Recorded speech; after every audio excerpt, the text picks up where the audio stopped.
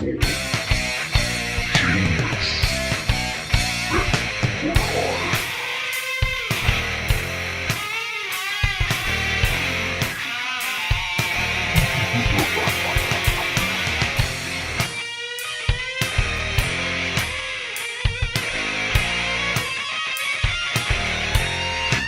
know what I do.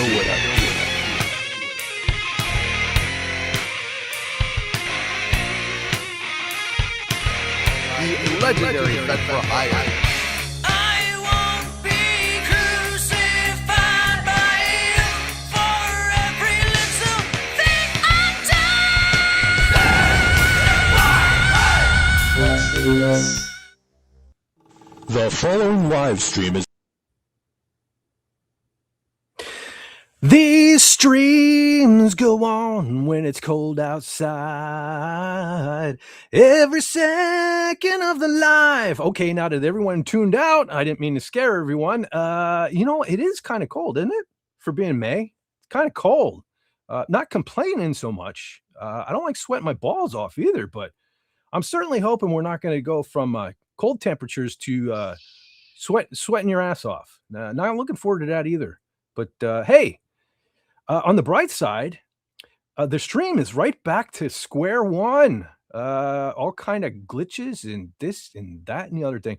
I could barely even see the intro this time. So this may be a short, really short stream. I'm kind of planning on keeping it short anyway tonight, just because I have a lot of stuff to do before the end of the weekend. Wink, wink. Especially some video editing to do. So if you guys and girls missed it, I did finally get on the old King Dolphin television earlier, so you can always catch that replay. And if you haven't had your fill of FET today, and also for those that missed it, Brother John and I did a stream Tuesday night, Wednesday morning, whatever you want to call it, to test out. I thought I had everything fixed. It seemed like the issues were great for the first two, or no issues, I should say. There were no issues for the first 2 hours, and then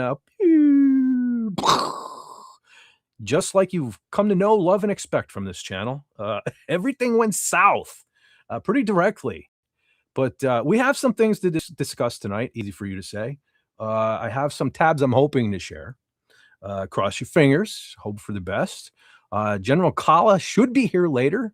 She's going to be at least a half an hour late, she says, because she has to do. She's at church. Okay, she's at church, and she's got a lot of praying to do for all of us here, all of our shenanigans. And Carla repents for us and tries to get us good right with Jesus. You know what I mean? Right with Jesus. But anyway, I'm gonna bring in my brother from another mother, my partner in crime. You know him, you love him. Hit that beautiful Fez footage.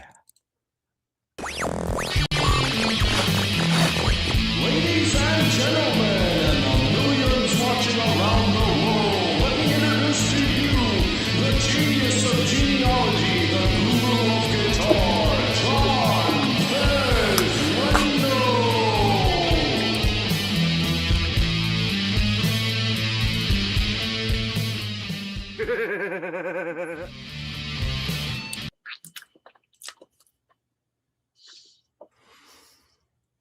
All right, brother John.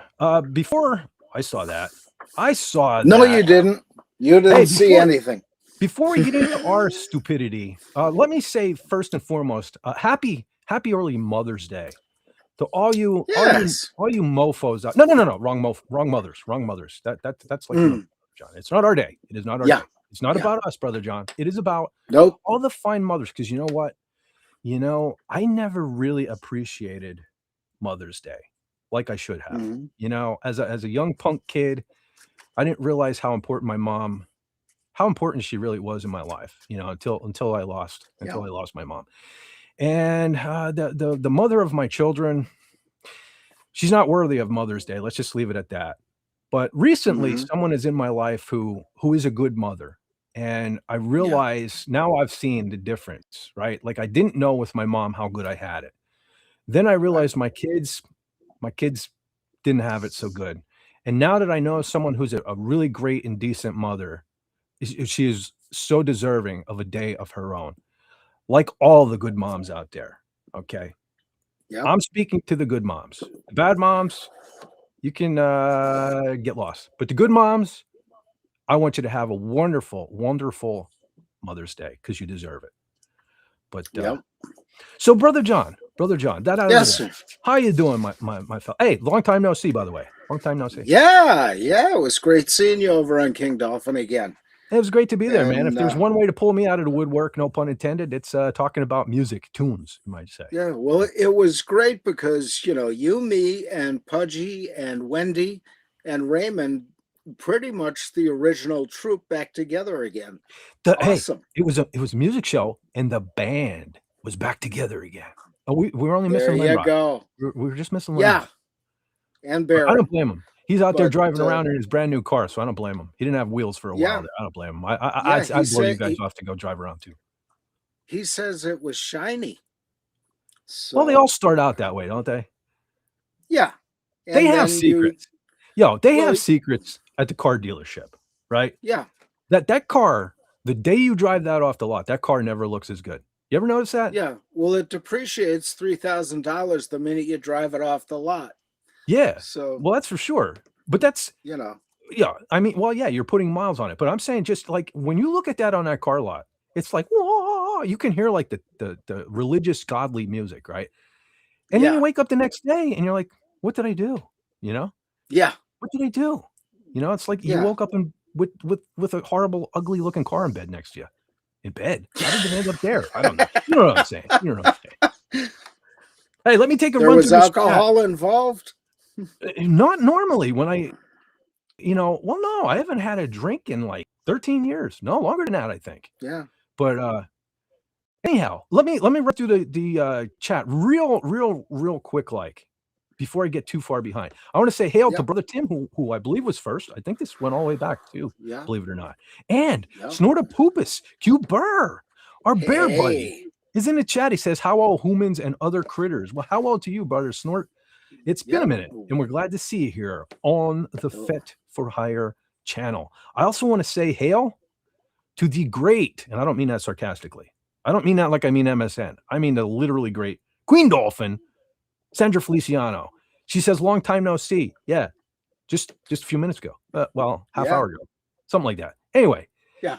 and speedy recovery because we all want to hear that Yeah. no as quickly as humanly possible. So I hope Yes. you're putting a little extra work into the physical therapy because we need you to be super Sandra. That's hashtag super Sandra, right? Yes. Mm. So with that Super said, Sandra. With that said, she says, at least Raymond didn't ask me to play the toccata. Well, Oh, the Toccata and Fugue in D minor by Bach. focused. Da-da-da-da-da-da-da. Focused. Speaking of Wendy, that was nice to talk. That was finally Yeah. nice to get to spend some time with Wendy again. I'm going to have to make sure that happens a little more often on Saturdays. If these, well, one of two things is going to actually probably help that to happen. Number one, if I can get rid of these technical issues, Yeah. then I won't have to spend so much time trying to work on things all Saturday, and that will make it possible. Or if these technical issues continue, Mhm. close your ears, folks. Fuck this live stream, and I'll just go back to King Dolphin. I need to get the profanity out now, in case I do go back full time on King Dolphin. I need to get it out. Yeah, now, 'cause, but before Carla gets here. yeah, before Carla gets here. Yeah.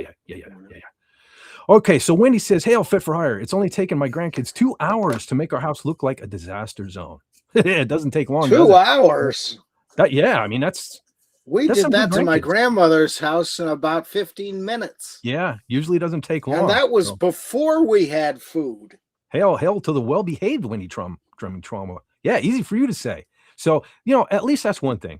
The technical glitches work my mouth glitches. They work together. They coincide. Ah, So when I'm glitching, I can just blame it on the live stream. Okay. yeah. Yeah, that's what I'll do. That's my story. And I'm sticking with it. But anyway, she says, I stepped on a Lego and cussed. My granddaughter repeated every word perfectly. Jimmy says that's how we know she is related.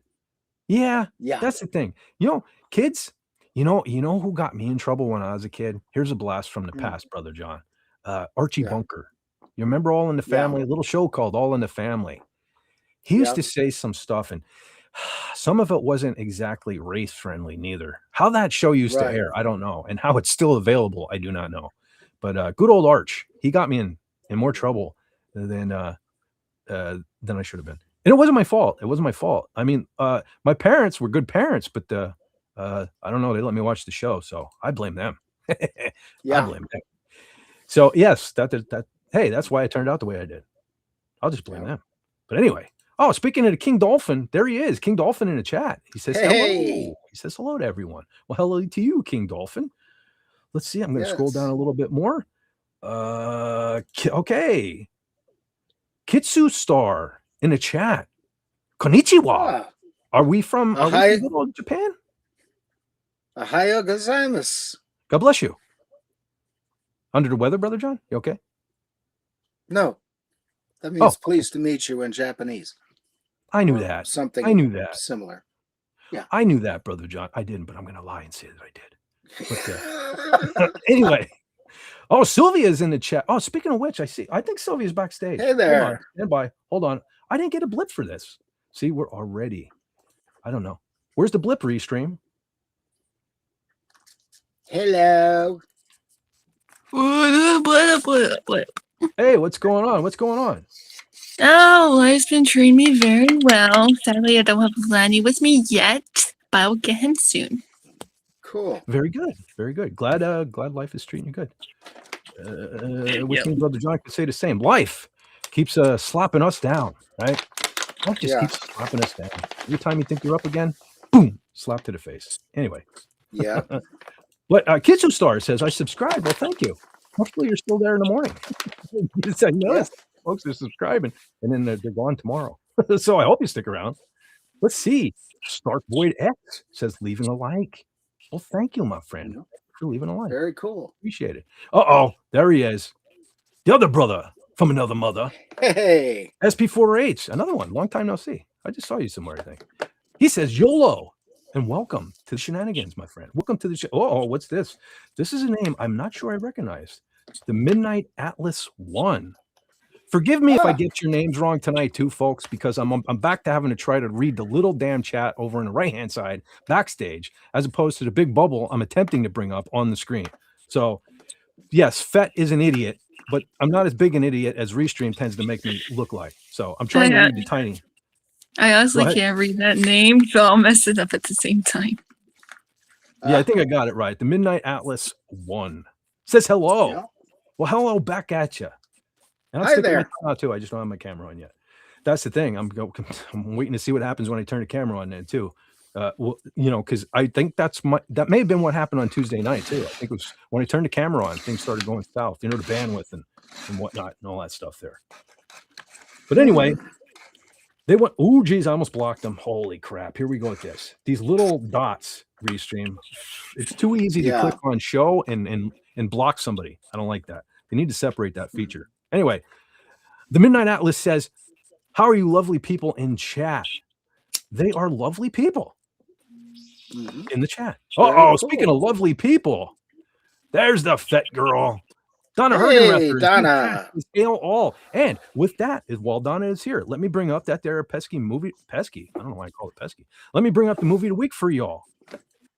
This week on Pop Culture Breakdown, your movie, the movie we love is let me take us down so you can see the whole thing. The movie we love is The Great Race. The Great Race. So, if you have not seen the flick, or you haven't seen it in a long time, and you want to catch up, you have plenty of time, a couple of days here. Watch it so you can interact with the fellas live on Pop Culture Breakdown Wednesday on Overlord DVD's YouTube channel. There you go, folks. 7 Central, 8 Eastern, 5 Pacific. The Great Race. Yep. There you go. There's your movie of the week. Featuring Natalie Wood. Awesome. Natalie, you know what? As I was looking, I got to be honest. I don't think I've ever seen the movie. As I was looking at, I was doing some Google images, to get some things to put the graphic together there. I saw Natalie Wood, and Natalie Wood, appropriate last name. she I don't know. Anyway, moving on along. Let's see who else we have in the chat. We have an active chat, and that's a good thing. And Sorty's still here. That's cool. Snowy the Bear Yes. is still with us this evening. That is great. All right, everybody's saying hi to everybody. Sorry, I don't mean to skim through it in a hurry. I have a bunch of tabs open. I'm hoping to get through those. I'm hoping I can bring them up and share my screen and all that there good stuff. So I'm going to try to run through the chat real quick. And as I'm trying to do two things at once and refresh my tabs back here so I can possibly share them. How about it, Brother John? I was like a streaming fool on Tuesday. I was sharing screens. Oh yeah, Yeah, it was like I yeah. don't know. Maybe it's just you were Saturday. Maybe Playing Saturday that has something to do screen with it. like Liberace on the piano. Yeah, I was like a master, man. But it's like Saturday night has something to do with it too. There were probably more people on Saturday night rather than what were we on 2 to 4 or 5 in the morning on Wednesday. Yeah. So there's probably a lot of the Yeah, crossing of the streams going on this evening. Yeah, you figure the weekends that everybody and his mongoloid brother is going to be on streaming, so it. Hey, it don't make takes fun of my up a lot brother. Huh? Don't make fun of my What? brother. It's not his fault. What It's our brother? genes, Brother John. It's the genes, man. Oh, We didn't mine are ask to get Levi's. this way. Mhm. Anyway, I'm seeing another name that I'm not familiar with. The Wonderland Town. Wow, I wish I lived in a Wonderland Town. I live in a dump, John. This used to be a nice place, Brother John, but it is it Yeah. is a dump. Like the dump would be a step up from this place, the way it's turned Yeah. out. I can't wait to get the F Well, out of it. it could be worse. You could be in Nanticoke. I don't know, Brother John. It's getting pretty bad around here. I mean, we have shootings, stabbings, all kind. You name it. It's like the Yeah. things we used to read about and be thankful. Like we didn't live in a place like that. This has become. It's all come here. It sucks. Anyway, sorry about that. I didn't mean to get distracted, but that's what I do. The Wonderland Town says, "Woof woof. Hello. How are you, lovely humans, doing today?" So, are you a doggy? Because we already have a bear in the chat. Yeah, by the profile, it is a dog. Oh, very cool. Ah. We do tend to have some critters here. Little hedgehog tends to show up, and usually when a Yep. hedgehog is, there's a bald eagle.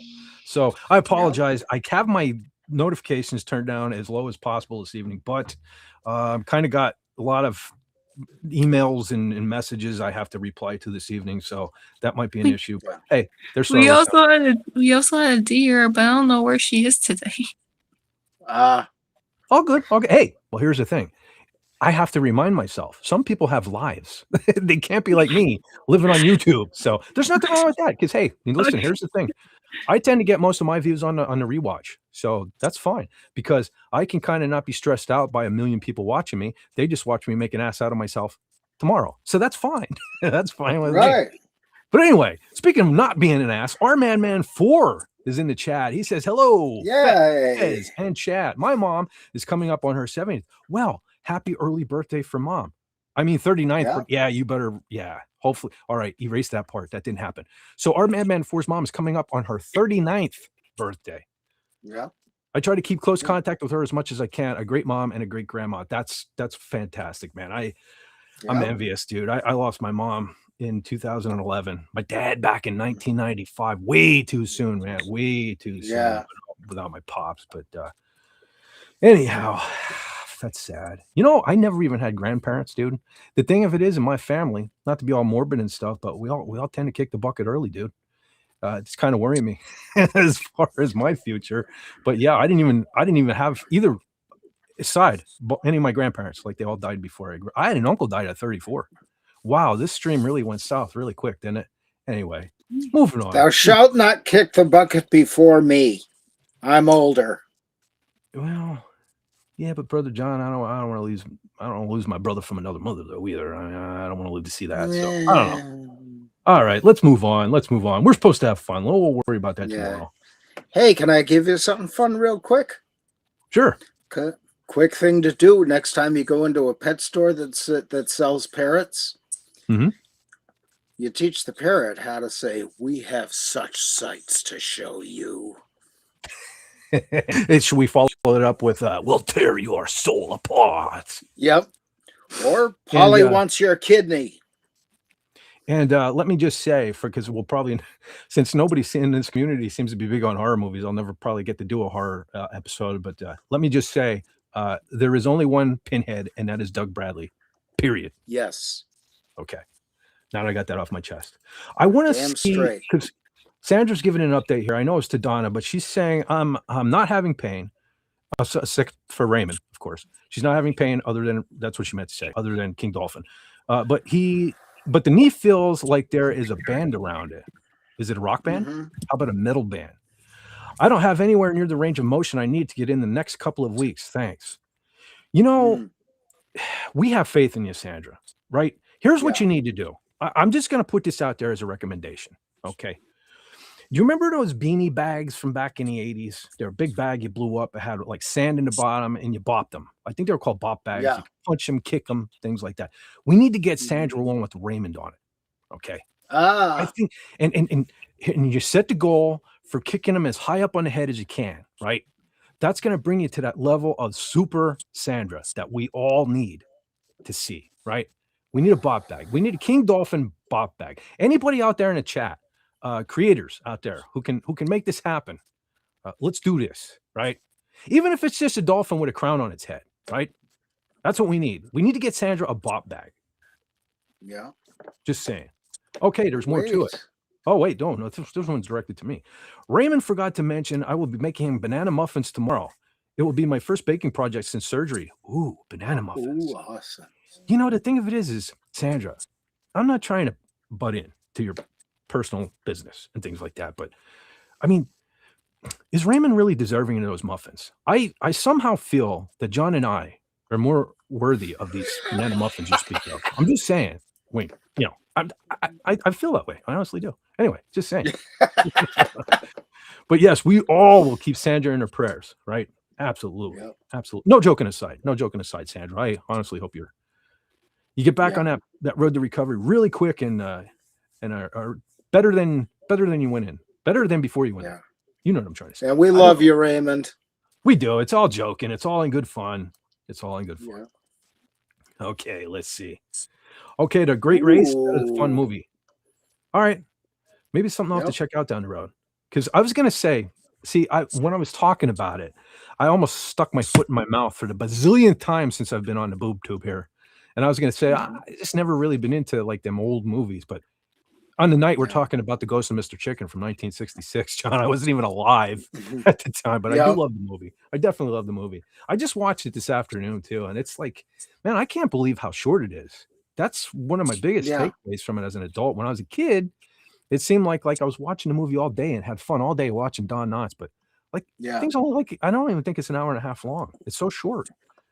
Yeah, and that link that you sent me from Carla, it only had the first 30 minutes of the movie on it.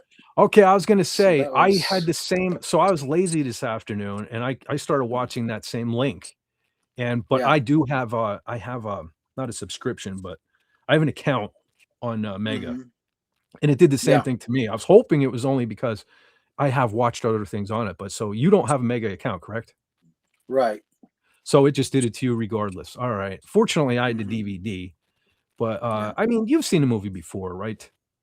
Yes. shouldn't be Yes, too big of a several mystery. times. I mean, it's a classic. know? So anyway, Yeah. we'll just again, it's not going to be any in-depth, thing. We're just sharing our love of the movies. The pop culture guys, Gary can give you that Hollywood insider stuff and that there. We're just here to talk about our love for these movies and maybe turn people on. Like Sylvia. It's from 1966. It's from before even I was alive, but maybe it's even something you see some screenshots or you hear us talking about what it means to us. Maybe we'll develop an appreciation Yeah. for the movie. So that's the only point for doing the movies. And it's it's my channel and I the ones that are important to me in my life. And Yeah. we're eventually going to get into what people on the panel love. And maybe you can tell me, and maybe you'll turn me onto a movie that I should appreciate. So did I just freeze there? Was there I freezing don't going on? know. Well, I Yeah. think you're fine. I wasn't paying Okay. attention a little bit. It's All right. just, I think for a split second. Yeah. See, now I'm scared to turn my camera on.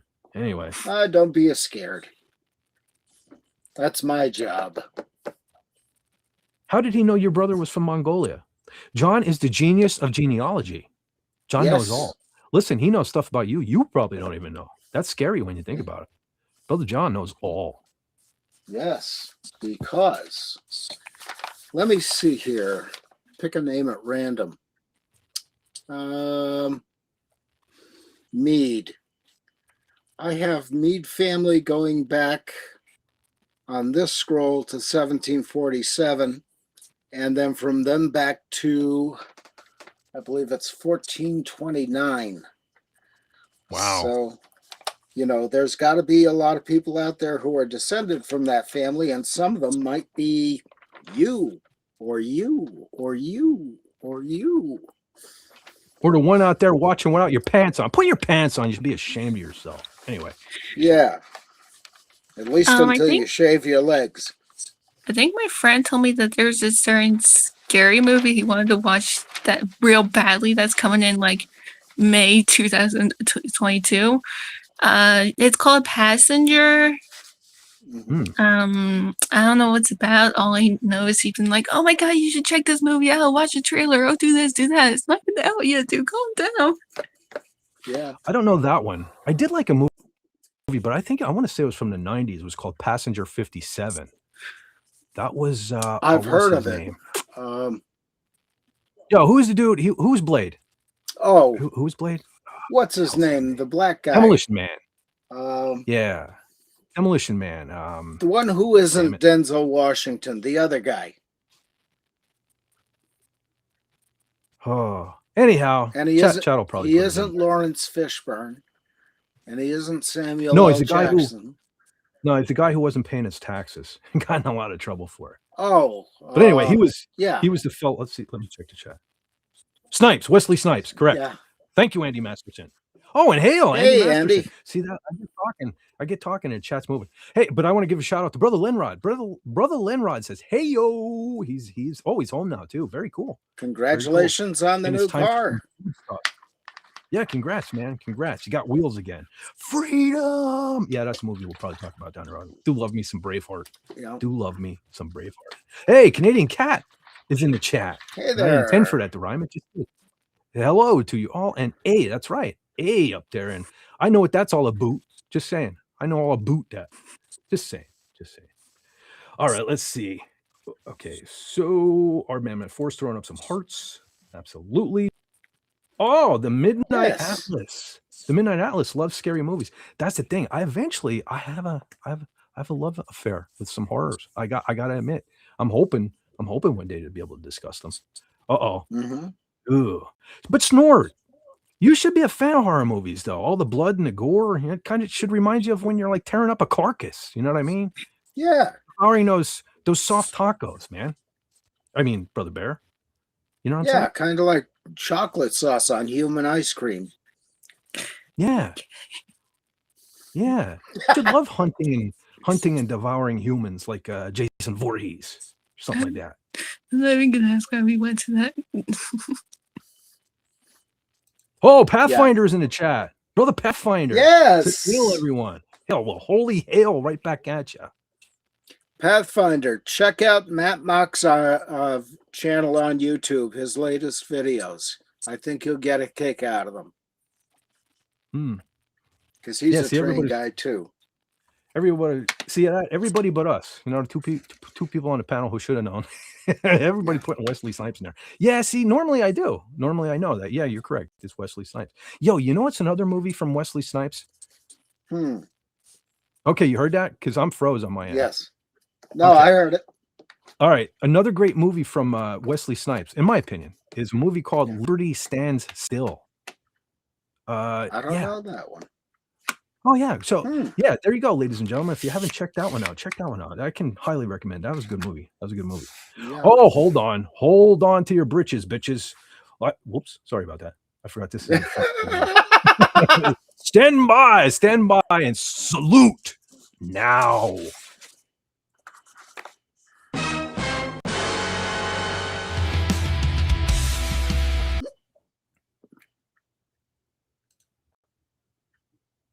Click.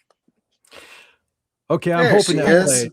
I'm right back to square Yes, one. it I did. just did a second of that bloody video. It played. Anyway, Hello. all right, cool. Hi. General Kala, I still don't even see you on my screen, Hello. but I can hear you. There you Oh. are. How Oh, you look doing, at General you Paula? then. I can be an avatar if you want. No, you're good. You're good. Okay. Yeah. Hello, everybody. How are you doing, General Hello. Paula? How is the old church going? Hi. Hope you didn't have to do too many extra prayers for me. Oh no, it's never ending. I tell you. No, it's just it's Mother's Day today, so I knew that all the kids came back, and my son wanted to cook me something, so he cooked it. I ate it, and I'm here. And Holy the fire smokes. department just left. Speaking of fire department, Pathfinder says, be right back. I have a bear here. A real bear? Ah. Oh, man. Hi, Well, we have a hello, bear in the everyone in the chat. chat. Hi, Donna. Hi, Spoofage. At least Snortopoopas is I saw Andy 100 miles. Lenrod. Hi, Lenrod. Yeah. Sorry. Yeah. We got an active chat. Now see, Yeah. Brother John and I thought I had all the issues taken care of. So we did a spur of the moment stream on Tuesday. And for the first 2 hours, everything was fantastic, right? Yeah. And it kind of just evolved from there. Now today, Oh. well, actually throughout the week, I've repeated the same processes. I've been deleting this and that and the other thing. Starting to stream tonight, I'm not seeing videos again. And I have a couple tabs I want to share, so I'm hoping that's a thing. I was sharing tabs like a mofo on Tuesday. I don't know what's going on here. I'm guessing, I don't know.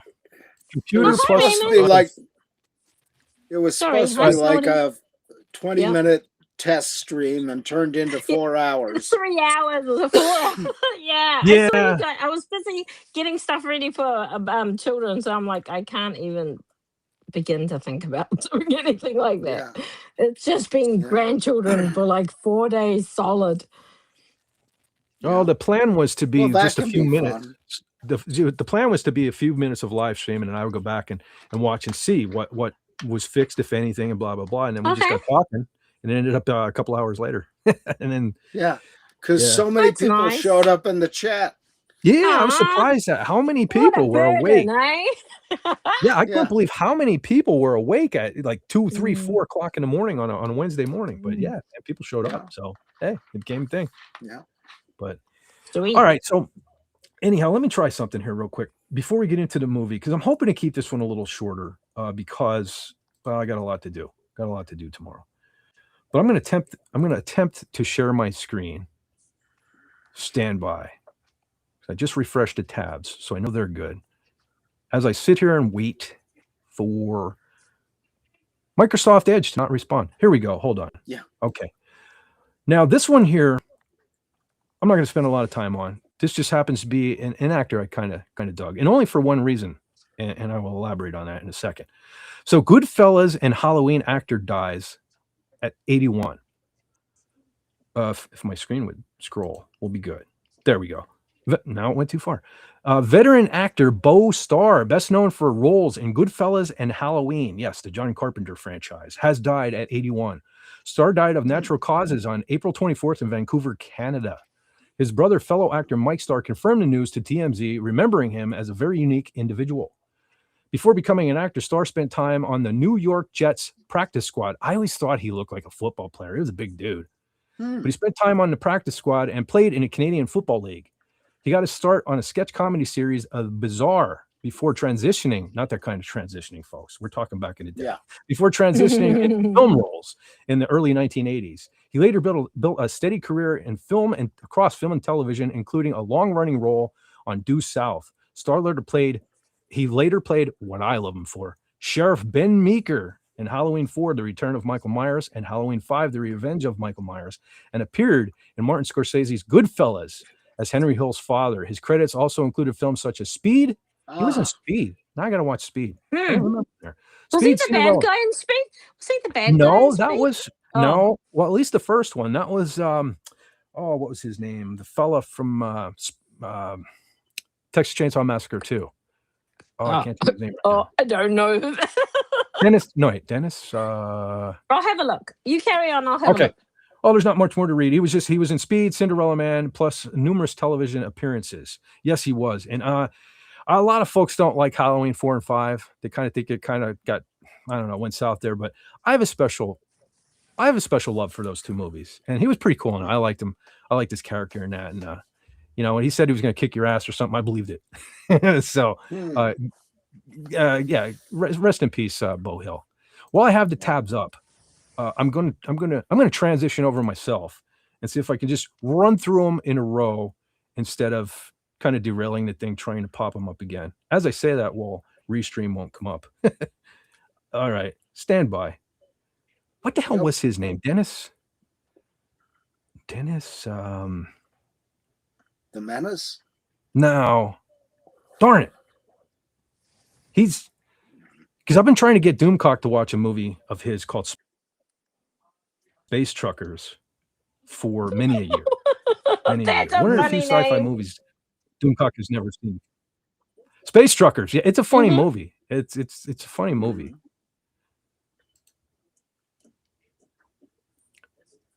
And it's one of those names where I'm going to kick myself when we find this, when we find this out. Farina? No, hold on. All right, we'll do it. We'll do it the technological way. Who starred in Texas Chainsaw Massacre 2? Dennis Hopper. Dennis Hopper. Dennis Hopper. Ah. Yeah, Dennis Hopper. Oh wow, Graham Yost wrote that movie. Oh, okay. Don't- Speed. Sorry. Who? Oh, Graham Yost. I think he did Justified.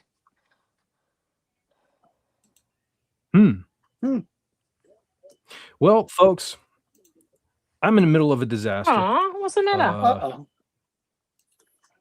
I got nothing. I have nothing here. I can't do a damn thing. Mhm. Well, you can talk and we can hear you. What the hell, Brother John? For now. Yeah. Yeah, but I can't do anything. Like I can't bring down Pathfinder's comment. I can't. Brother John, what the hell? Why was it fine on Tuesday? I don't know. I don't Yeah, understand it. I think, as we say, Saturday has something to do with it because everybody's out there, but still, Is anybody Um, out there? Anybody Yeah. there? I Good wonder Well, what song. your well. Microsoft. This is We'll hear it.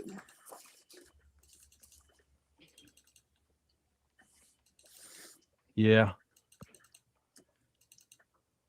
Oh, god damn it.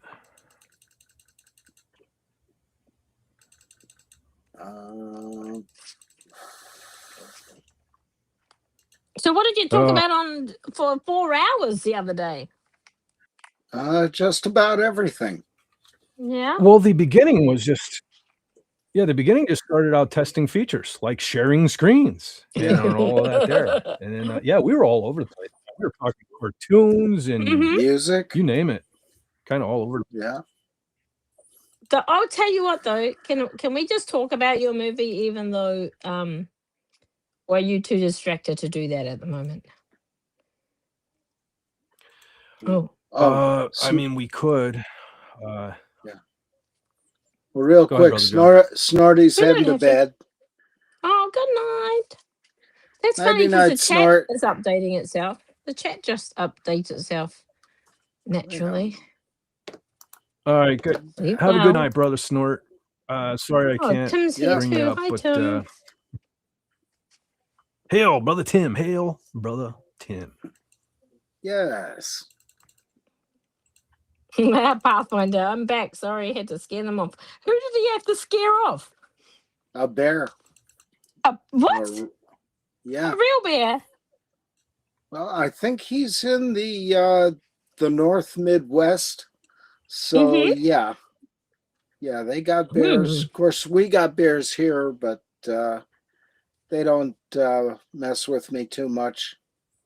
Yeah. Have you ever hit a bear? Yes. Do people hit bears? You know how people hit deer all the time? Do people hit bears or do they not really do that? As pets, you mean? Bears are a little more intelligent. Oh, okay. No, I mean, you know No, how hit people. bears with a car. Yeah. Oh, yeah, we've had it happen.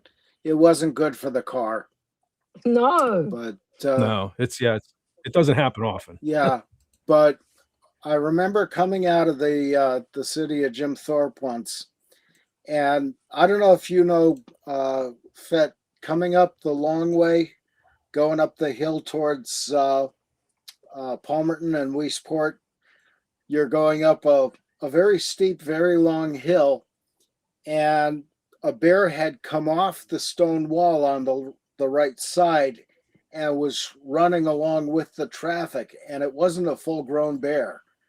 It was like about halfway, but that thing was as big as a full grown Mastiff hound. Wow. Yeah. And And we had what damage did another it one. do? I didn't see it hit anybody or anybody hit Okay. him, but Oh, okay. a lot of people got on the phone to the what amounts to animal control around, and I guess they sent a truck up to get him. But I mean, worst time of day is late day rush hour. So Mm-hmm. but and we had another one here about 8-10 miles from me that just ran down the road from one of the side roads onto Route 6, and he's coming down just as I'm getting there, and then he changed directions quick, so I missed him, thank God. Yeah. But yeah, you get bears sometimes in small towns. The town I grew up in had a few. And of course, the rural areas, you get, 2 or 3 a year coming in around somebody's house. Yeah. And most people don't know it till they check their outdoor cameras. But it can be pretty trippy. Do they steal food a lot? Is that why they're there? Yep. Yeah, that's one of the reasons I don't take the trash out on Wednesdays till about 5 o'clock in the morning. Because they're not really active right then, at least not here. But we have a big plastic bin we throw everything in for the garbage truck people. But yeah, I don't take it down until as late as I have to, because any food scraps or anything, they're going to smell it, and they'll tear the bags apart. It's bad enough when the squirrels or the other rodents do it, but with bears, it's everywhere. Yeah. We had a severe bear problem probably back in the early 2000s, but that was man-made. Yeah. I live over the mountain from the Roaring Creek watershed. It's protected land, right? Yeah. Okay. And our water company decided back in 2000 or so to tear down half of that forest to put up their corporate headquarters. Yeah. So they disturbed all the bear How come they're allowed habitat, to do that? and so They they found their way over here. And go ahead, Brother John. They got the money. Okay. Yeah. Yeah. And so what happened? No, I can remember one specific night. I got a phone call at work to come home from some terrified people, and I come home, and we used to have 2 trash cans in the yard, and supposedly the mama bear jumped our banister, went into the yard, threw both garbage cans over the fence out into the street. One bear drug all our garbage, and it was like the day before garbage day too. Drug one garbage bag up the street, and then one garbage bag up the mountain. So I got home, and as soon as it turned daylight, I got to spend the whole morning cleaning my garbage up. Yeah. Oh, that's so miserable. Yep. I mean, we like the bears. So we just wish they'd behave, That's the thing, because it's dangerous. If you're driving on a road and you see a deer or a bear, whatever, like you can't avoid it because you'll have an accident somehow else. So you just got to hit the beggar. Well, that's the thing. You got to know your roads. And like around here, mine's not that different from where Fed's at. You've got a lot of trees and a lot of, either houses or shrubs or what have you. And they will dart out of there for no reason, or they'll be standing on the road right around the cusp of a corner, and you got to keep hands straight at the same time. You keep what? Sorry, I didn't hear that part. You said keep, and then it. You got to keep your eyes on both sides of the road and straight ahead at the same time. Yeah. In order to be able to see the things. High beams are required, and the worst is one will jump out in front of you and you'll think, oh, he's gone. And then the second one jumps out because they always Oh, travel in at gotcha. least pairs. Sometimes there's 5 or 6 or 10 of them. What they should do is have high vis vests. Yeah, I'm I just was saying. going to come up with a plan to get salt licks that have radium in them so the deer will glow in Yeah, the dark. that's a But, great you know, idea. Why yeah, don't they do that? well, the DEP and the Nuclear Regulatory Commission wouldn't let me do it because, you know, radiation and stuff. How hard It's did like, you try? come on. How hard did you try? Not You should have been very. like the business people have a lot of money. If you had a lot of money, you would have been able to do it. Oh, yeah. I mean, they'd have neon by now. But, and of course, they used to sell these things you put on your bumper called deer whistles. And they were the biggest What? scam in the planet. They're a little plastic thing about so big, and there's 2 of them. You put them on your bumper, and they're supposed to make a high-pitched noise that you can't hear, but the deer can. And it's like, you know, How much I were fell they? for it. I think they were like $10 or something back in the day. But everybody had them, especially if you had a truck. If you had a truck, you had to have a push bar, you had to have fog lights, and you had to have deer whistles. Otherwise, it wasn't considered a truck. It was just an oversized Volkswagen. Oh, peer You know. pressure, eh? Peer pressure. Yeah, that's it. Redneck peer pressure. But yeah, it was not good. Oh, Lenrod said a radioactive deer is dangerous as deer can teleport to the opposite side of the country at will. Well, the opposite We side can't of this win. country is California, so win-win. You know that you know they'll teleport onto a road. Yep. They wouldn't go anywhere else. We've lost the boss. Yeah. And of course, you know, the other hazard is we have feral cats around, and you know, the rabbits and the squirrels and the opossums and what have you. And I don't like running over little animals. It's not nice No. and makes me feel bad. Uh-huh. So you got to watch out for them at the same time you're watching for the deer. So you're watching down low on the road, Gee. up high on the road, both sides of the road. I mean, you know. You know what you need? You need like 6 cameras and Yeah. an AI computer in your car so you can just like look out for the deer. Yeah. Well, that or have somebody in the passenger seat, what we call a navigator, because most people in the passenger seat cannot read a map. But Yeah. somebody's sitting there who's watching that half of the road and you can watch this half. Yeah. Yeah. Make life But a I would little get, if I easier. had to do that, I'd be like car sick all the time. I'd be like, oh, Mhm. I'll take killing the deer than being car sick. Yeah. Somewhere around here, there is a guy named Fet for Hire who Oh, yeah, he's dropped off. he's doing technical things on technical things.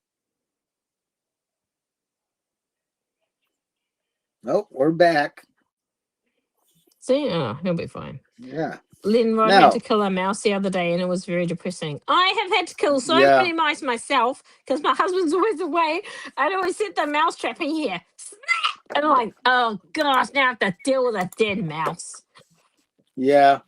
We usually give them a burial at sea. You know, put them in the toilet and flush, but that's only if they're actually dead.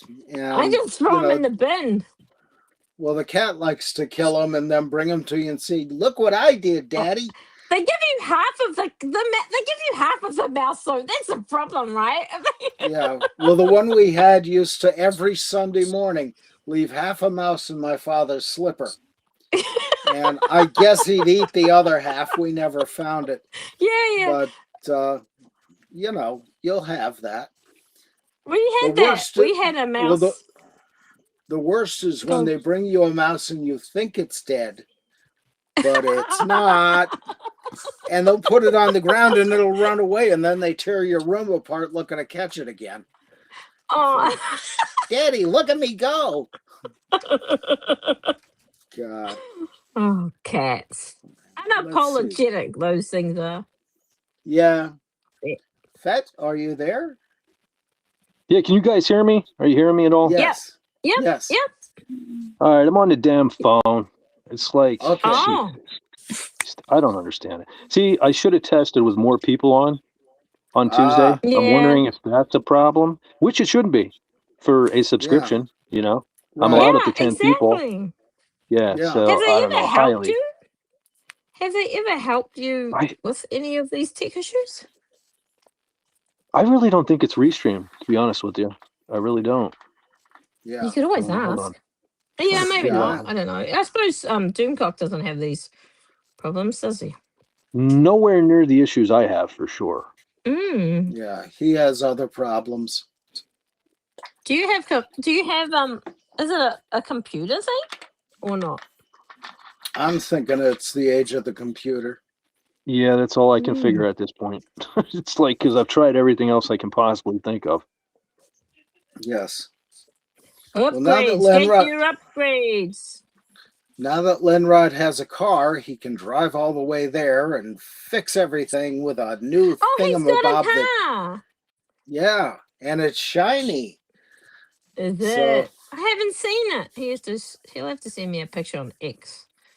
Yeah. But Speaking Yeah. of devil, He's there he using is. Microsoft Edge. Looking hi. good, dude. Mm. Love the How come you beard. could admit him? There we're going. We're going mutton chops.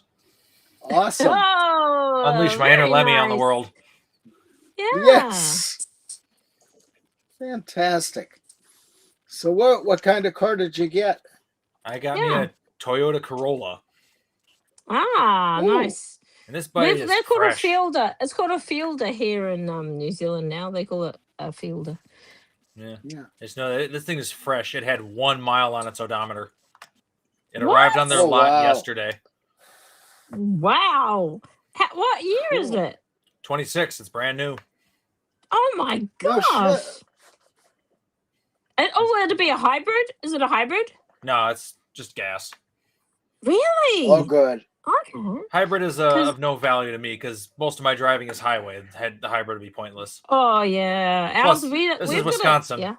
Cold weather kills batteries. Yeah. Oh, Yes, it does. I didn't know And that. Yeah, it's like Pennsylvania. You get all 4 seasons on the same day. Yeah. The latitude, it's what it's Oh. all about. Yep. Yeah. Yeah, we're halfway between New Zealand's halfway between the tropic, the tropics and Mhm. Antarctica, so we get a mix of weather all the time as well. Yeah. God, that's a scary thought.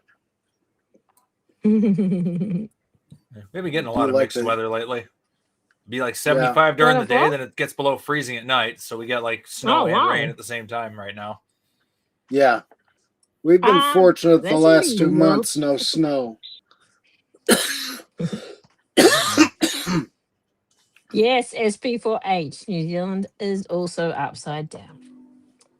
Yep. Down under. Well, we're more Middle Earth. Yes. Down under is Australia. I Yeah. like to think. You're just a little above the under. Yeah. Your land's down above. That's Well, what it is. we're sort of beside the under, so we are. But anyway, Yeah. we call Was it sometimes forged- we call Australia. We have the North Island and the South Island in New Zealand, and sometimes we call Australia the West Island Yeah. Yeah. because we're highly Yeah. highly Of course, creative. the good thing about being down under is the gravity still works the same way. I hear noise. Yeah. Wow. Oh! Ominous music. Ominous music too. All right, I thought that was here. Yeah. Sorry, I'm just trying to reacquaint myself with the controls on the phone here because I've only ever been on here once before. Yes. I remember that night. So do you think Yeah, he this needs a is- new computer or something? Yeah. Yeah. Because that made all the difference with me. Okay. Because you remember all the fun I used to have. Mm-hmm. That poor thing just kept dying every second a chance it had. Yep. Mm. And here I'm still using Seems the like same where I'm machine I at. built a decade ago. No, more than Yeah. a decade ago. 2012 when I made this thing, and it still works beautifully. Yes, but you know what you're Wow. doing. Yeah. True. That helps. If my husband dies, I ain't coming on computers. Yeah. I said to my kids, I mean, if your dad dies, like, Mama's not doing anything. And that's why you I need the married- vacation and- in Pennsylvania. Bring him with you. Yeah. Yeah, he's pretty cool. I married my admin guy and my and my computer guy. All the things that are paperwork or logic based are not my forte. Well, there you go then. And hey, here's another fun thing you can do to make somebody crazy. You go into a gymnasium sometime when somebody's on one of those stationary bikes and they're really going and they got their eyes closed. Yell out the Yeah. word "car." And watch them tumble off over the handlebars. Oh, I know what that's for. As do I. Yeah. Sometimes you have to put tape over it when it's missing. Yeah. Yes, I have done that on many an occasion. Oh yes.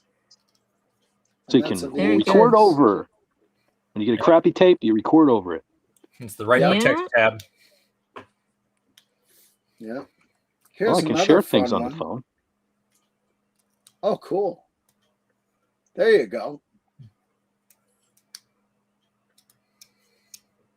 All right. Okay, hey, it's pretty cool. You can share pictures with that on your phone. Yeah. Yeah, well, I had to Spanish change it to the phone type application here. Okay. And it brought up a whole menu here. So, yeah.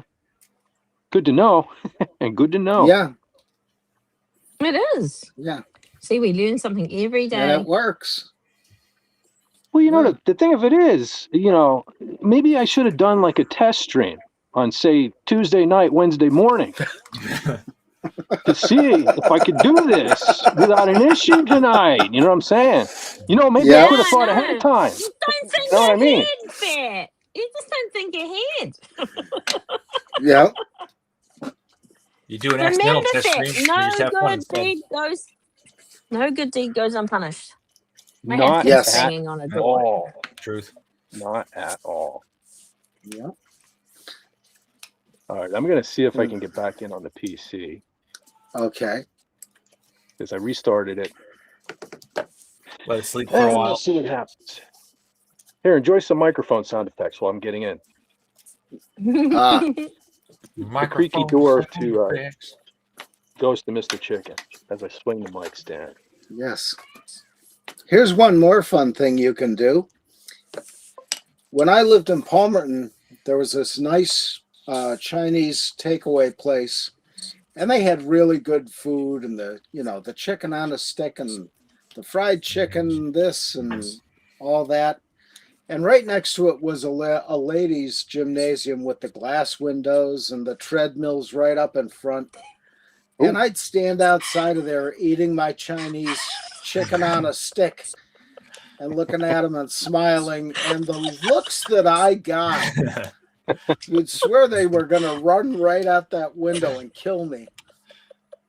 So that's a fun thing to do. And these were the kind of women who would be, the modern influencer women on TikTok. Yeah. Where how It's many like women cell said, look at phones that then. pervert across the street. Look at that creep. Look at that creep. Somebody call the cops. Yeah. I love Oh, well, that. they're going to make glass gyms. Too bad. Mm. It's like you're the ones who decide to park yourselves in front of the window next to the giant. Yeah. Oh, yes. One more fun thing to do. When you're babysitting a very new baby who hasn't spoken its first words yet, teach them to say, "Call me Legion, for we are many."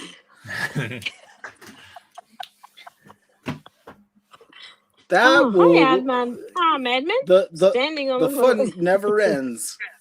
Yeah. Yeah. Standing on the corner, watching all the girls go by. If I could sing, that would have been awesome. Oh, so tell me why did you decide on the Corolla? Because it had 1 mile on it, or Yeah, it's the closest thing to my Fiesta that is available as a new car. okay. Because Fiesta, they don't make them anymore. There are no American automakers that make small cars now. Automakers that make small cars Really? now. Yeah. Really? Oh, we got some Oh, echo. it was echoing. I think Oh, that's Fat's- fair. It might be fair. That's Fett. He's working his transition there. But yeah, like none of the American car makers make small cars anymore since the regulations got changed again. But why did they do that? Because politicians are trying to get reelected. Yeah, and they're mostly mentally incapacitated. It's like they don't know I know. anything about it. They don't know any of the science. They don't know the technology. They know nothing. All they know is how to make their voters vote for them because they know their voters are dumber than a bag of hammers. Yeah, Mm. pretty It's like much. let's That's it. cut emissions just get even money. more. Yeah, They get money from the what do you call it? The lobbyists, right? That's where Yeah. they get all their money. Get the lobbyists, and then of course they take their cut of taxpayer funds. yep. Mm-hmm. But yeah, Yeah, it's and- they changed the regulation to try to make it better for the environment, and in turn they made it worse. Yeah, Yeah. It's like instead Yeah. of making the small cars that are fuel efficient, they're only making the giant vehicles that are not fuel efficient yeah. 'Cause they made Or the emissions electric basis on- cars. the size of the vehicle's footprint. So, but you can't make the Oh, you're it's physically kidding. impossible to cut the emissions further without being purely electric or something now. Yeah. So it's like the only way to reduce the footprint is to make the vehicle bigger so it doesn't have to emit as much. So they get rid of the environmentally friendly cars in favor of the giant ones. Yeah. Because otherwise they get Rude. fined for every single vehicle they make that doesn't meet that regulation. So rather than pay the fine on every What? vehicle they make, they're just not making them now. Yeah. Yeah. And just today in Pennsylvania, in the Pennsylvania Senate, they approved a new law that gets rid of the emissions testing. Wow. So Oh. that's still got to go through the representative house, but we've got a Democrat governor, so no matter what happens, he's not going to sign it. Nah. I was like, So the they'll emissions haven't changed in like 25 years. Like we've pretty much Yeah. peaked at emissions cleanup on combustion vehicles decades ago. Yeah, Yeah. Yeah. They keep Yeah. saying we got to cut it in half, but at this point, in order to cut emissions in half, you'll need an atom smasher to split the molecules. Mhm. Yeah. So I got Lenny with me. I can't physically see if you guys will see him. Just tell me if you do. If not, then I'll try and move my pad a little bit. Okay. But it's a little dark in my room now. Yeah, just a little bit. Like, I can kind of see a silhouette of something. hold on. You see him yet? Just tell me I when. think I see his eyes. He's kind of looking around. That's about what I can see. Oh, wait, kind of. He's so struggling with this. Can you see Wow. him now? Oh, a little bit. Needs more light. Yeah. Yeah, hold on. Let me do something real quick. Just turn on a lamp. Hold on.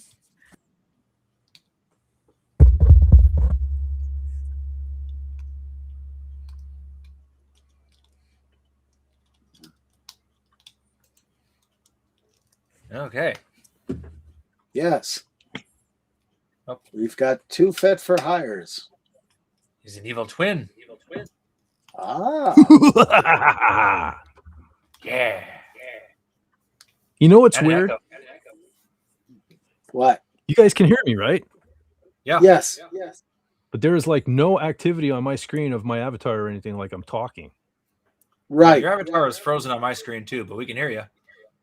Yeah. I think it's because both of them are up there.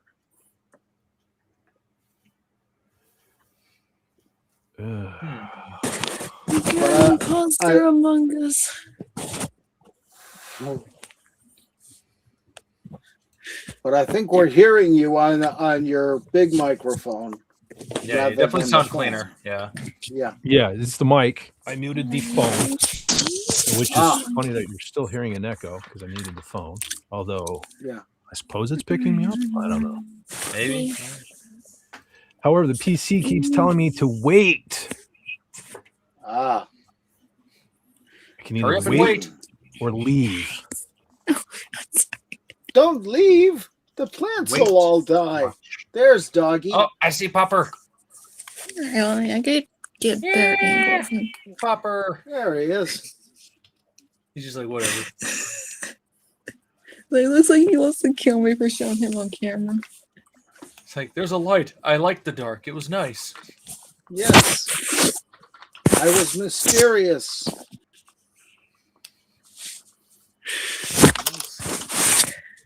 Lenny, I know I embarrassed you. Calm down. Yeah. How could he even know what the internet is? Come on. But that's where Mommy gets me my food. Trust me, we already said it. It's getting extra chunky. Ah. Might be spoiling him. Yeah, we are. Chunky. Now there's a candy bar I haven't had in a year. I should go get one tomorrow. Chunky candy bar? Yeah, you remember them? They were square. Oh, I don't think I've ever nuts and raisins. Yeah. Jason I've Love. never seen such a thing. That must be an East Coast thing. Oh yeah, they were delicious. Well, I wouldn't say my dog's They were camera shy, delicious. more like he just doesn't like the camera. Ah. Put peanut butter on it or something. Yeah, doggies love peanut butter. Well, Yeah. most of them.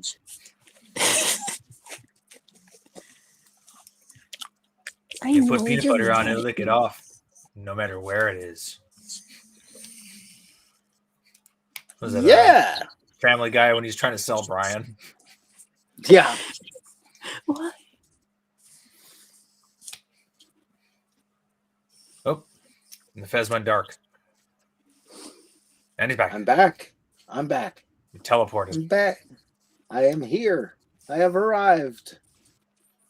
Everyone stand back. I take large steps. Oh, what?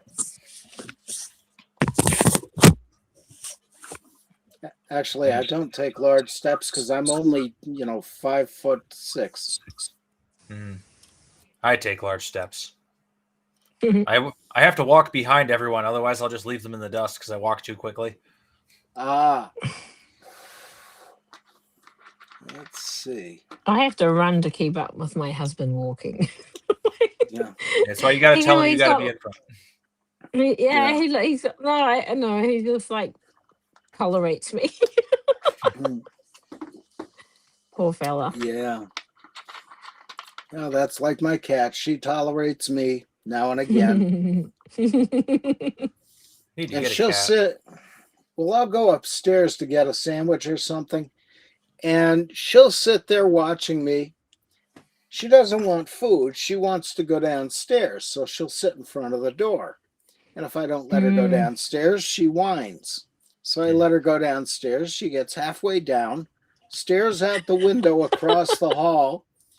And then you go to pet her and she wants to go back upstairs.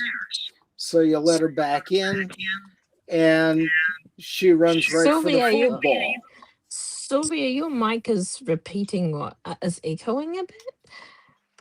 I don't know if you're able to. A little bit of echo there, yeah. Yeah.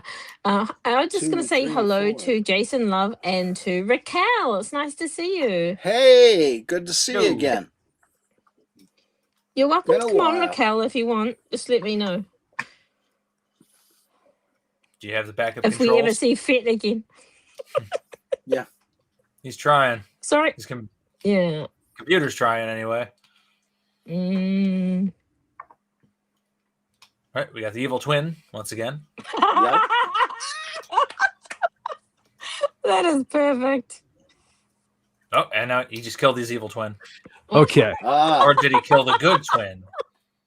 Are you guys hearing me? I can hear you. Okay. At this point, I don't know whether I'm on the phone, so I removed the phone, and I think I'm on the PC. Although it keeps telling me. So I've gone out and I've come back in like 5 times now, and it just Turn it off and keeps turn it giving on me- again. God damn it!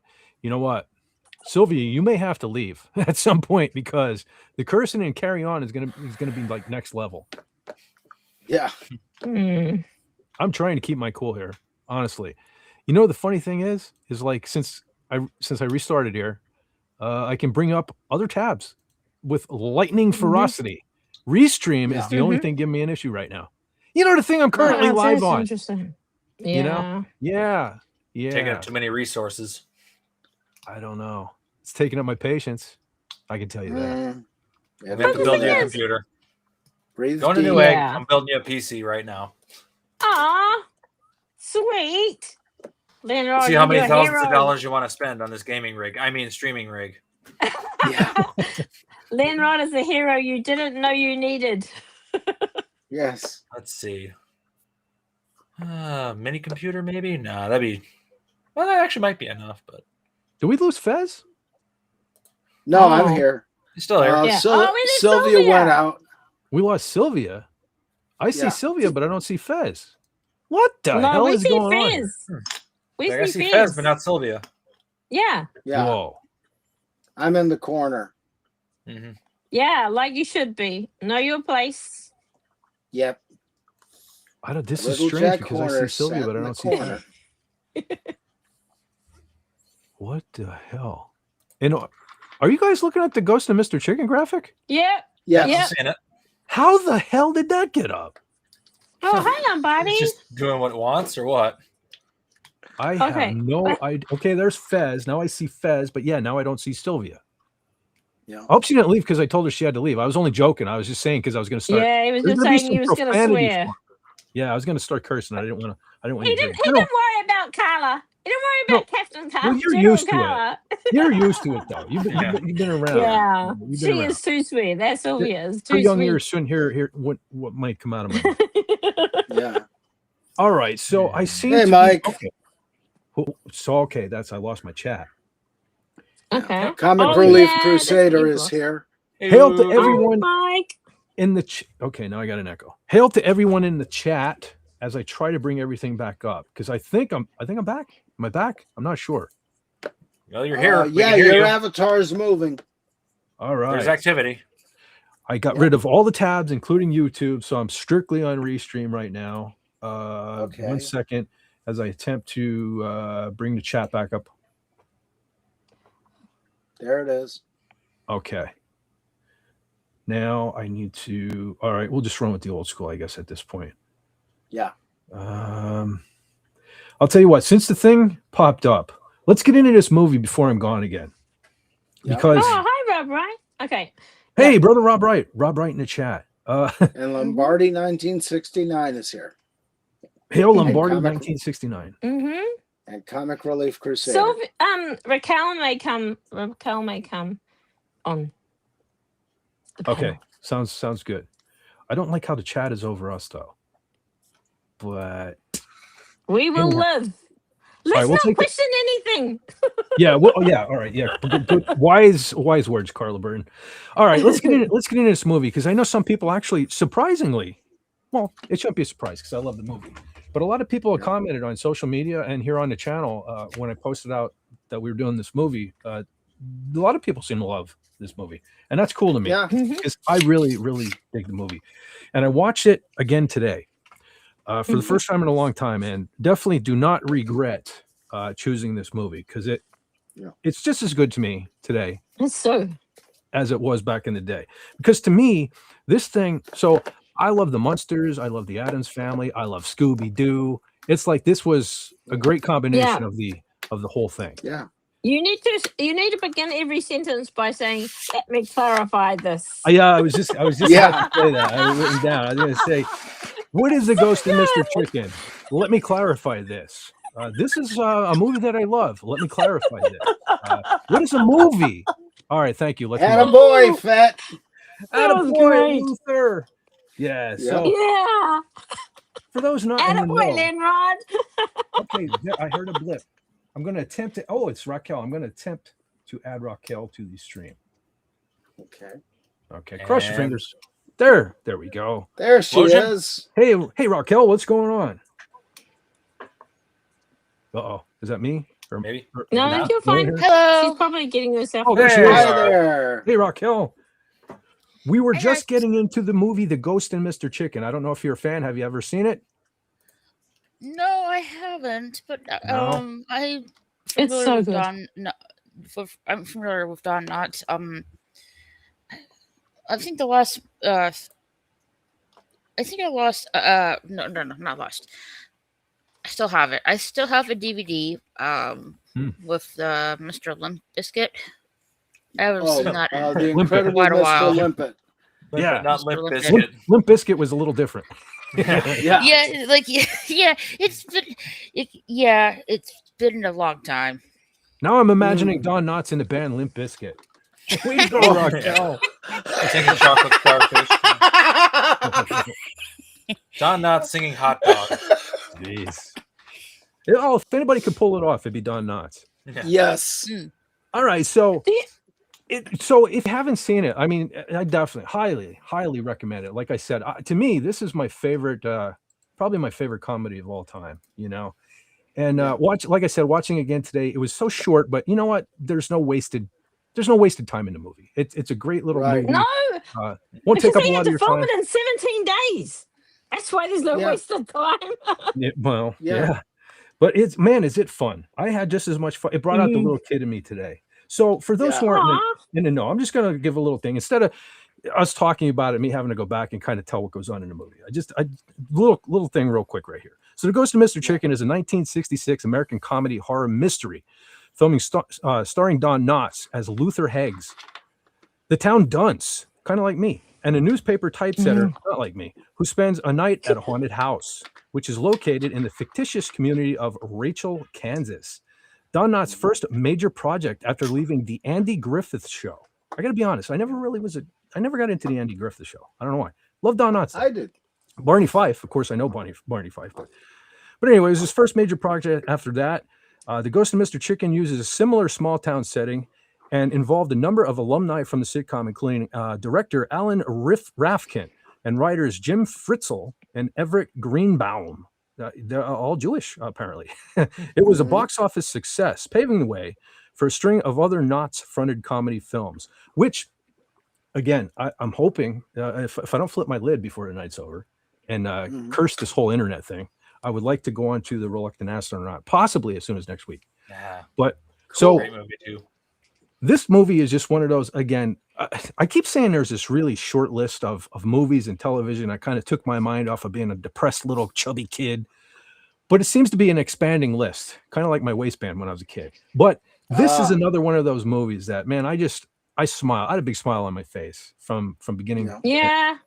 And even it was kind of scary too. When you're a little tiny kid, not so much now, but when I was a little tiny kid, there's some scary elements to this movie. And Don Knotts, just the stuff he does with his hands, and look at his eyes just in this poster here. It was just so right. He's a master of expression. He sure was. Yeah. And like I say, and no disrespect to Don Knotts, because I know a lot of folks don't like Jim Carrey, but to me, he was the Jim Carrey of the day. He was the over the Oh, top. you're right. I can see Yeah. that. Everything was over the top. Everything. You know, Yeah. do you know who he reminded me of when I was watching him in that? And you know how he first explains that somebody's dead as he runs in and he says so and so's died or been killed. The way he acts in that. Look at Jim Brewer. Jim Brewer looks like him. Yeah. He acts like Yeah. him. The Yeah. way he goes like that. I'll bet you he was an "That's influence. Jim Brewer." Yeah.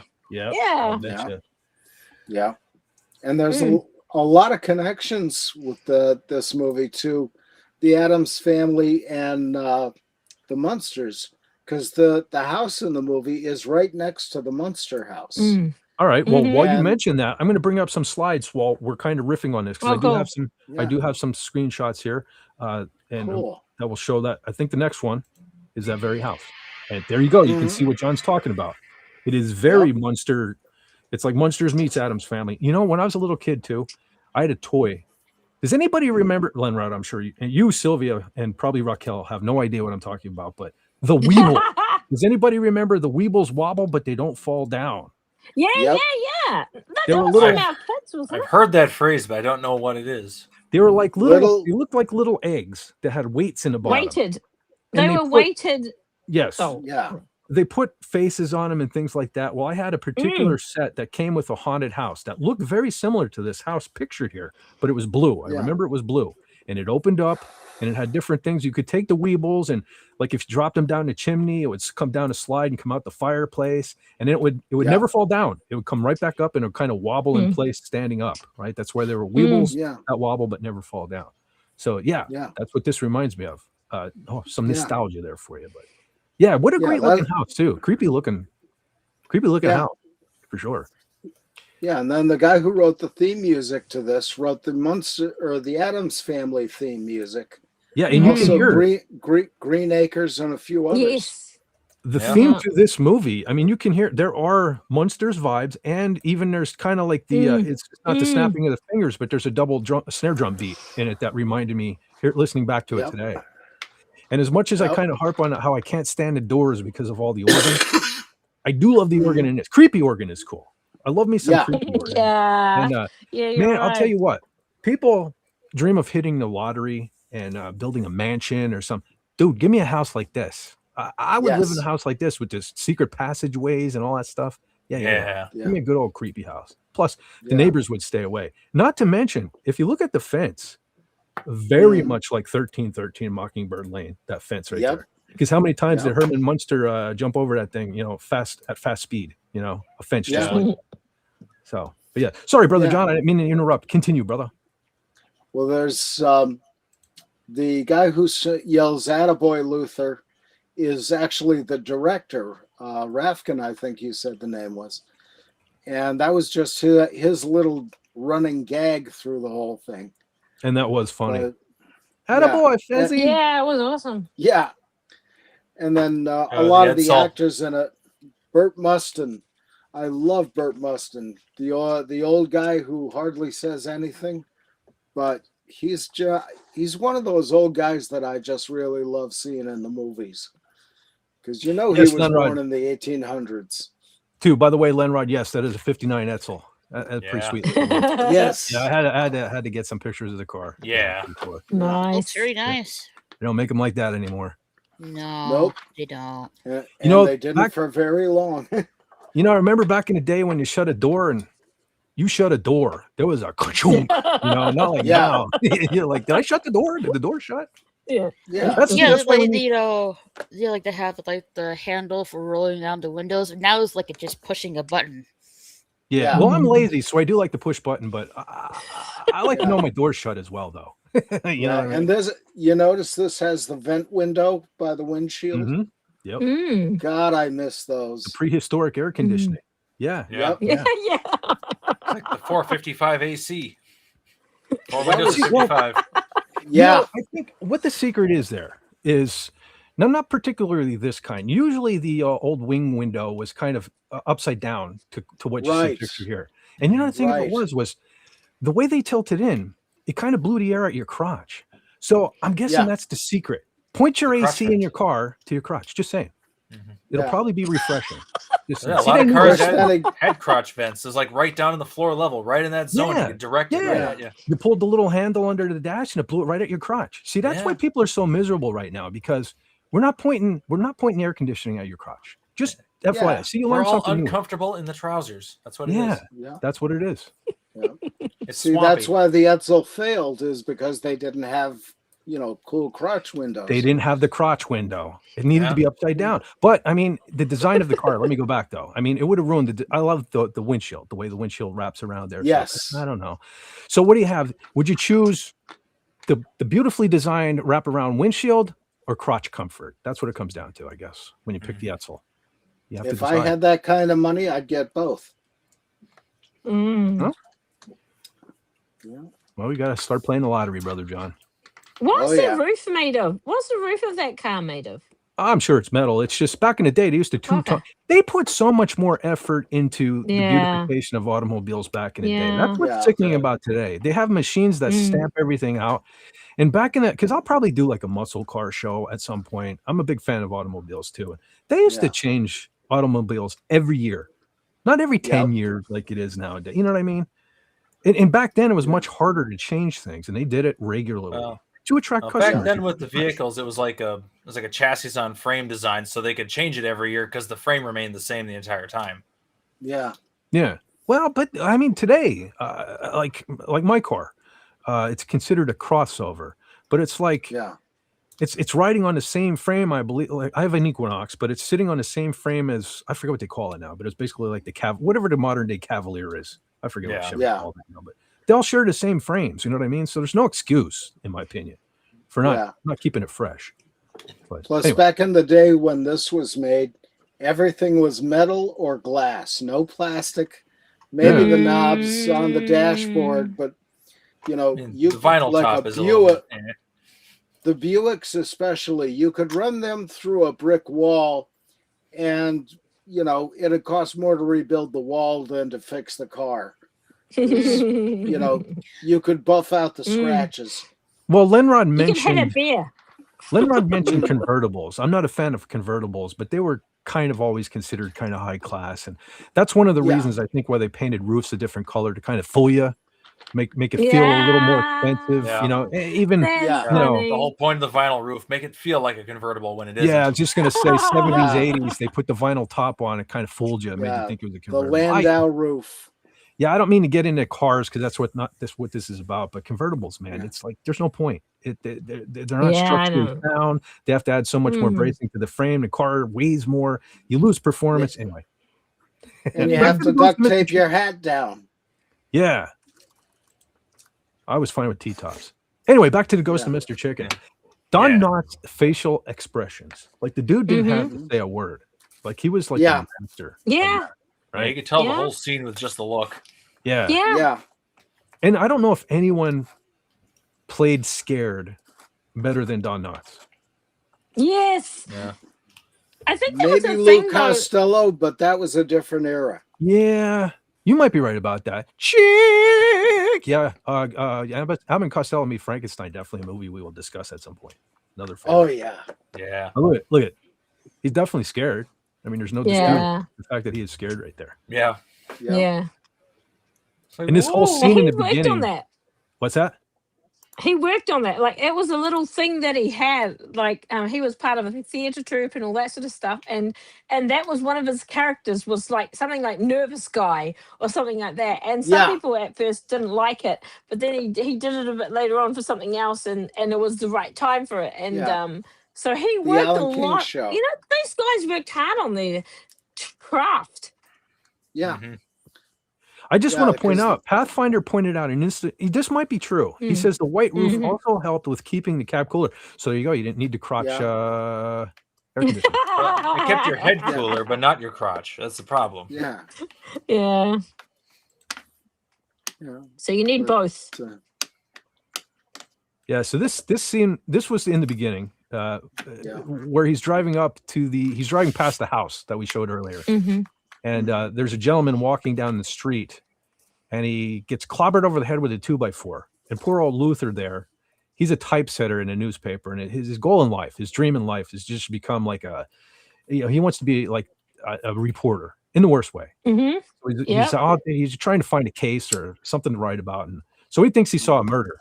And no, lo and behold, it's just his pesky old wife smacking him over the head because he was drunk again, stewed. And he turns up. Luther makes a big fuss about how he has this story for the paper and somebody was murdered. And the guy shows up at the police department and no, he's alive. So that kind of sets Yeah. right off from the beginning where Luther's kind of like a clown. He's kind of like the town Yeah. clown, and nobody believes anything he says. Yeah. But hold on, I heard a blip. Did I hear a blip, or did we lose somebody? Was there a No, blip? nobody's here. You lost me, but I came back. Oh, okay. Oh, Maybe that see, was now a we're blip. doing I'm here. that. Okay, so maybe at least so I got my not being allowed on the stream out of the way. Now it's Fez's turn. So maybe Yes. we'll rotate. So Carla, you seem to be the one who gets after Fez, so I'll keep an eye out for you. Yeah. But anyway, this fella here is a partner. He works. Well, he's a janitor of the newspaper. Yeah. And he plays a role throughout the movie. It'll come around. You'll see him later in the screenshots here. But this fella, if you do watch the movie, pay attention to this fella. Big part of the storyline in the old movie. Yeah. This stuff here, the karate chops, kind of a gone-out staple with the He ends up by extremely, correspondence. yeah, the extremely bent hands and stuff, which carried over to one of my most beloved characters in television history, Mr. Furley, over there on Three's Yeah. Company. Man, you could see Yeah. he was developing his character, Yeah. even back in 1966, and I saw future RF in this movie when I was watching it. Open up, it's RF. For sure. And the set decoration too, by the way. I noticed it's something I never thought about when I was a kid. I just used to think, oh, they went in a creepy house, but the set I mean, it looked like an old house. And the only my only gripe, and it's still carried over from when I was a kid, because even as a little kid, when he's in the dark, walking through the house with the flashlight, whoever was running the lighting, the spotlight that was supposed to be the flashlight on a wall, they needed to fire that guy. That was horrible. Yeah. He didn't keep up with old Don Knotts. Yeah. But that was my only gripe watching it today. Still, as a little kid, it bothered me as well. But Yeah, it is a funny scene. yeah, But, well, the whole thing here, I love how so they dared him to stay overnight in this haunted house and try to get like an article story out of it and things like that, which is why he's there. And he after investigating, poking around the house, he finally decides to lay down in a sleeping bag he brought with him there. And of course, he starts hearing noises and this and that and the other thing. And when he zips that sleeping bag all the way up and he starts shaking and he can hear his knees knocking and everything in this scene, I laughed out loud when I saw that. Yeah. That was Snorta Poopa's favorite part of the movie, I would think. I bet the soft talk, Yeah. Soft taco. all by himself, Yeah. alone in the dark. Nobody would even be witness. Yeah. Sure. Yeah. Yeah, look at him there, man. He's worn out after hearing all the noises Yeah. and all that there. Look at all that Is that a cobwebbing. chair in the air? Yeah. Scared Yeah, and himself. that old Victrola. Scared himself in the old mirror. Yep. I like the scene I too do where he that walks. every morning. Yeah, I do that too. All day long. All day long. I'm like, why? I love that scene too where he walks into that one bedroom and there's a shadow of a body on the wall and he Yeah. whips out the kung fu chop and it turns out to be like a dress making mannequin and he beats it up. Yeah. That was pretty funny. That was pretty great. Yeah. So Another great scene. spoiler alert, what happens is the story behind this house is the Simmons family owned this house. And what had happened was many, many years ago, the nephew of the woman that lived in this house kind of unalived her, let's say that, choosing my words here on YouTube, with those gardening shears that you see there stuck in the photo. And so it's the grandson or whatever he was killed her and tried to frame it on the gardener that used to work in the house at the time. That's why he used the gardening shears. That fellow that we showed earlier that worked in the newspaper as the janitor, he was formerly the housekeeper. So it was an unsolved murder because he got a hold of the gardening shears. So the police never found the murder weapon. So nobody was any the wiser.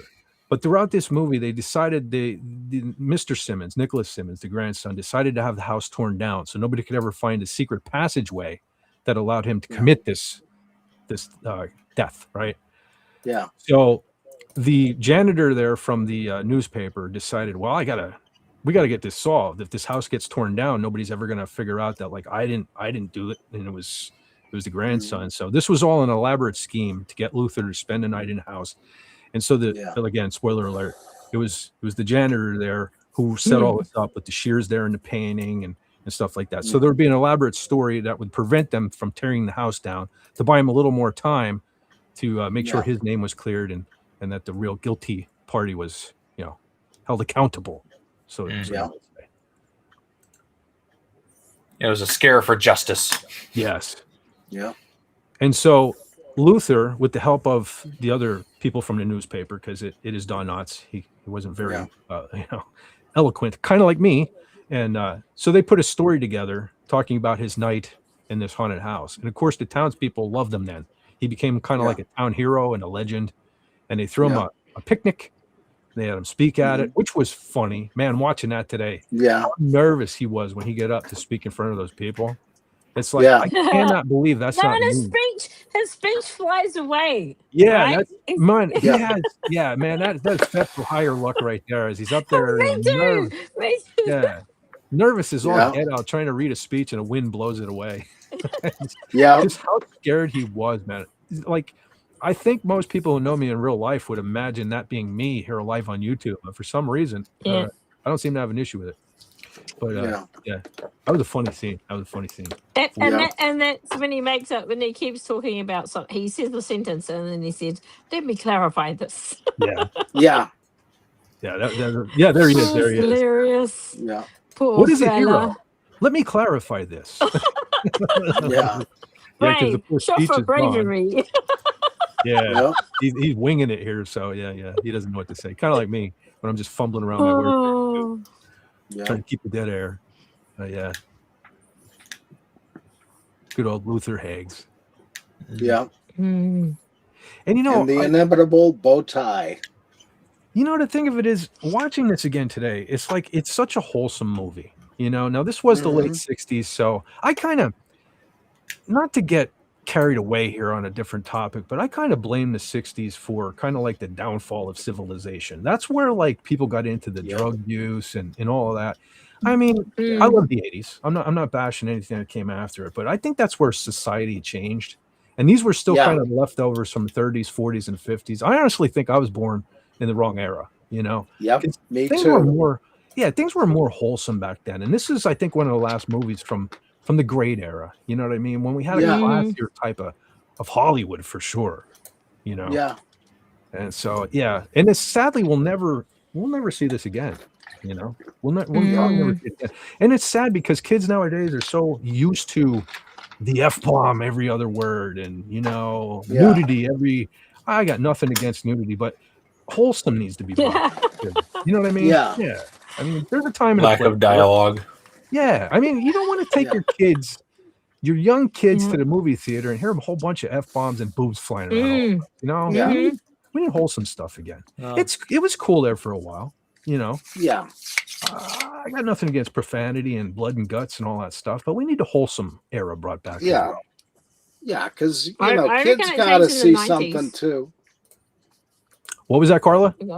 Oh, I just think it changed in the 90s because I've been watching Murder, She Wrote, and there's the distinct change in the way people so the first 4 or 5 seasons, it's pretty wholesome and all that sort of stuff. And then maybe the 5th or 6th series onwards, you've got people sleeping with other people and all that sort of stuff. And the morale, you saw a distinct change in morality about that time.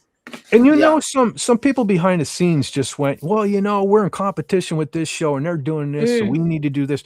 There were phases in the degeneration of our society, I think. 60s was one. Yeah, like you're right. There's something changed in the 90s. Even up as far as I think, we were just talking last week about the movie Me, Myself, and Irene.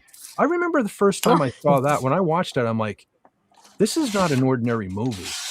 Yeah. I like it, but is this the way we're going? And shortly after that, it seemed to me like every word, they were trying to out F-bomb each other in every movie. Yeah. You know what I mean, just for the sake of saying it. And it's not funny to me, Yeah.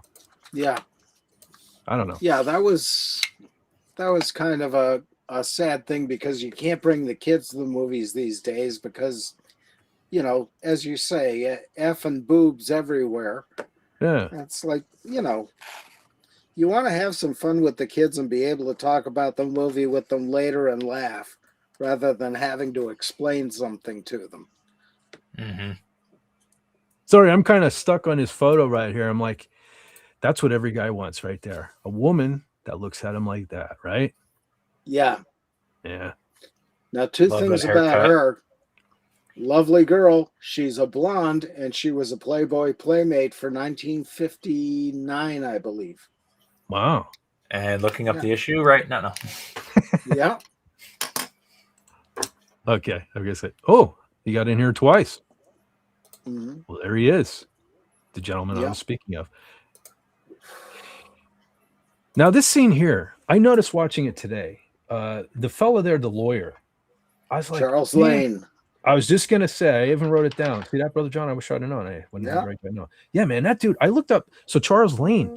I looked up his laundry list on Wikipedia there of movies and television he was in. Holy smokes! One of the longest lists I've ever seen in my life. Yep. This guy He was was an the one absolute I legend. was talking about a couple of weeks ago, being the oldest active actor in Hollywood up into the 90s. Yeah, I couldn't And believe that when I my- saw 90s on his list. Yeah, he Yeah. was everywhere. He just loved working, and he was great at it. And the other one there, the lady, I can't remember her name, but she was grandma on the Waltons.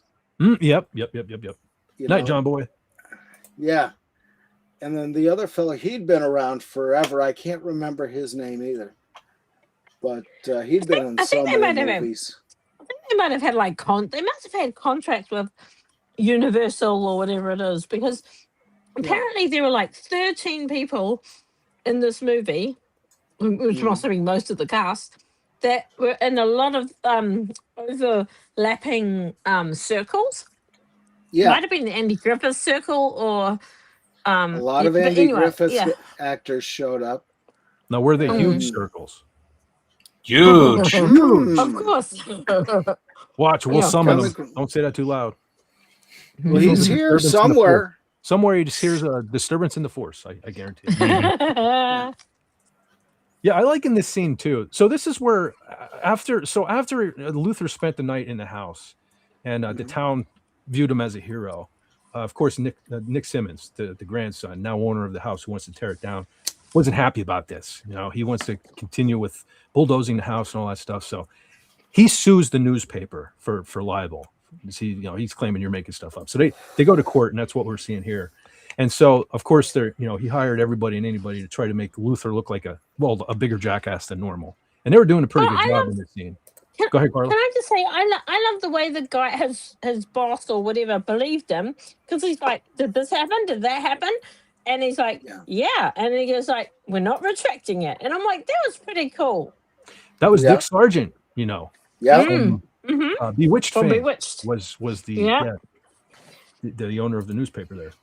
In this Just- particular scene too, I like how they're trying to establish his credibility, and I believe this was his teacher from back in the day.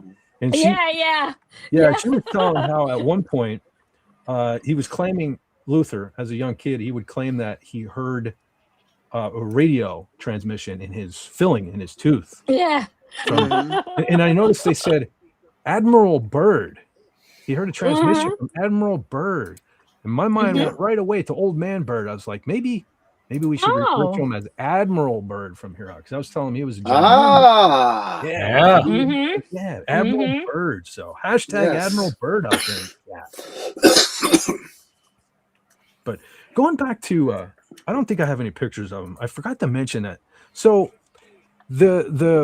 I guess the lead reporter at this newspaper just conveniently happened to be Alma, the woman who we just saw there with the gorgeous stare into Luther's eyes. Happened to actually kind of be his girlfriend at the time. And did anybody else hate him as much as I did? The way he was always laying into poor little Luther there and stuff. And he was kind of like the guy, if this would have been a horror movie, like he's the one you wanted to see get it next. You know what I mean? Yeah. So how great was it that Luther ended up, spoiler alert, marrying her at the end? But I'm glad, because that's the thing, ladies. Watching this today, I realized, that was where she was kind of with the wrong guy in the beginning, just because of his looks. Yeah. When she almost missed out on the cool dude who was Luther. Just trying to make myself look better. Like, in other words, I'm the cool dude, ladies. Don't worry about that. Yeah. That attractive guy, right? Yeah, yeah. Me and Fezzi over here. We're the guys you need to be with. Just saying. Just saying. Yeah, baby. John, Lose the hero, get with the zero. that's for sure. Oh, another thing too. Back in the beginning, I liked Ellen Corby. Yeah. when the guys were first razzing him about mistaking that guy for being, off in the beginning there, and those guys were following him to his car, the old Etzel there. Mm-hmm. I liked his response to them. I never heard that before. I don't know if that was a saying from back in the day, but after he's had enough of those two guys razzing him, he goes, "Why don't you run up an alley and holler fish?" Yeah. That one made me chuckle. That's random. Yeah, I'm going to do that from now on. When you folks get on my nerves, I'm just saying, why don't you run up an alley and holler fish? So if I say that in the future, you know where I got that from. And I wrote it down. that's cool. I fully plan on using it. Don't make me clarify. Love it. And use your Anyway. fingers. Yeah. No, Excuse me. Another thing, Brother John, I don't know if you caught this too, but like I realized that the grandson there, his name is Nicholas Simmons. I was kind of wondering if Gene Simmons was a fan. Yeah, I was Gene just Simmons. thinking that. Yeah, Gene Simmons named his kid Nick Simmons. Just a little thing. I don't know. I'm not sure if there was a tie in there or not, but I thought it was weird watching. I'm willing to bet there was. Yeah. Oh, see, I should have waited. Those are the guys I was just talking about. This is the scene Yeah. where he says, "Why don't you run up an alley and holler?" Yeah. Fish? Yeah, this is the scene. Those right hands. There. Yeah, those karate chops, man. They became weapons in the hands of Ralph Furley, didn't they? For sure. Yeah. I just loved that he was learning it through correspondence. Oh my God. Just like he was learning journalism. Yeah. I love it. The equivalent of an online degree today. Yeah. Yeah, there he is. There's Dick Sargent. Yeah, easy for you to say. Dick Sargent. Otherwise known as Darren from Bewitched. That was another good show. Yeah. I'll probably discuss that down the road. Yeah. But that's gonna, me. The OCD is gonna make me have to throw in I Dream of Jeannie as well. Yeah. How could you not throw in I Dream of Jeannie? Yeah. The fellow on the right, over his left shoulder, the lady in white there with the white cap, she was on Bewitched too as the nosy neighbor.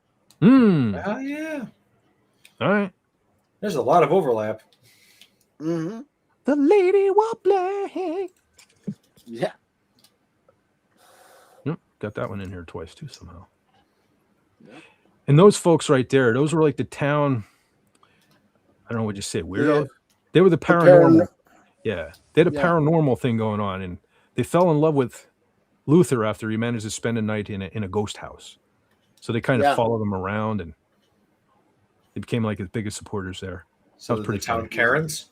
Oh, the spooky Karens. Maybe they were. Yeah. Ooh, that's a great band name. Spooky Karens. Yeah. That is pretty good. Yeah. Brother Rob says, "Oh, now I Dream of Jeannie is stuck in my head." Yeah. Oh, how could she not be? No, he keeps having all these theme tunes in his brain. Yeah.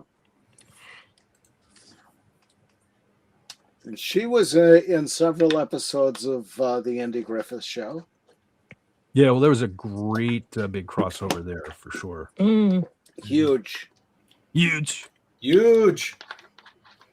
Yeah. The bumbling town cops. No comedy is complete without them. That's right. Yeah. I believe this was the first look at Nick Simmons, who happens to be dead center there. Yeah. He showed up in the bank earlier, but yeah. No, but I mean in the screen. Him. Oh, was he? No, I mean in my shots though. Because I've been talking about him. Oh, yeah. But we saw a picture of him earlier. Oh, was he? Shows He you how was much I'm sitting paying. down, yeah. Thanks for pointing out I'm not paying attention on my own damn stream, Carla. You're welcome. And this, so after the trial, to prove it, what Luther's accusations of what went on that night and everything. They all decide to take the whole court over to the Simmons mansion there and just check it out for themselves in the creepy darkness of the dark. Allow myself to introduce myself. And so they all go inside. Again, heavy spoilers. It is a movie from 1966. But they all go inside, but they won't allow this gentleman that you see at the keyboard. They won't allow him in while the court members are in the place. So he can't recreate the things that he did on the night when Luther was there alone. So, of course, yet again, Luther looks like a poor fabricator, liar, whatever you want to call it, clown. Yeah. Clown. So when they all leave, of course, this gentleman can get access to the house. He comes in and Luther discovers he was the one doing it. And he lets Luther know this. And so he lays the entire story on him right here. What happened the night of the murder, all of that there stuff. And so that's what we see. And what a cool song too. Like the creepy vibe of the organ and stuff in this was, man, did it fit the film. It was a theme music as well. Did you notice that? Yeah. That's what That was very cool. I love when they do stuff like that. Like when I was a little kid, I didn't know what breaking the fourth wall and stuff was, but like, things like that really were cool to me. Like, I'm like, man, he's playing the theme song to the thing. One of the first things I ever saw of him was Hogan's Heroes. Another great show. And in that show, one of them used to always break out every day and go on some kind of mission and get recaptured. Well, I remember one particular episode where they all left and they all got themselves recaptured and marching when the Germans were marching back into camp. They were all whistling the theme song to the show. I'm like, what? You can't do that. Yeah. I was like, that's awesome. So that was like my first interaction with that, breaking the fourth wall. But I guess it would have been this, but it didn't even dawn on me as much, when I was super. It's not a very direct break of the fourth wall. Yeah. Close enough. The standoff. Of course, we had to have at the end, after the fellow on the right there, he explains what happened. Of course, Nicholas Simmons is still hanging around. Yeah. He looks like Alfred Hitchcock. He looks like Alfred Hitchcock, and he's in a room that looked like the Hitchcock, a house that looked like the Hitchcock thing. Yeah, very similar. Yeah. Actually. Yeah, no, you pointed out very similar. Oh, I didn't notice it until this picture. We need him to turn to the side to get that profile. Yeah. Yeah. Yep, there you go. But yeah, so good old Ray's gonna hate us. Nick Simmons stuck around, because at this point he just wanted to get rid of Luther any way possible, just so he could tear the damn house down and not get caught for being the murderous bastard that he is. Yeah. And so he stuck around and he gets a hold of good old Alma there, and of course we have a standoff between the four, and of course the good guys win because that's how old Hollywood used to be. Yeah. And in a total Scooby-Doo moment here, they capture who the real thief or the real killer is. Yeah. And so the fella there on the center left, he gets to tell the whole story of how the little Nick Simmons was a murderous prick, and we move on to good old Luther getting a girl. They get married, and it's a nice happy ending. Yeah. I think that's my last slide. And it is. Those were great. And you know what? Even though we explain what happened in the movie, it's really fun to watch. Yeah, it's not the same as watching it, especially with good old Don Knotts there. Yeah. Don Knotts is just like... I'll never look at Jim Brewer the same anymore. Yeah, I probably won't now you pointed that out. But he looks like him and he does the same expression. That's what I'm like, oh my gosh, it's Jim Brewer. Well, let me tell you something. I was never a huge Jim Brewer fan back in the day, but I learned to respect him because he's one of the good ones out there in Hollywood. And now, if he turns out to be a Don Knotts fan, and Don Knotts was a major influence, I'm going to like him even more. Just saying. Yeah. Now, Fed, can you? Yes, brother John. Can you go back several slides to the breakfast table scene? Stand by. Yeah.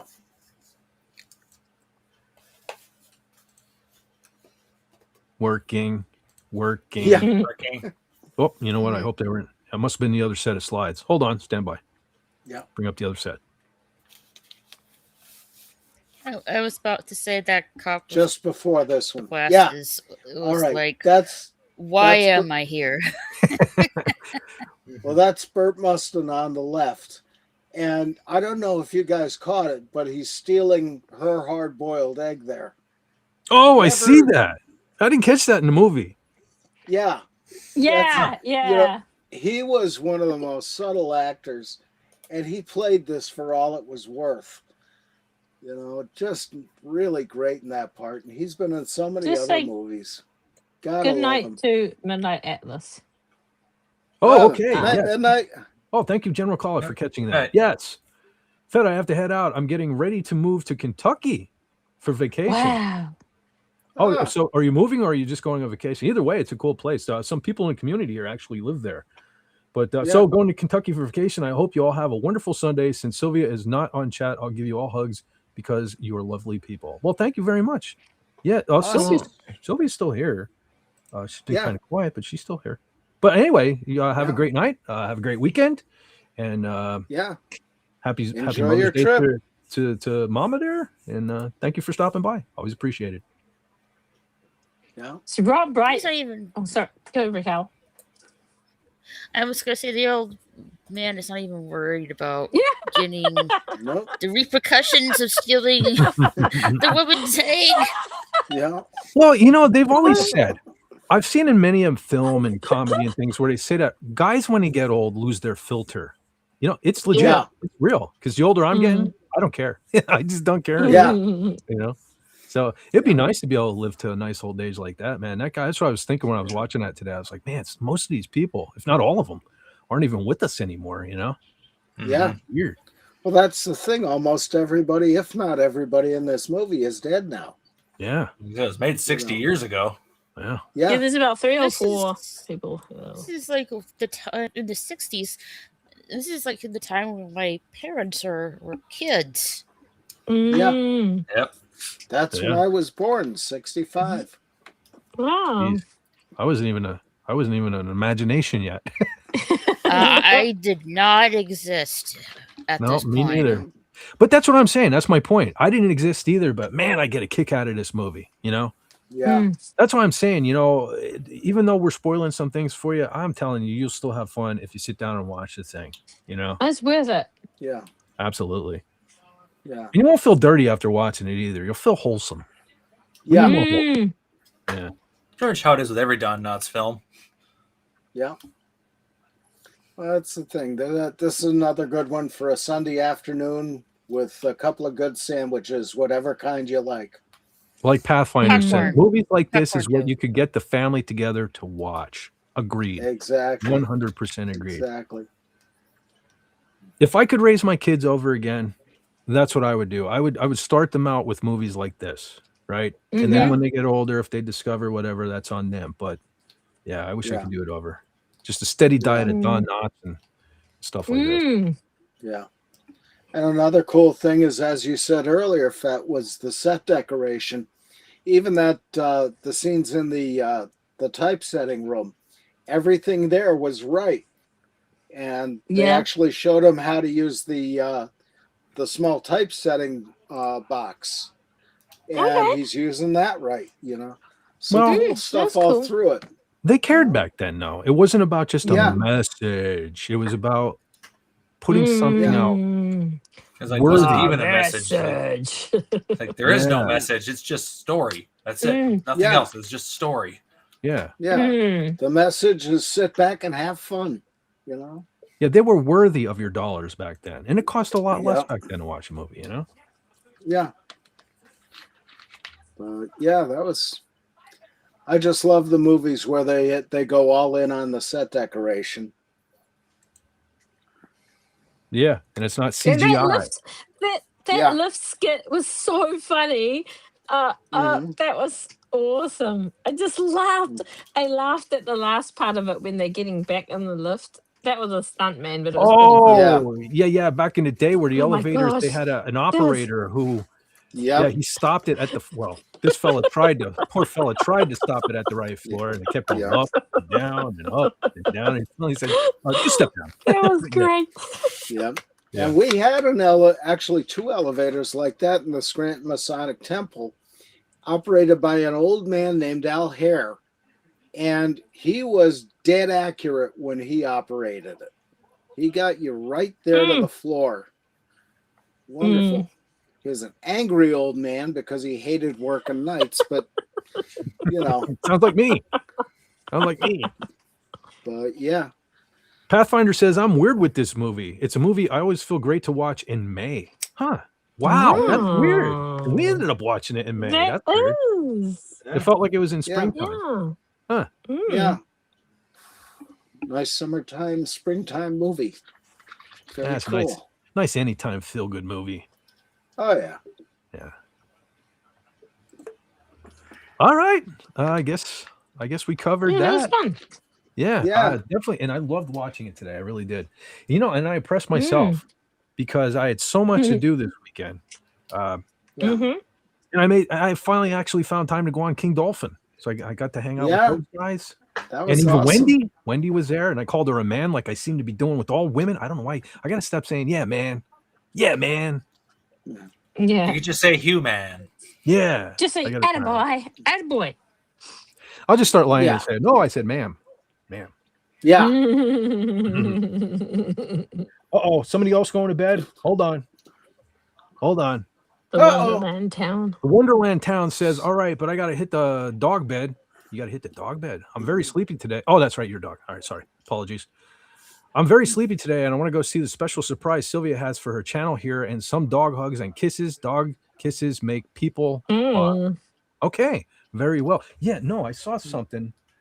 Sylvia, you have something going on your channel tomorrow? I thought I saw somebody post something in the chat, and I lost it. Darn it.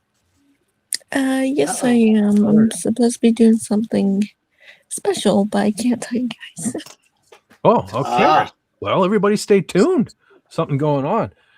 What time is it, Sylvia, tomorrow? I'll have to think about it tomorrow. Yeah. Okay. But I can text you on X of what time I can think of. Yeah. All right. Unfortunately, I work at 4 on Sundays. Yeah. I might have to catch the replay, but if not, I'll try to make it for sure. Yeah. Our madman's heading And out. our madman is going. All right, our madman, you have a wonderful night, my friend. Yeah. Great to have you here. And if anyone has not checked out his channel, go check out Tales of Valhalla on the old Boob 2 here. Yeah. For all your Absolutely. stop motion needs. Mm-hmm. Really good guy. Really good guy. Real cool dude. Yep. And let's see.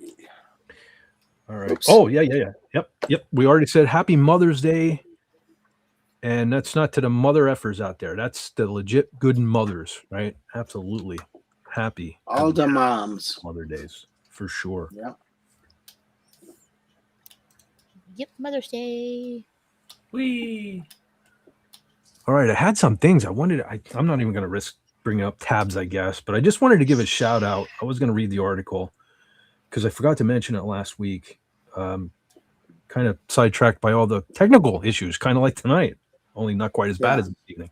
But our brother, Bruce Kulick, guitar player from the band Kiss, had some open heart surgery recently. He's doing well. He's doing great. Recovering. But that was a little scary, man. I love me some Bruce Kulick, a very underrated member of the band Kiss, who nobody ever seems to mention, but including me, I tend to get on my high horse about Vinnie Vincent is a kind of a despicable human being, but he did save Kiss. The same can probably be said for Bruce Kulick, because I think Bruce Kulick was a great blend of Ace Frehley and Vinnie Vincent, because Bruce would play for the song like Ace, but when he had to break out the big guns and do some shredding like Vinnie, he could do it. Yeah. Tastefully, for sure. you know. Plus the acoustic solos he did. Perfect. Yeah. But and he on his own channel he shows a lot of his old guitars or replicas of them that he has. And it's really nice to hear the stories of those guitars sometimes. Yeah, I like watching that when he shows those off. Very cool guy. Yeah. So he has joined the Zipper Club and gotten his open heart surgery done. Hopefully he heals up and he's back on stage soon. Yeah. Hell Bruce, man. Hell Bruce. 80s Hell Kiss. Bruce. Because I mean, honestly, I do love 70s Kiss. But I kind of went back. I mean, all I ever listened to when I was really small was Love Gun. And then 80s Kiss is what really made me a Kiss fan, you know, because I was kind of metalhead. I was the right age in the 80s where, and I was getting into metal, and Kiss followed me into the metal realm. And so then I went back and really listened to old early Kiss, you know, everything other than Love Gun, and developed a new. So if it wouldn't have been for 80s Kiss, I may not be the big Kiss fan I am, you know.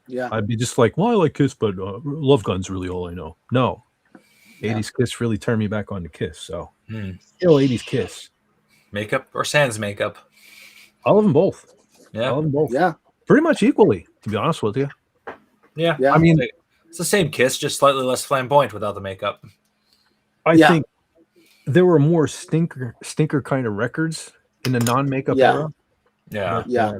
But what they did good in 80s was great. I mean, you guys are probably sick of hearing me say this, but A Million to One is one of my favorite ever songs, not just in Kiss. Paul Stanley has never sang finer, I don't think, than he did on A Million to One. Yeah, he was in the real prime then. Yeah. And I got to see him on his solo tour when he came to Wilkes-Barre, and just an awesome show. And Eric Singer was the drummer there, who later replaced Eric Carr in Kiss. Hail Eric. So he was in the real prime then. Sorry. Whoops. Continue. So, anywho, there's that. Let's see. There it is. Tales. How's that for a delay? There's the Tales of Valhalla channel down there, folks. There it goes. You know, an hour later, where you're like, "What? What is that?" Yeah. Oh. Sorry, I'm trying to do this stuff on my phone. Hey, Fed has a hard time walking and chewing gum at the same time. Now I'm trying to operate a PC on my phone. Just bear with me. Yeah. Let's see. Oh, another thing I wanted, again, I'm not going to attempt to bring up the tab, so I can't give you all the details. I apologize. But as a metalhead and a huge Raven lunatic, Raven, the band, yes, that band from Newcastle, England, is going to be doing a documentary film that I kind of can't wait to see. Brother Lenrod, you of all people should probably appreciate Raven, because I think we talked about this before, but Raven took Metallica out on their first ever tour. Yeah, they were opening for Raven. There's an argument to be made there that maybe without Raven, there could have never been a Metallica. It's possible. Yeah. If you ever listen to the No Life Till Leather demo, James Hetfield basically is trying to sound like Raven the whole time. Before he really found his own voice. That's not a bad thing to sound like either. Yeah. And It does sound kind of Raven, goofy compared to what we got used to hearing. You know, the thing with Raven, too, because there probably will be a Raven episode down the road, internet, permitting. But there are two albums kind of like people dislike there in the Raven camp, and that's Stay Hard and The Pack Is Back, where they kind of sold out and were a little more radio friendly. But I love those two albums. I love them. I love just the song on both of those. Yeah. On and On is a great song. That is a great good video too. That is one that that was in my mom's arsenal all the time when she would kind of cut down. She didn't like heavy metal, no surprise there, but that's one she would always whip out. Well, all they do is sing about going on and on and on and on and on and on. I'm like, say that many times in a song. Come on. But yeah. And Canadian Cat is heading out. All right, Canadian Cat, you have a fantastic evening and a fantastic weekend even. Yeah. Canadian Cat says, I also need to go. Sorry, I really want to see what Sylvia is going to be cooking. Have a good Sunday. And okay, maybe just cooking up. Maybe we're getting we're thinking about food. John, calm down. It probably wasn't food. Just cooking up. Well, we didn't talk a lot about food on Raymond's channel, so well, food's talking. It was music. It was music. Yeah. So, anyway, sorry about that. So anyway, keep being wonderful people and make sure you check out Comic Stream tomorrow. Love you guys. You too? Oh, fan of Oh, Comic yeah. Relief Crusader, and you admit that? Yeah. No, I'm Yeah. kidding. He's a great guy. Absolutely. Go on and check out those huge circles tomorrow. Huge. You be making circles. Yeah, drawing circles. For sure. All right. Trying to think what else I had up there. Oh, some of it's going to have to wait. That's right. Some of it you have to see. So, never mind. Never mind. Oh, there you go. Rob Wright. There. Rob Wright is damn it. Now I almost blocked Rob Wright. I hate how close these buttons are. How's the Overlord DVD stuff going? The what do you mean? The Overlord. videos. Oh, good. Coming along fine. Hoping to wrap that up to well, probably be Monday now. But I'm hoping to have everything by tomorrow, and yeah, we're looking good. Number of people contributed. Some heavy hitters, I think, now just actually sent me some stuff while I'm streaming. So should be a pretty decent video this year. Yeah. I meant to give the video to you yesterday, but I've been so busy this week. Oh, that's absolutely fine. No, plenty of time. I said it originally. I wanted to wrap it up tomorrow. Now I shouldn't be making exceptions for anyone, but Canadian Spider-Man is actually going to be, I forget where he said, but he sent me a picture. It's a beautiful place, and he's going to try to do the video from there tomorrow. So I'm hoping to have that by tomorrow night. Yeah, but then definitely want to get it. Yeah, I want to get it off to Gare on Monday at the latest. But yeah, we got a lot of people contributed, so I'm pleased. Cool. I'll be right back. Don't threaten me, John. I wouldn't do that if anybody was looking. He only does that behind the scenes, folks. He's threatening me all the time. I'm telling you. Nobody believes me. Okay, I'm going to try to bring up, I put it in the chat here. I'm going to bring up Comic Relief Crusaders. Pardon me, I'm even slower than usual trying to bring this stuff up, trying to work on two different devices here. But there you go. There is the Comic Relief Crusaders chat, so you can get your fill of the huge circles tomorrow. Yeah. SP48 says, I was going to send a video, but I can't seem to come up with anything clever. You don't have to. That's the thing, folks. That's what I was trying to explain last week.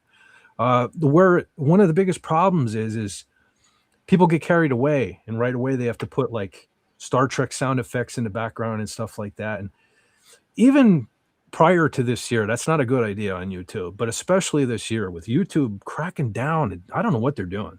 They're being That's why I didn't do any sound effects or cut scenes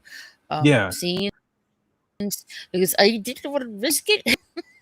Yeah, well, see, the thing of it is it's okay. It's not just that it's extra work for me, but then I have to bug Gary and send him the clip and get his okay on it, and it's just easier. Just say happy birthday. We get it. We all know Doomcock loves Star Trek. You know what I mean? It's not going to make it any more special by putting the sound of the bridge of the Enterprise in the background. It's just going to get him in trouble. So, and we don't want that for his birthday, right?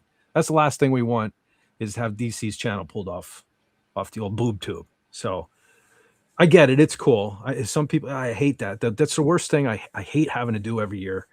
When I get a 30, 40 second long clip and I have to decide what to cut, and because, and the thing of it is too, it's, the show can't shut down either.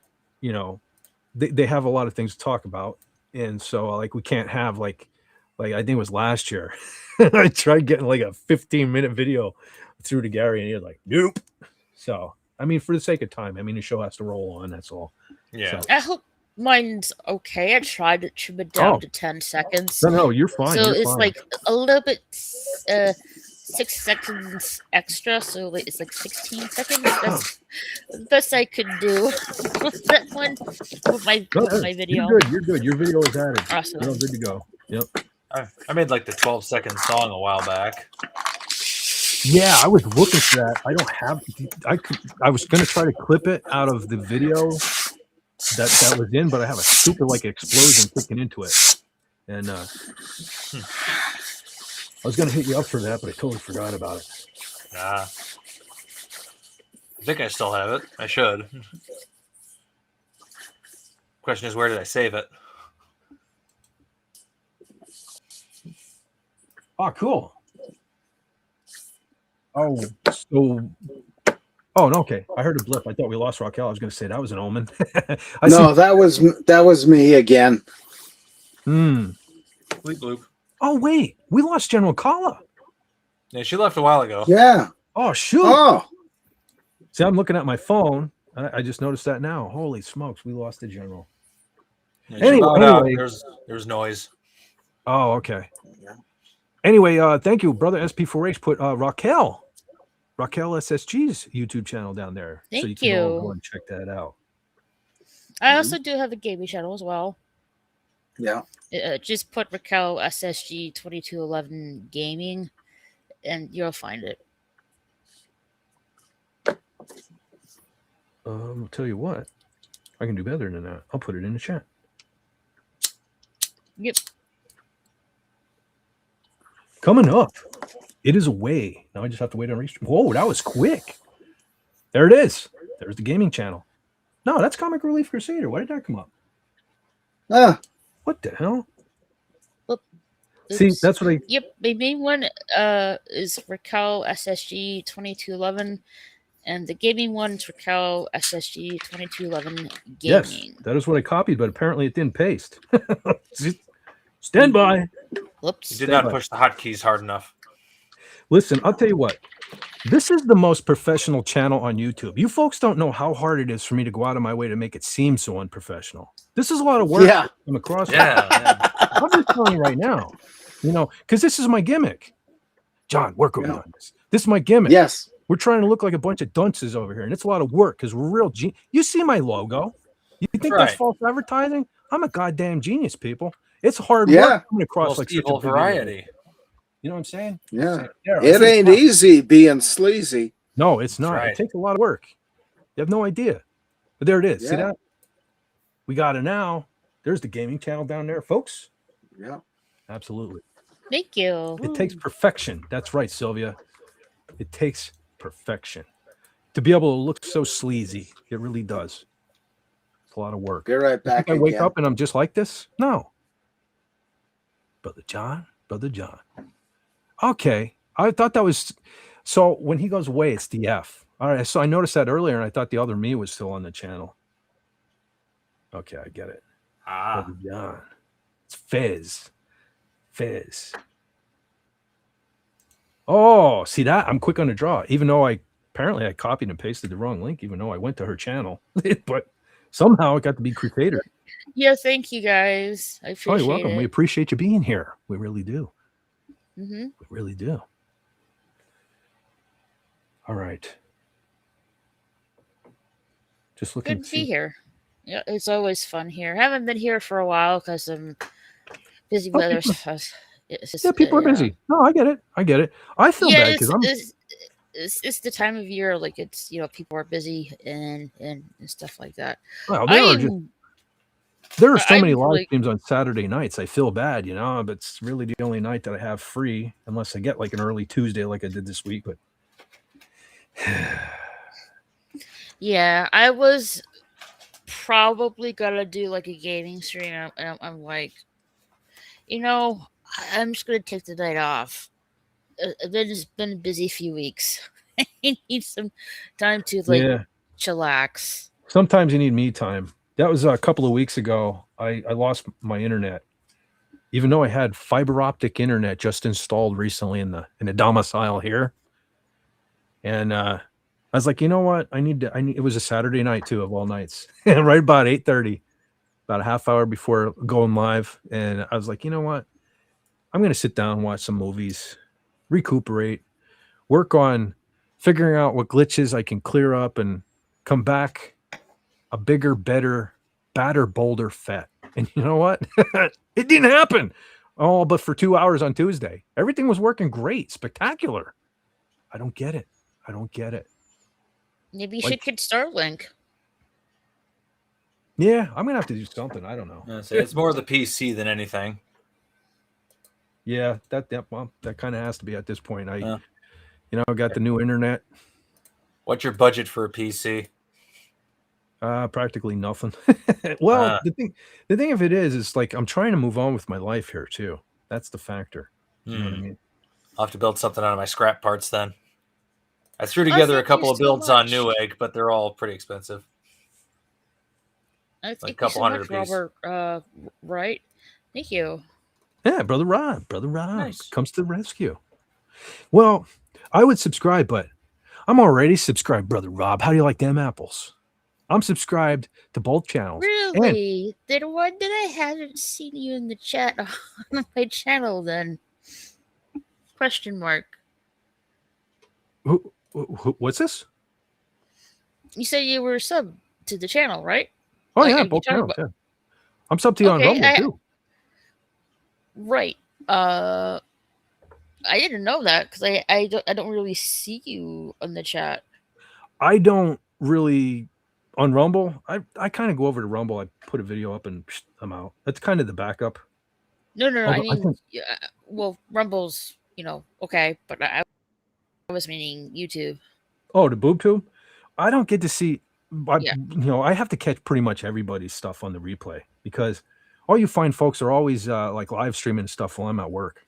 It's Oh, okay. So I you keep were saying like one of these work- days I'm work gonna have to time. retire. That's like Crusader, his huge circle show tomorrow. It's like I always catch him. He starts when I put my boots on to go to work. So I just kind of hang out in the chat. But yeah, one of these days I'm gonna retire and like do this full time. I'm hoping. That's a dream. But That would be nice. SP48 says I haunt a lot of channels in super chat. Ninja lurk mode. I'd be ninja jerk mode.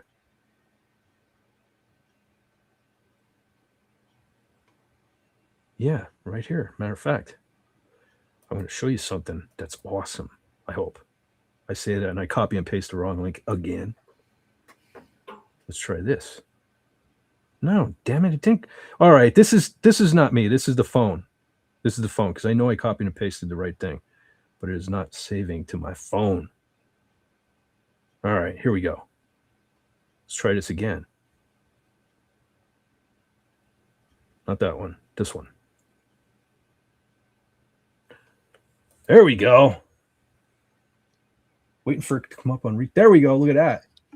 Oh, There's the hold on. Let me give you the channel because that's my that's the user profile, not the channel. Oh shoot. Sorry about that. Hold on. I can give you the link. I'll put it in the chat for you. Okay. That'll work. I tried. Hey, gotta give. It's a little bit different in Rumble.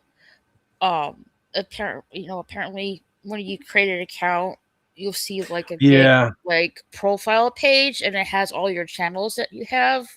Mm-hmm.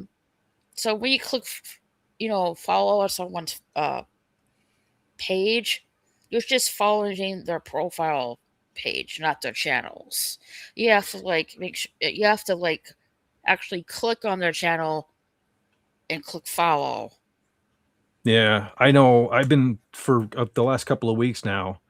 I hate the way Rumble's set up in that aspect because I'm streaming now on YouTube, Rumble, and I was Twitter. I think I axed that one when I was having all technical issues. But so to stream on Rumble, it would send it right to the profile or whatever you called it, rather than the Fed for Hire channel over there. So I was wondering why nobody was watching because I only have a few followers, which I don't want any as my profile or whatever. But so every week when I go live now, I have to make sure to remember to go into Restream and click edit on Rumble and send it to the actual channel, not my profile. I don't know why they did that on Rumble. It's kind of stupid. But that's my only gripe. I don't know, to be honest. Carla grabbed a link. There you go. Carla's still working behind the scenes. Very cool. All right, I'm going to grab it out of it. Is that yes, there it is. Okay. Carla says ignore that link. Oh. Okay. All right, I put my two Get them now. Rumble links in the private chat. Yep, they're up now. There you go. There's the gaming.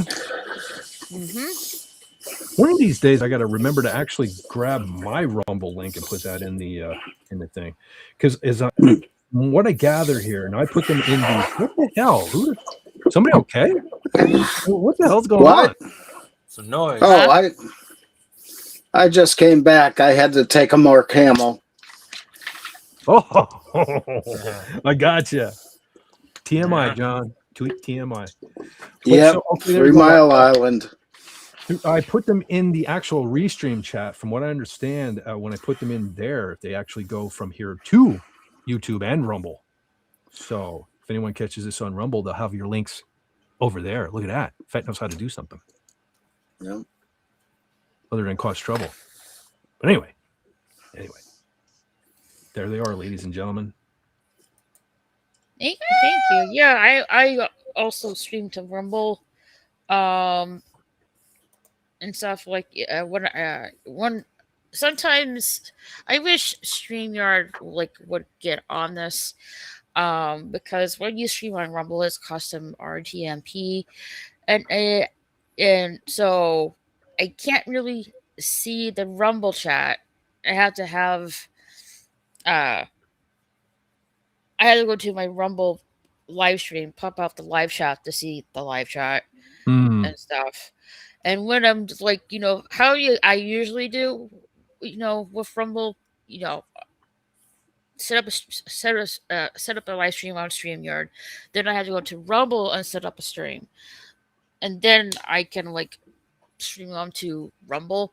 But after the stream is done, I have to wait. I have to go to Rumble and make sure if it says recording in progress, you don't want to click end stream at that point, because if you do, your stream's going to be cut off.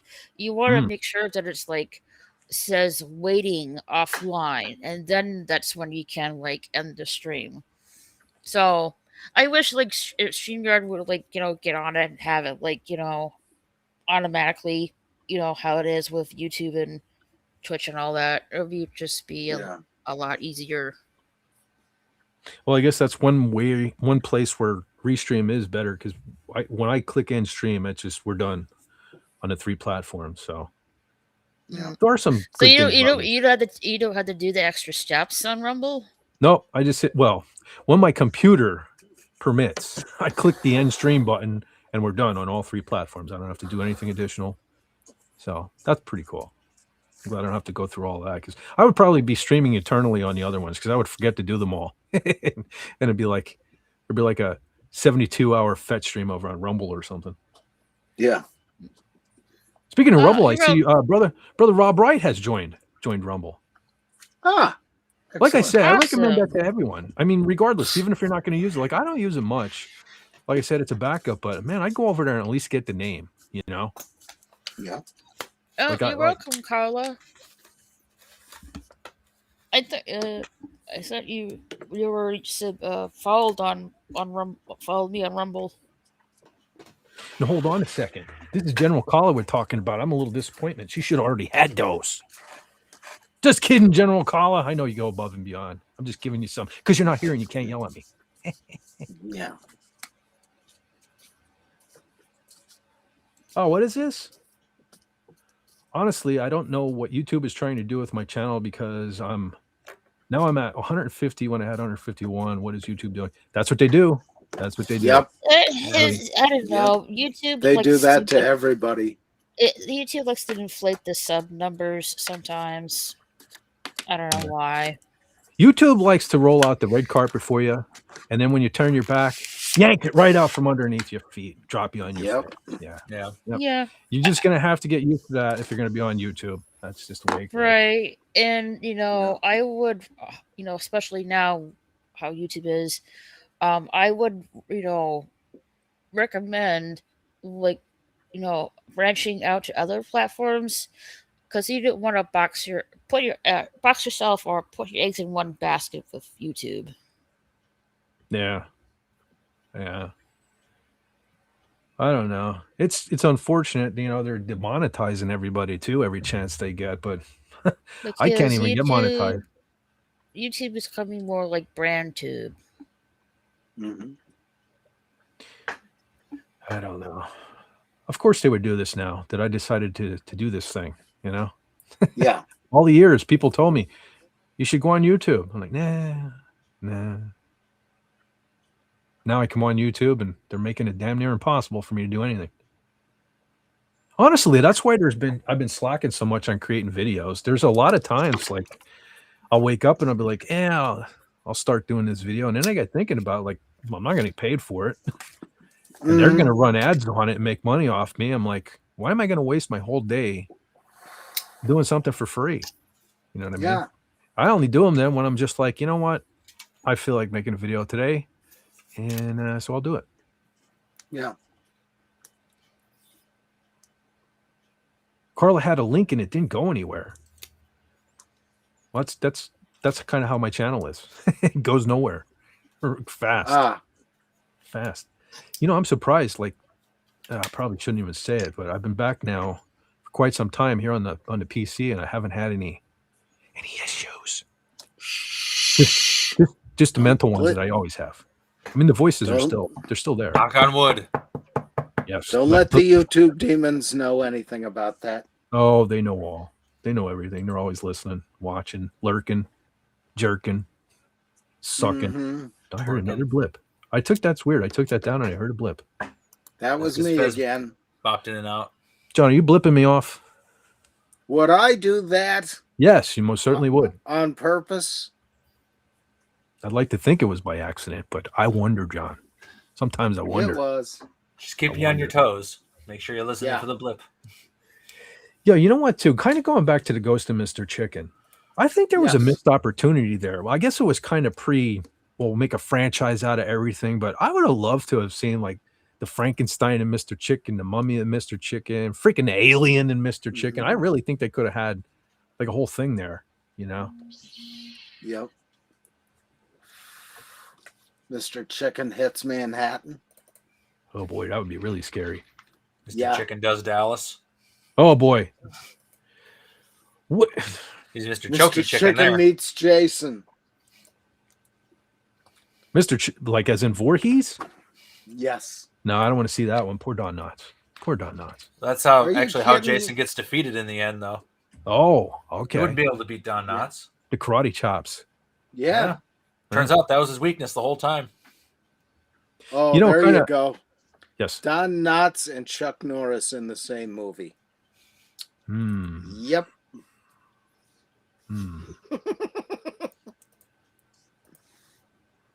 I don't know.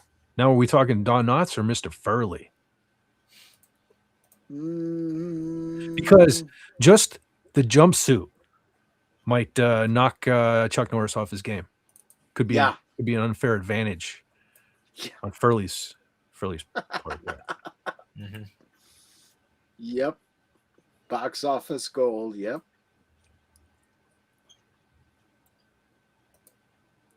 I love Three's Company, man. You know, I love the Ropers. They were great characters, but I was kind of glad when they got their spinoff because I don't know. To me, it went up a notch with Don Knotts in there. He just brought so much to the thing. That lonely old bachelor who thought he was studlier than he was, and that was great. Yeah, it fit the theme of the show a little better, I think, because the Ropers were they're like their own competing characters. That's why they're able to get the spinoff because they're just competing with the other actors. Yeah, like the show is supposed to be about the three people in the show, and everybody else is supposed to be secondary. But somehow the Ropers became kind of center point for a little bit.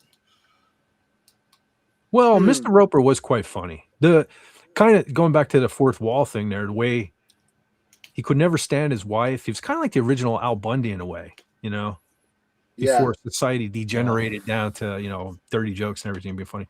You know, the way that his wife always got on his nerves and he would say something snippy and look with those big eyes at the camera. That was pretty funny. Yeah. Yeah. And kind of original for the time. Yeah.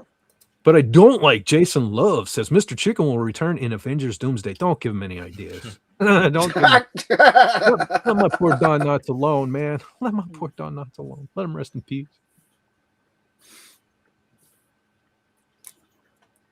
Chuck Norris is trying to teach him karate up there in the pearly gates. I don't know. Something tells me they could probably share techniques. Yeah. Because good old Don had a wicked chop. He had a heck of a wicked chop. Yeah.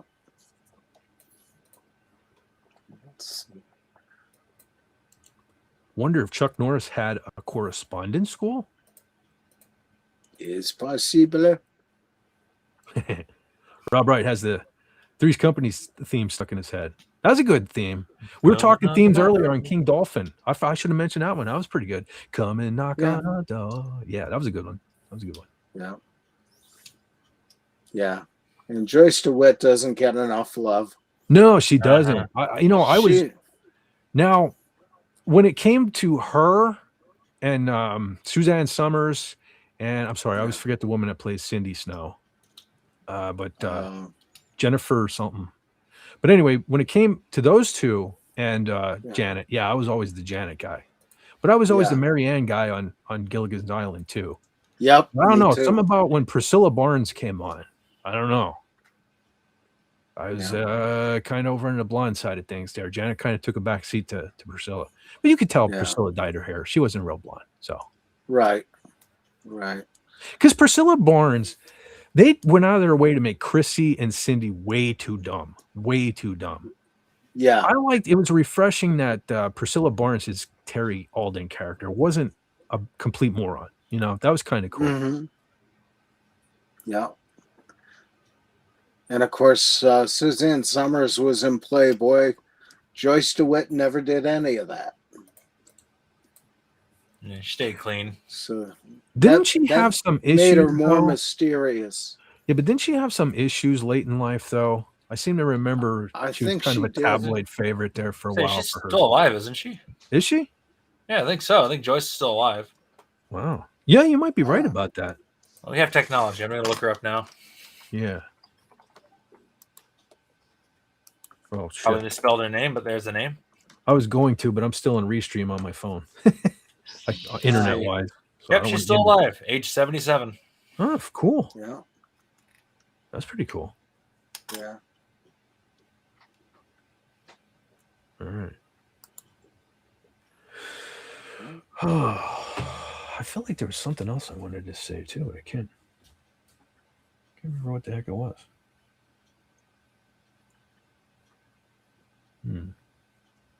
She had a DUI in 2009. Yeah. Oh, shoot. That's what I wanted to say. I was hoping Wendy would have still... I should have done it earlier when Wendy was still here, because she was talking about Metallica earlier, how she was jamming to Inner Sandman. It's always Inner Sandman. Ladies and gentlemen, Metallica has many, many other songs far superior to Inner Sandman. Just saying. But I just wanted to point out that Metallica ripped that song off.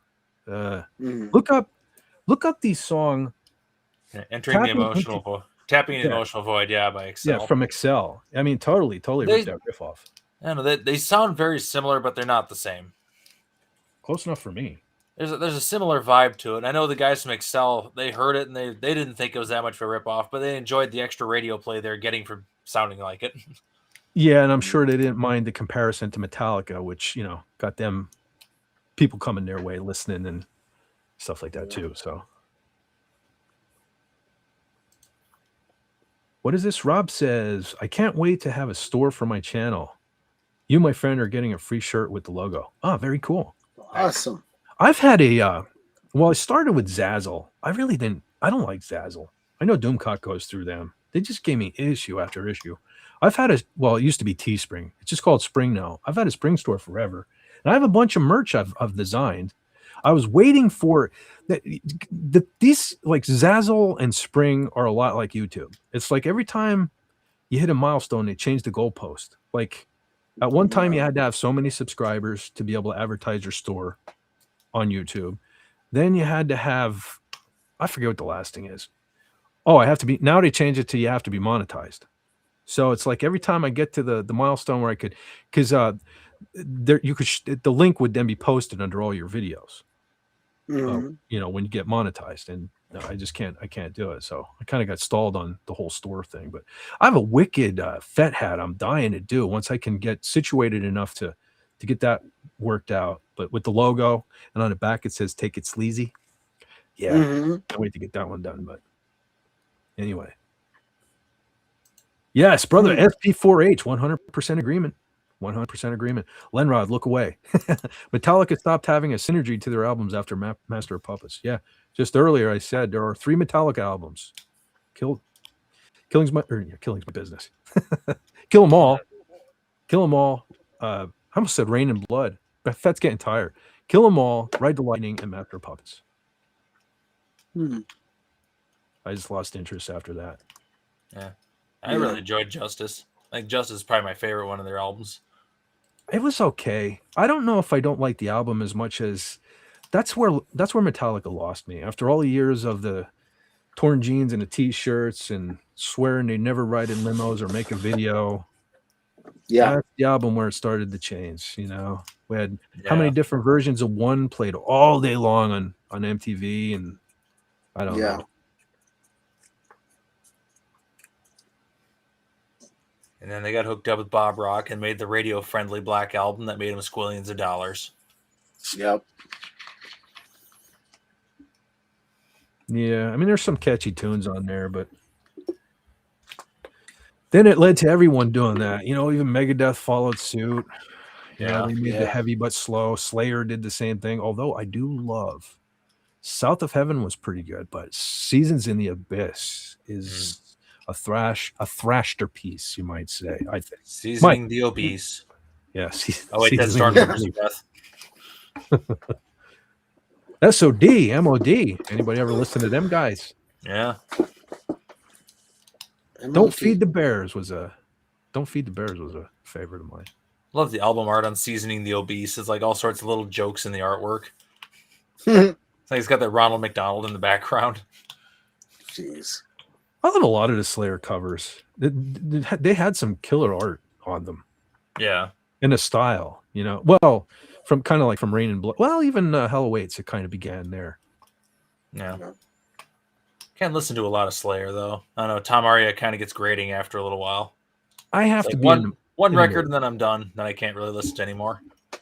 Yeah. I get in my kicks where like I'll listen to Slayer all week long and then I need to take a break. For sure. Yeah. But I have to, and I hate to agree with, I think it was, going back to SOD, Scott Ian from Anthrax, I believe, was the one who said, like, if hell had a soundtrack, it would be Slayer. And I totally agree. I totally agree with that. Raquel's like, what are you guys talking about? Yeah. Old school music? Yeah. Yeah. Well, I mean, technically they're still kind of around, even though they said they were done. Slayer's done a show here or there. Yeah. They do sort of shows, but they're missing more than a few important band members. Yeah, I mean, no disrespect, but it's hard to replace Dave, good old Dave Lombardo. I mean, A for effort there, but just suck it up, let him back in the band. And I mean, right off the bat, I mean, one of my favorite members was always Hanneman, and he's no longer with us. So yeah. I personally, I don't particularly care for Gary Holt. I don't know.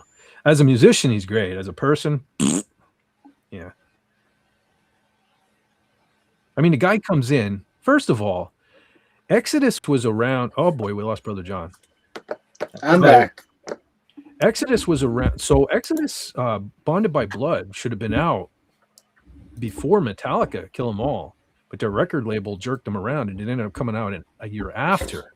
So I mean, and then there's Metallica getting credited for like being the fathers of thrash and whatnot, but really Exodus was around first, and then Gary Holt gets the opportunity to join one of the big four, and then he goes, and a number of years ago, I guess Tom Araya there, he put some political stuff up on the Slayer website, and then Holt tore into him for doing. It's like, buddy, who are you? You know what I mean? You're like the substitute guitar player. You know, who are you to tell Tom Araya, founding member, guy who's been in it from the beginning, what he can or cannot do on the Slayer website? That really frustrated me. He's the centerpiece of the band. He's the founding member, the voice, like chief songwriter. You know. Yeah, I mean, whether the voice grates on you or not, which it can be grating. I'm not gonna lie. Yeah, I can only listen to one record at a time, and that's my limit. I mean, the thing of it is the scream in the opening of Angel of Death, I mean, is one of the most iconic intros to any thrash metal song ever, I think, in my opinion. You know? So. Lenny has taken over Sylvia's half of the bed. Oh boy. Doggos do that. Yes, they do. My kitty cat Pumpkin's right next to me, curled up in a little ball.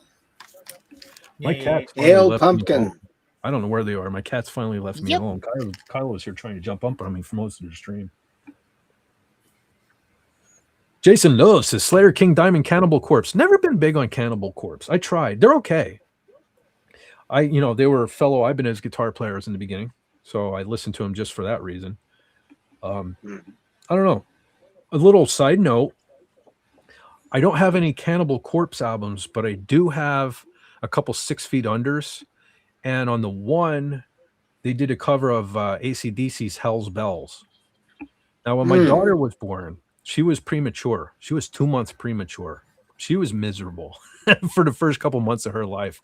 We had her in the we used to have her in a bassinet here downstairs, and I worked at night back then too. So I used to let the woman, sleep during the day. I would stay up all day, and then I would stay up all night going to work. But I'd stay up during the day to watch the daughter. And when she would get crying, I found there were only 2 things that would get her to stop. Number one, I was playing my bass guitar for some reason at that point. So I had my bass guitar and a guitar stand right across from her bassinet all the time. So I would either break that out and I would play Crush 'Em from Megadeth on the bass, that kind of slap disco-y thing. That would calm her down. Yeah. Or I would pop in 6 Feet Under's cover of Hell's Bells with the Chris Barnes, doing the Hell's Bells, those vocals. Put my daughter right to sleep. It was the funniest thing. All about the bass. Jeez. I do thank Chris Barnes for his Cookie Monster vocals, putting my daughter back to sleep when she was cranky. So, hail Chris Barnes. And that scene in the first Ace Ventura Pet Cemetery is pretty funny. The scene near the end there where he's in the club and the band playing in the background and he starts. Oh, yeah, that was Cannibal Corpse playing there. Yeah, that was Cannibal Corpse there. Yeah, that was pretty cool. Uh-oh.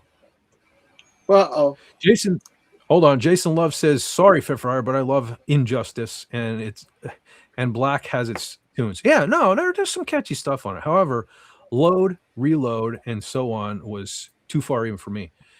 I know I've listened to those. I just, like I said, I lost interest. I remember my local guitar store, the salesman that I specifically used to buy all my guitars off of, huge Metallica fan. I remember he lent me Death Magnetic, where it was like, he's like, this is old Metallica, you're gonna love it. They're just like the old Metallica. I was like, no, it's not. They've never changed. If you listen to any of the AI renditions of the new songs, but in the old tone, and they sound right. Well, see, one of my biggest gripe is Hetfield, though. I cannot stand the way James Hetfield sings now. And the funny thing is he said he claims he hates listening to old James Hetfield. I love old James Hetfield. He sounded angry, Now he sounds like a guy who has a warehouse full of muscle cars and is just trying to keep the spirit alive. You know what I mean? I don't know. He's not hungry anymore. So they haven't really been hungry since the Black Album hit and they made the squillions of dollars. Yeah, no, that's what I mean. In writing wise, the writing is still the same. The only real difference now between then and there is the production is different, the tone is different, and Lars has fallen in love with the China symbol, and he really should just throw it in the garbage already. Yeah. I don't know. But yeah, like some of those AI versions I've listened to it from stuff from like 72 Seasons and Death Magnetic and stuff, but done in like the Ride the Lightning guitar tone or the Injustice for All guitar tone. It's like, this sounds like it would fit perfectly on that album. Yeah, I don't know. They need to do something. I listened to 72 Seasons when it came out, and I was like, nah, there's just nothing there for me. I don't know. Yeah. Sylvia. Sylvia's going to make me a mod. Very cool. Very cool. I'll try to be there when I can. What are you going to say, Brother John? Oh, no, I'm just reading our chat there. Oh, okay. Oh, okay. So she might. Oh, she's heading out. Okay. Yeah. Lenny needs to go in his own little dog bed without taking over my space. But before I go, come on, Restream. We can do it. But before I go, Fett, keep being awesome, and I'll make you a mod on my channel before I head to Dreamtown. Stay away. Oh, stay away. Holy cow. From Captain Howdy. I think she meant stay awesome. Yeah, stay awesome. Yeah. No, that's just me. Sometimes I forget how to read the human language. Yeah. You just think about Twisted Sister. That's all. Yeah, Captain Howdy. Yeah, because I mentioned that earlier over on Dolphin. We were talking music, and the one Mimi threw up reminded me of Dee Snider's character in the movie Strangeland. Any of you all ever see the movie Strangeland? No. Yes. No. Okay. Yeah, you didn't miss much. It's different. Okay. It's different. It's different. It's very creepy. Yes. Lenrod, you're probably familiar with the Captain Howdy character from the Stay Hungry album. Yeah. You know, stay away from Captain Howdy, all that stuff. Well, he created a Captain Howdy character in this film, and he's kind of like the psycho sort of killer guy in it. Yeah.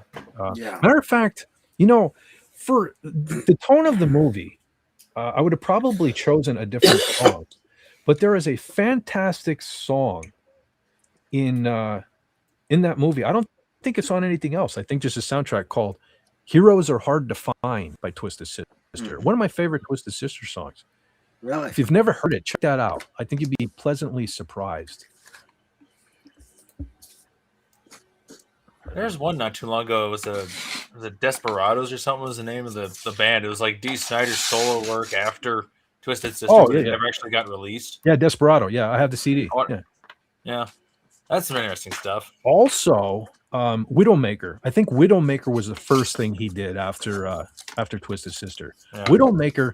Okay, so I recommend the first song you should listen to from Widowmaker is called, I don't even remember how they spell it. It's like Emma Evil. Like try to type that. But it sounds like he's saying "Am I evil" in the lyrics, but the song is something like Emma Evil. But man, fantastic! Rips your face off. And you know who's in it, Lenrod? Al Pitrelli plays guitar. Well, he's been around. He's been Danger, but he was in Megadeth there for a bit. Yeah. So Al Pitrelli, and the drummer was, I can't think of his name right now, but Joey Franco was the guy he was sort of in Twisted Sister because Twisted Sister had officially broken up after Come Out and Play, but they still owed the record label another album. So Dee he was going to record a solo album, and he already had Joey Franco, and Twisted Sister needed a drummer, I guess. AJ wasn't coming back, so they used Joey Franco on Love Is for Suckers. But the Love Is for Suckers album was supposed to be the first Dee Snider solo album, but because the Twisted Sister owed an album, that's why Love Is for Suckers doesn't really sound like Twisted Sister. It wasn't supposed to be. Yeah, well, it's kind of like Black Sabbath's 7 Star album, which was supposed to be Tony Iommi's first solo record, but the label pressured him to stick the Black Sabbath name on it. Yeah. That's Real quick, Sylvia. Yeah. See you awesome people next time. You take care and have a wonderful night, We'll Sylvia. catch you later. And take care, Sylvia.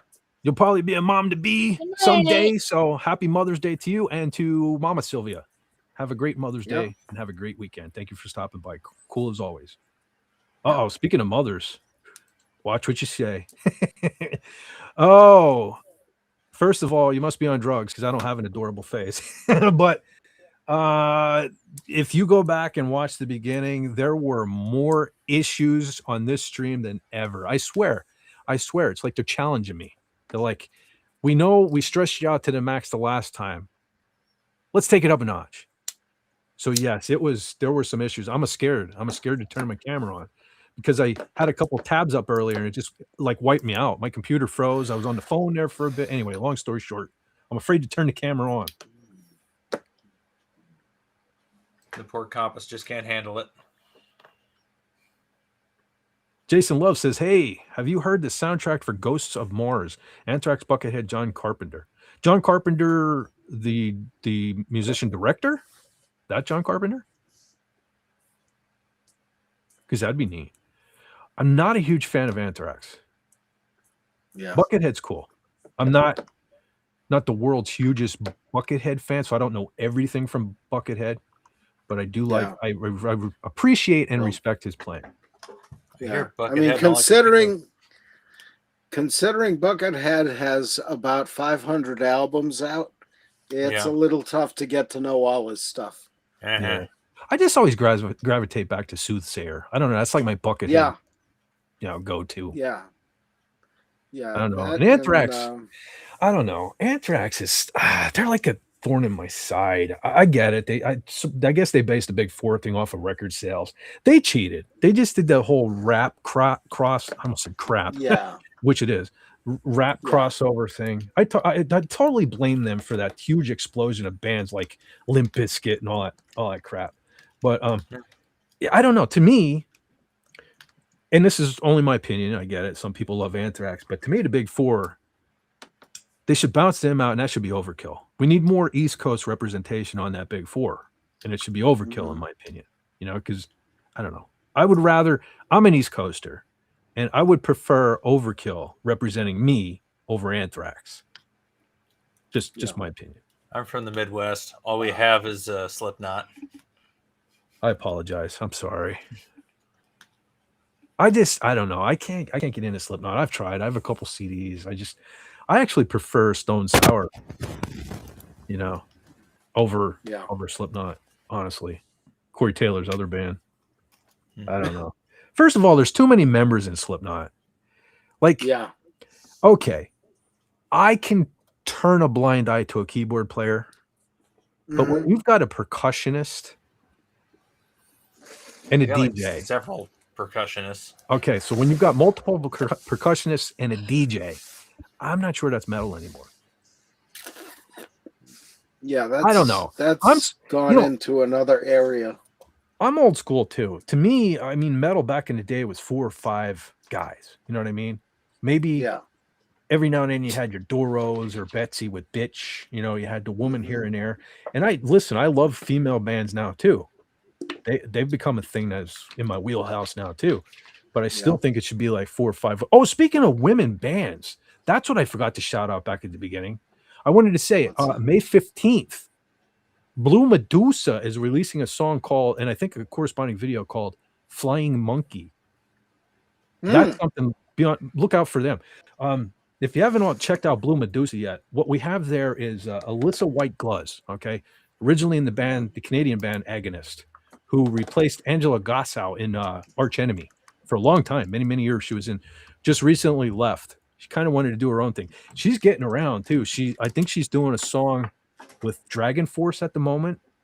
So she's like filling her bucket list, Dragon Force still exists? Yes, Dragon Force still exists.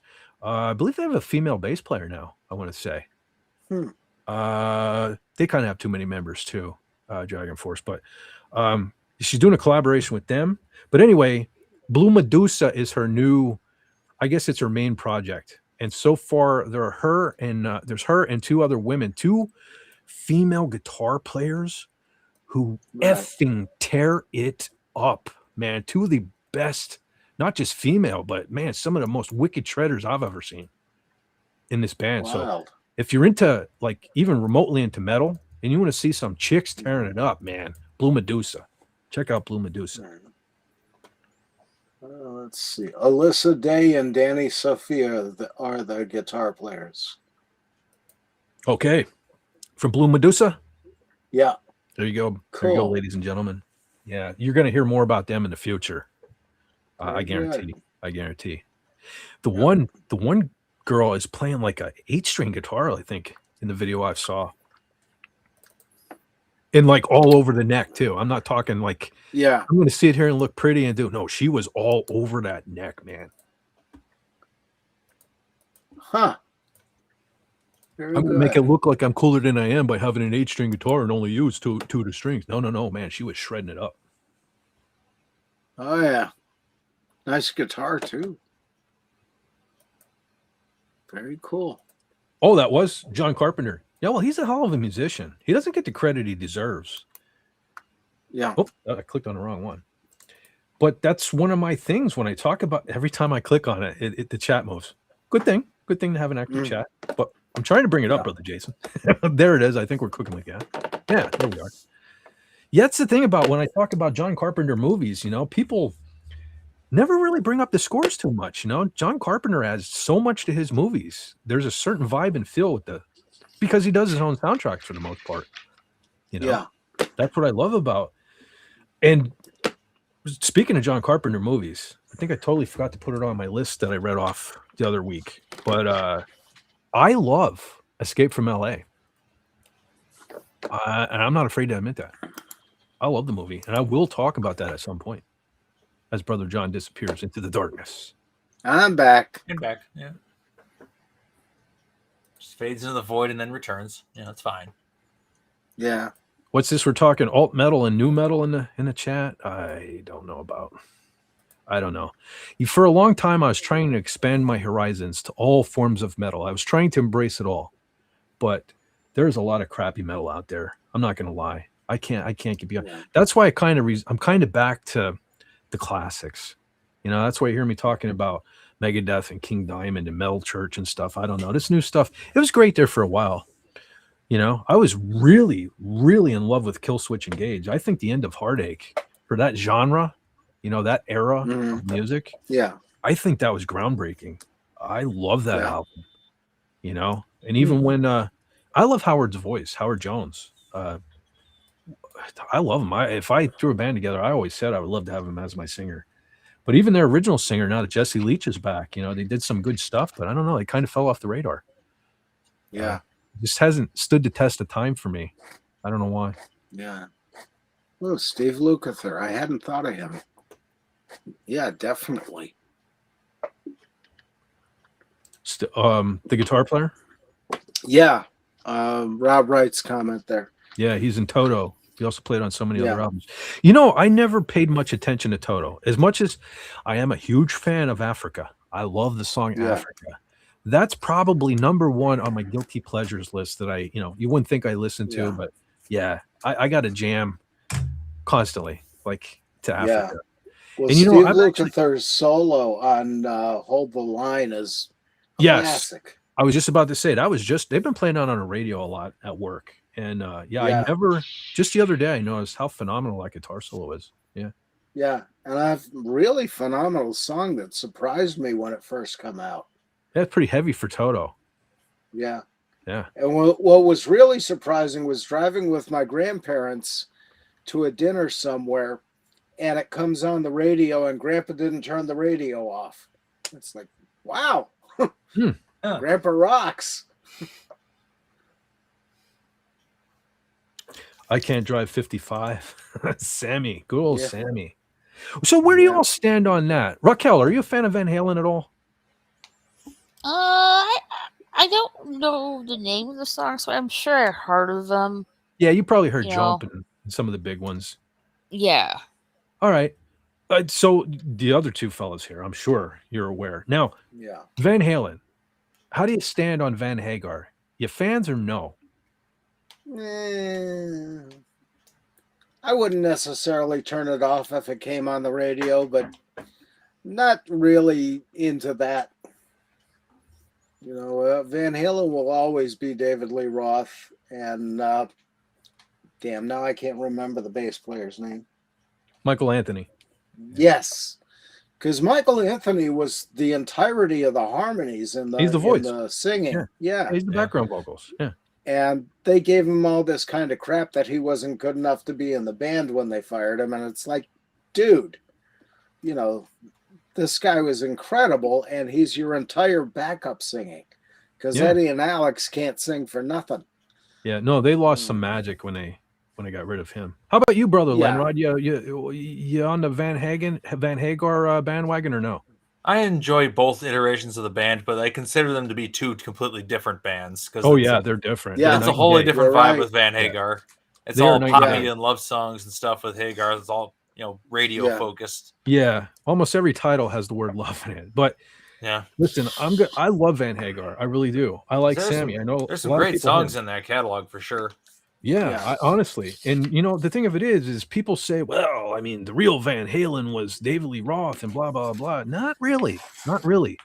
Because Eddie always wanted to incorporate more keyboards and do the little softer side, where David Lee Roth was the one, no, you're not doing that. People want to, you're a guitar hero, play guitar. So you got kind of what Eddie wanted after David Lee Roth was gone. Yeah. I have no problem with David Lee Roth. He has a unique voice. It's not the best voice in rock for sure. Yeah. But I don't know. There's something magic happened with the Van Hagar stuff. I don't know. I dig it. They had some great songs with him. Not gonna lie. Interesting production styles too, like the way the tones are and all those records. Very different. Yeah. And as far as Sammy goes, I can't remember the name of the song. Heavy Metal, I think, is the name of the song. Don Felder? No, Sammy Hagar. Oh, Sammy Hagar, yeah. So Heavy Metal, yeah. And that was a really killer song. I love that. It's your one-way ticket midnight. That's it. Heavy Metal. I think that was actually in the Heavy Metal movie too. Brother SP4H and Brother Rob Wright. Yeah, some fellow Van Hagar fans. 5150 is my favorite album. That's a good one. I definitely like it. Love Walks In, man. I dig. There is a live version of that. I guarantee if you type Love Walks In live here on YouTube, it's going to be the first one that pops up. What I love about that video is even though despite there's some feedback and Eddie's kind of like, looking around like he wants to kill the sound guy, if you wait and go through the song, so Eddie can play keyboards. Sammy plays the guitar solo. And if you look at Eddie Van Halen, at the end of the guitar solo, he just has this big smile on his face. He looks like, I don't know if he was ever in a happier place than he was right there. That's what bummed me out, that him and Sammy, they I don't think they even made up at the end of Eddie's life. And that always bummed me out because I don't think, it looked to me like Eddie's like, yeah, this is where I want to be. I love watching that video regularly just for that that part, because Eddie looks so pleased, Yeah. And it had to be a relief, to be able to do other things, and have a singer that can play. Sammy Hagar doesn't get the credit he deserves for playing guitar. He's a pretty decent guitar player. Yeah. Not quite Eddie Van Halen level, but yeah. Yeah. And he did have that cool red Explorer, which I loved. Yeah, the Red Rocker, man. Yeah, I mean, it has to be cool to have, have somebody that can have your back like that, a singer that can play as well as Sammy. So I don't know. Sammy gets a lot of hate. I don't get it. Well, he did play guitar on stage too. So, it wasn't all the time, but when he did, it was nice having that guitar sound. Yeah, it adds a lot, especially live. It really does. Mm-hmm. Yeah, I like Van Hagar. Oh, Brother Tim. He's back. Back in the New York groove. What is the film for this week? Let's see. Yes, I do. I still have it. Here you go, Brother Tim. It is The Great Race. Is your movie for this week on Pop Culture Breakdown. Yeah. There you go, Brother Tim. Brother Tim.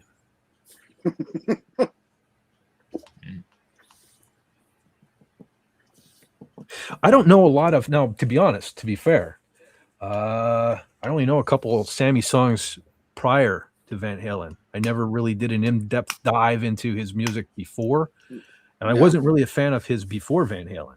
Van Halen is what put him on the map to me. I do know that he wrote some pretty famous songs, especially for Rick Springfield. Montrose. Yeah, his Montrose stuff is great. Yeah, I've only heard bits and pieces of it. But he did write some big songs for Rick Springfield, I believe. Mm-hmm. That I dig. Yeah, he did a lot of writing too, yeah. Oh, what the heck is that song? I'm trying to think. Not Jesse's Girl. What's the other big Rick Springfield? I've done everything for you. I'm pretty sure that was Sammy wrote that. You've done nothing for me. Yeah, I'm pretty sure. Yeah, that is his style. Mm-hmm. Cool. Hello, FKHC. Hi, Tim. Yeah, Brother Tim. I didn't know his name was Tim. Yeah. His username used to be Tim the Enchanter, but then it got changed. Yeah. Yeah. He is the founder of the Kiddie Table on King Dolphin TV. Yeah. I kind of miss the Tim because every time I see FKHC, I want to say the F word. I've almost multiple Yeah, that's times where said the that's F word. like I'm it's just- exactly this. Like it's the same for me. I'm like I have to make sure I'm saying it right, and it always and it almost like trips me up every time I Yeah. try to pronounce his tag name. So if you don't mind, FKHC, I'm just gonna call you Tim from that one. Yeah. Of course, if you let the F bombs slip, people are going to be like, "Holy smokes, Raquel just said the F word," and everybody's going to have to check your stream out and get you clicks. Oh, Yeah. but I do see F bombs on my streams, so it's I not had to really laugh. anything new. I had to laugh the one time we had Jill on, and I think I still have the Revenge of the Clips, and I had this whole skit where I was talking because at that particular point in time, they were bombarding. The commercial was on every 5 seconds for Dick's Sporting Goods, and I kept saying about, man, I'm so tired of getting bombarded with Dick's, and it just kept going on about this. And finally, Jill says, Jill says, I don't know, I haven't seen any Dick's. I got Jill to say Dick's on YouTube. I was proud of myself. I've heard the Jill curse once or twice or 5 times. It takes a lot. It takes a lot. It does take a lot to get her going, though. Oh, that's a different Tim the Enchanter. Okay. Oh, was it? Oh, is it different? Is it different? I could have swore it was. Huh. Is he? I can't tell if he's being sarcastic or not, or is he being serious? Maybe we must have him on camera. Maybe we weren't supposed to reveal the name. Okay, I'm pulling out the neuralizer. The last you can't. I don't have my camera on. So imagine I have the neuralizer. The last 20 seconds did not. I'm imagining that I forgot everything, and the internet forgot it too. Look right here. If it's any consolation, you I do forgot forget your everything. own name. I forget absolutely everything, so I will definitely forget. Definitely by the end of the stream. Wait a minute. This isn't Matlock. Yes, I see Dreams. That is another good one. Yes, Dreams, the video with the Blue Angels. Actually, there are 2 videos, I think, if I remember correctly. There are 2 separate videos for Dreams, but yes, that was a good song. Yeah.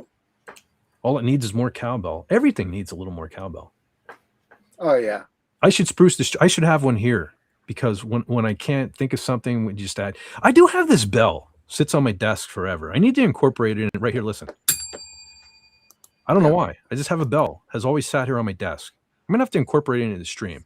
Like, wait, is that one of those hit the top of the bell? Yeah. Oh God. My aunt had one of those, and I so wanted it when she passed away. That was the only thing I really wanted. Yo, you know what? This was so we have a couple dollar stores around here. The Dollar General, of course, Pennsylvania. There's one on every block. But we also have a Dollar Tree. And this was like way back when that thing went in. And I never think to go in there, but the one time I went in there and they just had these bells for $1. Yeah. You know, like you walk up to the hotel counter, nobody's at the desk, you go, "Excuse me? Anybody back there? Excuse me?" Or you'd be a mischievous little kid like me and go. And I was like, or you can see little kitty cats ringing that little bell for treats, which is so adorable. Yeah. I've seen videos of that. I should teach my. No, I'm not teaching my cat. It'd be ringing all the time. Yeah. I'd be hearing what you just heard. I would. My cats are eating machines. And we had one of those bells on the counter at the lock shop at the university. And I'll have to dig it out. Somewhere I made up a sign for that. It says, "Ring once for service, twice for a good talking to, 3 times to be bludgeoned by any number of tools we have in the back." And something along those lines. I think there was 4 or 5 different things, but I'll have to dig that out. Nice. Brother Rob says there is footage of Eddie Van Halen with Michael Jackson on the Jacksons tour 1984. Eddie was in Dallas and joined him on stage for Beat It. Yeah, that's the thing. Yeah, I remember the first time I heard Beat It, I was like, even as a little kid, I was like, that's got to be Eddie Van Halen. And it was. I was right. I was proud of myself for yelling that. Because he had his own style, man, Eddie. You could tell that was Eddie. Funny story with Weird Al is that we know that Eddie did the solo for Beat It, When Michael Jackson did his parody of Beat It, Eat It, he hired legendary guitarist Steve Vai to do the guitar solo. Fast forward a number of years, David Lee Roth is out of the band. He puts his own band together, and who does David Lee Roth hire for his new guitar player? Steve Vai. Yep. Uh-huh. Yeah. And I saw that band in concert. Ming, what a show. That was the loudest thing I've ever heard. Because for 2 days, I was pulling cigarette butts out of my ears that I used for earplugs. Oh, TZ, what? 60s music sucked, I'm guessing, is what you're saying here. Yes, it did. 70s Bohemian Rhapsody. So I'm guessing that's your favorite from the 70s. 80s would be Rainbow in the Dark. 90s, Yay! Fuel. Great for driving, too. Mm-hmm. I don't know Fuel. I've heard of Fuel. I know the band name. I've probably heard They had a couple of good songs out there. Unless you're talking about the song Fuel by Metallica off Reload. I know she does like Metallica. I don't give me fuel, give me fire, give me that much I desire. Yeah. Well, that's was that 90s? They released that in the 90s? Yeah, it was like 97. Yeah. Okay. Maybe I was mistaken. There's so many band names. Is that accurate? I hope so. Because I heard to the contrary. That'd be cool if they made up. Although it doesn't quite matter now, though, does it? But yeah, it'd be nice if they would have made up earlier. Yeah. Let's see. There was just something magical about, especially 5150. Like, you know, I know the original fans were they hated it, but to me, they were reborn. And again, Eddie seemed happier to me in those years. Yeah. But I kind of got to wonder, and I'm not going to disrespect Eddie because I love what Eddie. Listen, we all at one point went through our Eddie Van Halen. We got to learn how to tap phase, right? Thanks to because he's one. He didn't invent it, but he was the master. So we all tried to duplicate Eddie, but you kind of have to wonder. I mean, people trash Sammy, but there had to be something there with Eddie because at a certain point, I mean, everything ended badly with singers. Yeah, you know, so you have to wonder. Eddie had a hand in that too. I don't mean to disrespect the dead, but there had to be, whether it's drug use or whatever the excuse was, there was something with Eddie there. That every singer ended on bad terms. Yeah, he had his problems. Yeah, he was big into drugs for a long time. Eventually, he did get clean, but yeah. Tippy Tail McKitty, hello. Hail Tippy. Yeah, I'm starting to get tired, so I'm not moving along as quickly as usual. But isn't that something? Now, earlier I was ready to tear it up in computer issues at the wazoo. Now, knock on wood. Well, other than John up there, really no technical glitches, but Fez is glitching. Yeah, I'm in, I'm out. You know, it just has to return to the void to recharge from the Negaverse and then return. Yep. Get his evil energy back. Well, I'm gonna get going. I'm getting sleepy. Thank you so much for having me on, Fett.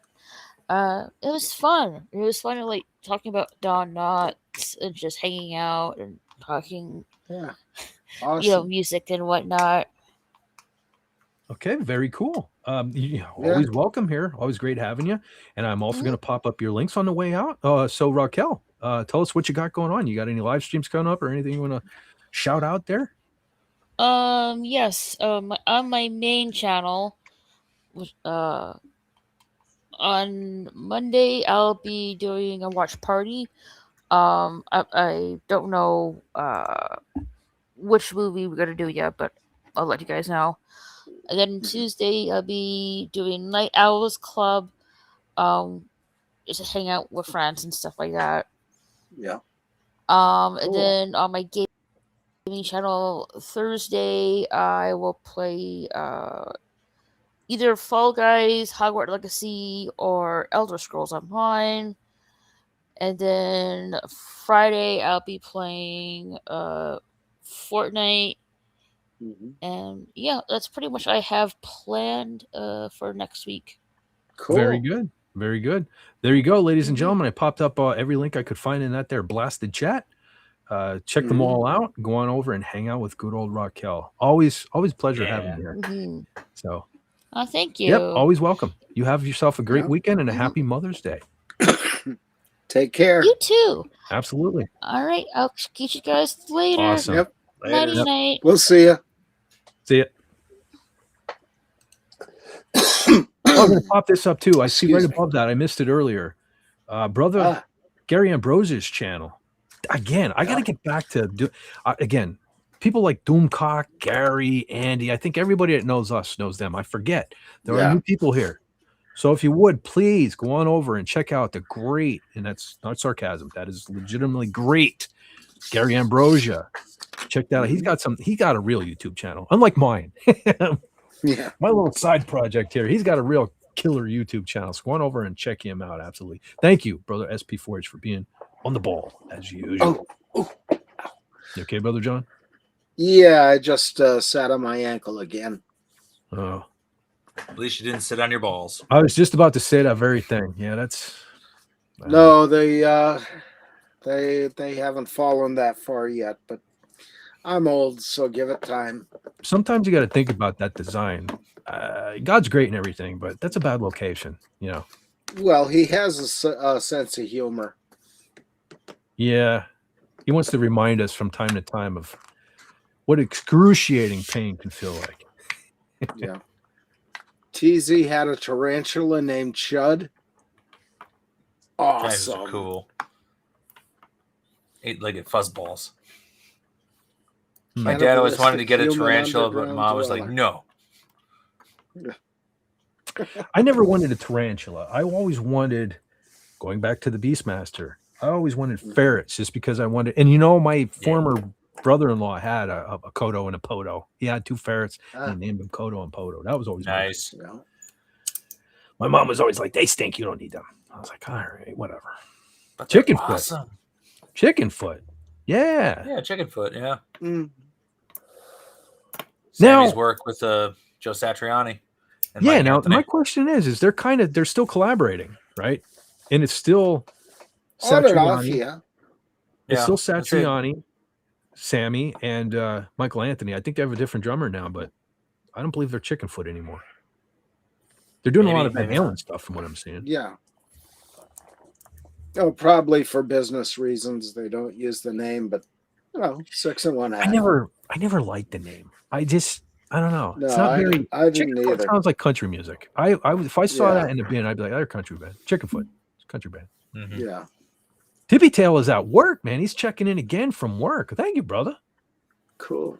People in your jobs. Yeah. Oh, when I'm at work, I have better things to do than listen to a jackass like me. So thank you, Tippy Tail McKitty. Thank you for checking in on us. Yeah. What is the 7th seal from Balance? Oh, okay. Van Halen. Is that Van Halen? I don't know. I just heard a bird. Okay, I'm gonna throw a metal band out there. Anyone familiar with the band Fifth Angel? Yep.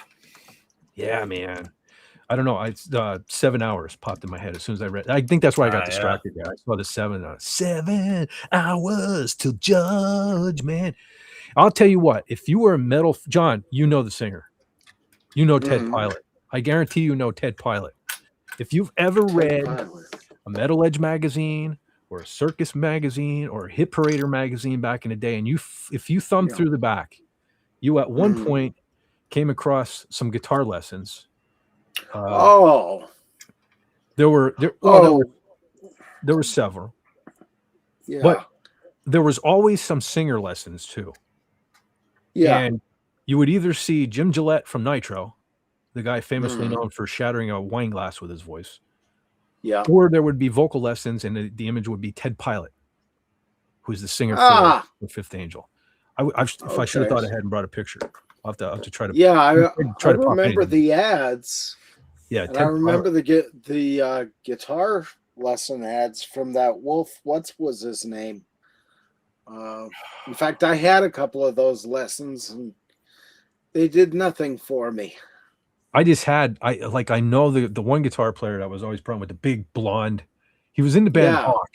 He was from the band that's Hawk. him. I totally can't. As I started saying, that's why I paused as I was saying there were some guitar. Yeah. Totally went out of my head. I had his name in my brain. Fuck. Wolf something. No, I don't think it was Wolf, but I can't remember, so I'm not going to argue. But the only Wolf I remember from back in the day was Wolf Hoffman from Accept. Yeah. Oh, there we go. Yes, thank you, brother. SP4H. See that? I'm slacking still. I should have grabbed that link. There is Overlord DVDs. I should get in the habit when I show the movie of the when I show the movie of the week, I should get in the habit of popping that link up. Yes, please. And listen, if you never, by some freak of nature, checked out Overlord DVD's channel, please do so this Wednesday and especially this Friday, because this coming Friday is Doomsday. It is Doomcock's birthday. So please stop on in and at least say happy birthday in the chat. It would be greatly appreciated by myself and the whole Doomcock community. So thank you, brother SP4H, for popping that on up, because without the great Overlord, probably none of us would know each other. Yeah. We owe him. Oh, Doug Marks. That was his Doug name. Marks. Okay.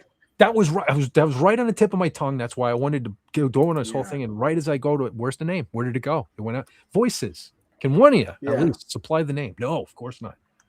Always let me down. Yeah, that was a couple of million years ago. Let's see. Howling Jack Wolfman?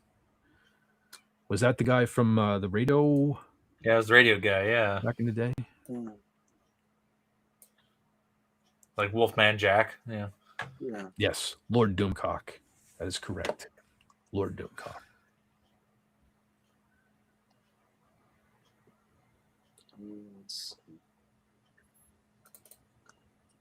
Oh, and I missed that. Totally missed that. Later, y'all. Raquel. Wow. She's pretty cool, man. Yeah. Yeah, she contributes to the Doomcock video every year. Yeah. There I'm I go hoping again. Yeah. Here John goes again on his own. Reading my mind. Well, we were just talking John Sykes earlier on Dolphin. Yeah. It's hard for me. There are certain things you'll notice as we get into a music, like a general music discussion. You can tell who my major influences are, because certain things just always have to come out, like John Sykes. Like I can't talk too long without some kind of John Sykes reference. I don't play one bit like the guy. I wish I did, but he just had such a tone, you know. And I'm not even a Gibson guy, but man, sometimes, man, in an alternate universe, I might have went out and bought me a black Les Paul with a mirror pickguard just because. Yeah. We were talking earlier, Lenrod. So I'm sure you're aware of this, but so you had John Sykes joined Whitesnake on the Slide It In album, I believe. And then he carried over to the big 87 self-titled thing. And then David Coverdale, so full of himself, thinks, I am Whitesnake. I will fire you all and hire other musicians. Whitesnake never sounded the same, and that's saying something. You guys know how much I love Steve Vai. Yeah. Whitesnake was a whole different animal with Steve Vai. It was not Whitesnake anymore. However, anyone unfamiliar with the first Blue Murder album, that was what the follow-up should have been, because that sounded more like Whitesnake than Whitesnake ever did after that.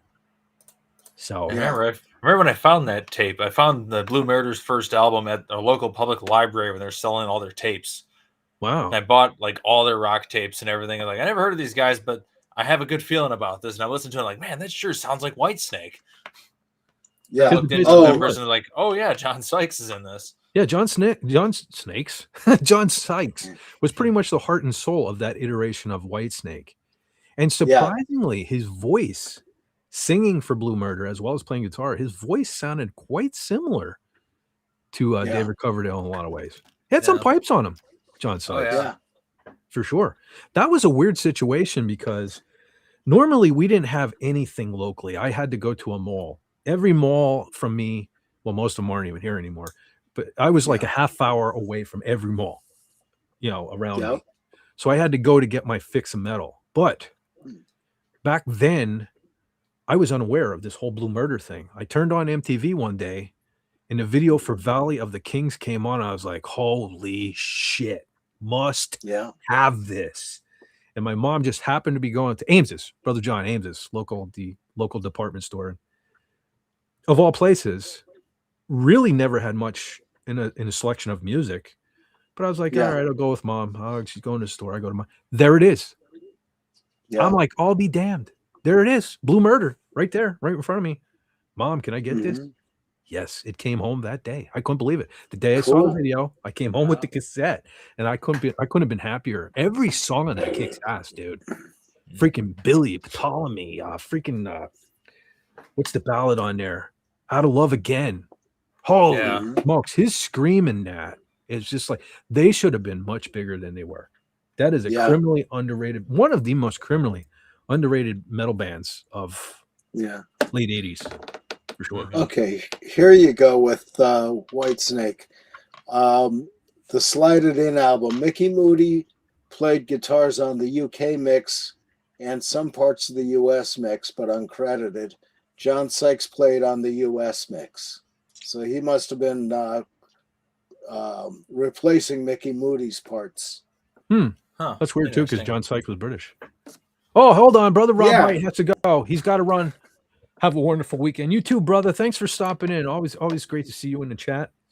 Take care, man. You want to come back on again too? I think you're still in the group chat. You're totally welcome. Yeah. One of these days, we're going to do another music thing. I'm hoping Wasp to be the next one, but have some other people I might want to bring on that one too. But anyway, getting sidetracked. You have a great weekend, brother Rob, and have a great Mother's Day as well. Yes. Because we're all kind of mofos to some extent, aren't we? We're all kind of mothers. Yeah. So yeah. Thanks for stopping in, brother. Have a great weekend. Yeah. Yeah. Awesome. Blue Murder, man. Blue effing Murder. Now their second album, I don't know what happened there. Because it was a whole different band aside of John Sykes. That one was okay. It wasn't as good as the first one. Yeah.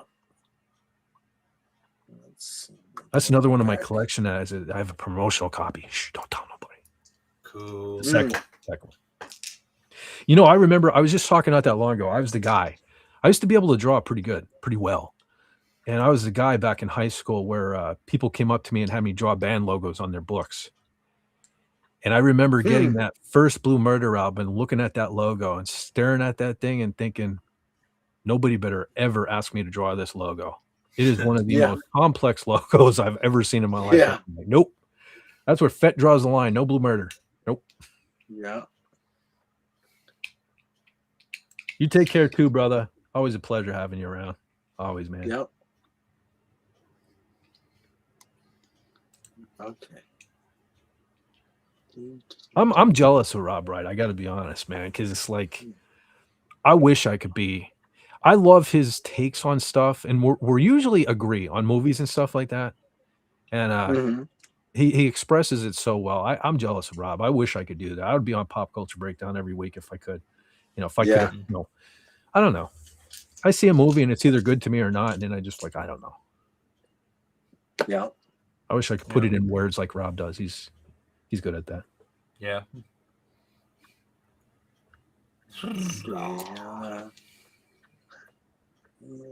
Now, because we mentioned loudness on King Dolphin earlier, and I've just said, man, I've had all night. Talk about a killer riff. Crazy Nights, right? That is that's one of them there that, man, I wish I wrote that. I wish that was good. I mean, Akira Takasaki, man, he's he doesn't get the credit he's deserved either. Oh, thank you, brother SP4H. Yeah, there is Rob Wright's link. Sorry, I'm getting tired. I should have grabbed that on my own. There he is, brother Rob Wright. Go on and check him out. Yeah, Akira is still out there from what I hear. I just watched a live video the other day. TZ and I were actually watching it. I don't mean to disrespect the guy, but I don't like his new hairdo. Somebody just uploaded it. So probably if you type in, I think it was Crazy Nights I was watching. If you type that in, he looks like a Muppet these days. I don't know what's going on. He really doesn't look like a person anymore. He looks like a Muppet. He needs a new hairdo. He needs a new hairdo badly. Wow. I'm not sure if it's a wig or what's going on there, but he looks like a Muppet. He looks like a Muppet currently. Still plays guitar great though. Any fans of the Mike Viscera era of loudness? No, I think I don't remember who he was. they sound like he was their American singer for a while there. Oh, He had some pipes, dude. Look up the song "You Shook Me." mhm. Okay, I know it's everybody had a "You Shook Me" song, but this one's going to stand out. I'm telling you. And dare I say, and people are going to want to kick my ass for saying this. I love AC/DC, "Shook Me All Night Long," but I dare say Loudness's version of their song is better. Yeah. Mike Viscera, I want to say, maybe 90s. They were real big in Japan. A band called Animetal. They wore makeup and they kind of metalized anime songs and performed them. Huh. And it was like this super group, but they wore makeup, so a lot of folks didn't know who they are. John, it was Rudy Sarza was the bass player. They wore heavy makeup and everything in these costumes. A lot of people. Right. It was a super group. So Mike was on vocals and the guitar player. Who the hell was the guitar player? Geez, I can't think. He's well known in the world of. Hold on, I'm gonna look it up because that's gonna bum me out. I can't believe I can't think of his name. I can see him now. I just watched a video the other day. His guitar nowadays has it's like the Chris Holmes guitar from back in the day. It had blood splattered all over it. Oh, Chris Imperatelli. I didn't even have to look it up. It finally came to me. My brain works. It's just there he goes. Yep. A lot of files to sift through. Yep. Yeah, there's a lot of clutter in there. Wish I could declutter it, but. Oh, hold on. What is this? Quick Stop Dante.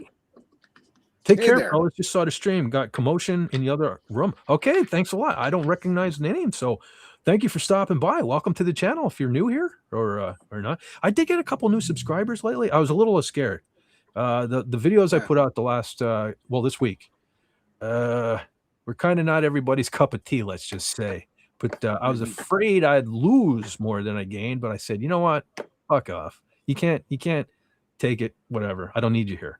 But no, I actually got a few. Now, as I say this, they're probably gone.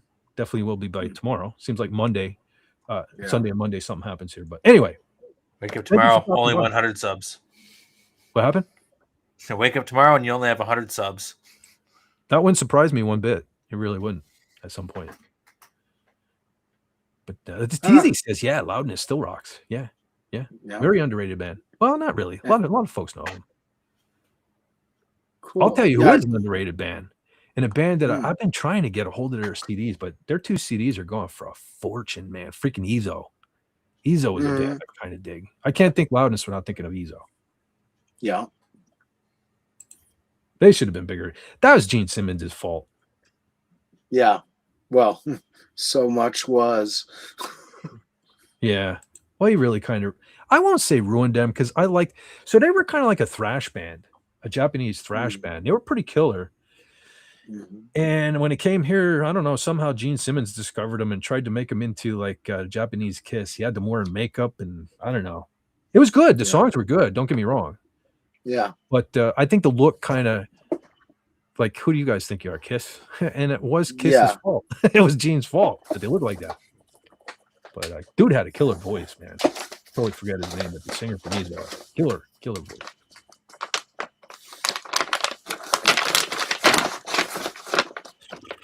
And now we go to the ASMR portion of the live stream, courtesy of One Fed for Hire. Oh, John, I didn't even notice your thing till now. Lead Zeppelin. I didn't even notice it till now. Lead Zeppelin.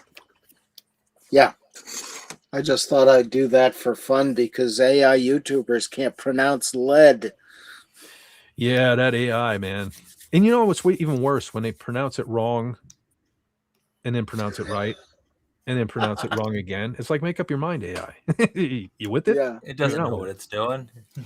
Hey, I'm stupid. I like Landrod's Zed Leplin. Yeah. Zed Leplin. Nice. Very cool. You guys big Led Zeppelin fans? Oh yeah. I like me some Led Zeppelin. Yeah. Never been a few of the deeper tracks were good, but a lot of the cool stuff that everybody likes, I can get into. Stairway to Heaven, of course, I have to be into because I love that style and how it builds. That's the only thing that really ever grabbed me from Zeppelin. I don't know. I've never been a fan Yeah. of Robert Plant's voice, although Yeah. he'd recently made the statement that he's against all this like transgender forcing issues on kids and stuff like that. So he did get he gets a lot of respect for me for that. Yeah. You know? So maybe I have to listen to more Zeppelin because he seems to have a brain on his head, shoulders. To a couple of particular songs. No Quarter is incredible. That's a John Paul Jones song. And oh God, what was the one that mentions Atlas? Was it Odysseus? Oh God, it's a killer guitar song. They have like so many songs in their catalog. Yeah. There in the world of guitar players, there are just a lot of guitar players that to me are incredibly overrated. And he was one I always kind of throw into that list. Like, I don't know. He's kind of a sloppy player. But, yeah, Jimmy Page. Yeah, I shouldn't knock him because Ace was too, but and I love Ace. Yeah. But like Jimmy, but they called him like a brown guitar player because if you ever saw him live, especially back in the day, like he would just constantly hit bad notes. Yeah. But he did it so many times it sounded deliberate. One guitar player, I gotta say, probably at the top of my list of guitar players that I don't get the love for is Eric Clapton. Like he's never done anything that ever impressed me. I don't get the Eric Clapton thing. Hey, I enjoy he's a Clapton. good guitar player. I prefer his earlier stuff with Cream, though. Yeah, that was back in the '60s, and he was just basically developing the early, proto rock metal stuff. Mm-hmm. Like Sunshine of Your Love, that's just got a killer riff to it, and that song was written in like 66, 67. Yeah. Jason Love never heard of Loudness. Dude, you're in a King Diamond. Did you ever watch that Ball back in the day? I mean, Loudness was always on the ball. Holy smokes. I mean, they're probably the Japanese metal band. Come on. I know you're there. Yeah, that's the thing I was going to show. Okay, now I was afraid to say anything earlier because we had more people on the panel. I don't know how some people fall politically, but one of the things I was going to show, I had it bookmarked on Twitter, but I can't bring it up. Somebody posted that match. You ever see that meme going around where it'll be like matches assembled into a number and it says move one matchstick to make it the highest number possible, but only move one matchstick? Somebody had one posted earlier. That was the number 46. And I said, I can do it without moving a single matchstick. I can make it greater. 45 and 47 is greater than 46. Yeah. Think about it.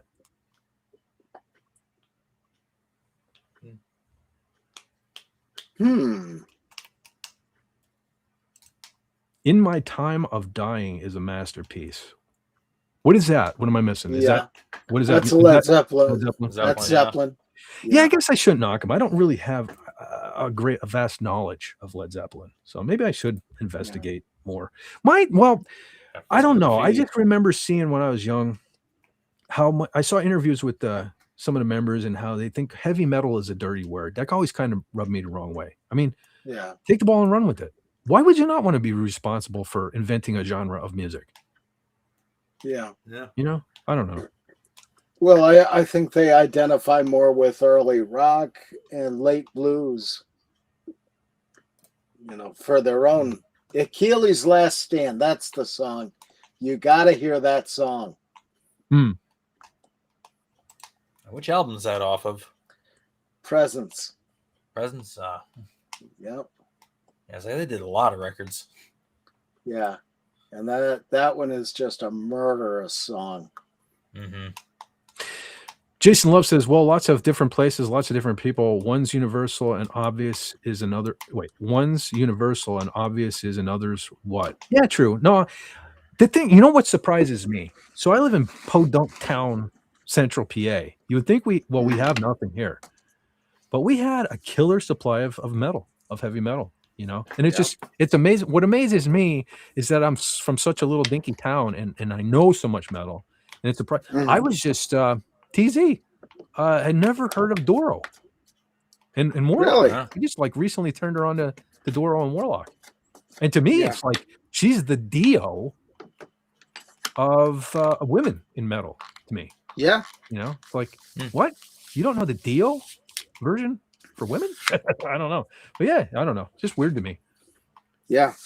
And her duets with Udo Dirkschneider are absolutely monster hits. East Meets West was a really good one. The live version.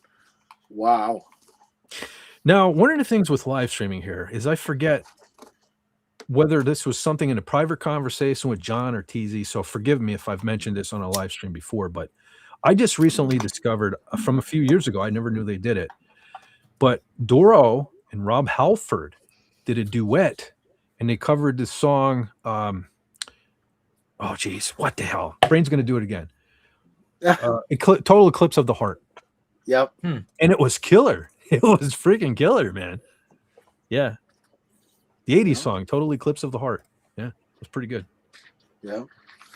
Yeah, and Doro did a song a few years back, well, more than 10 years back, called Put Your Fist in the Air. Really great song.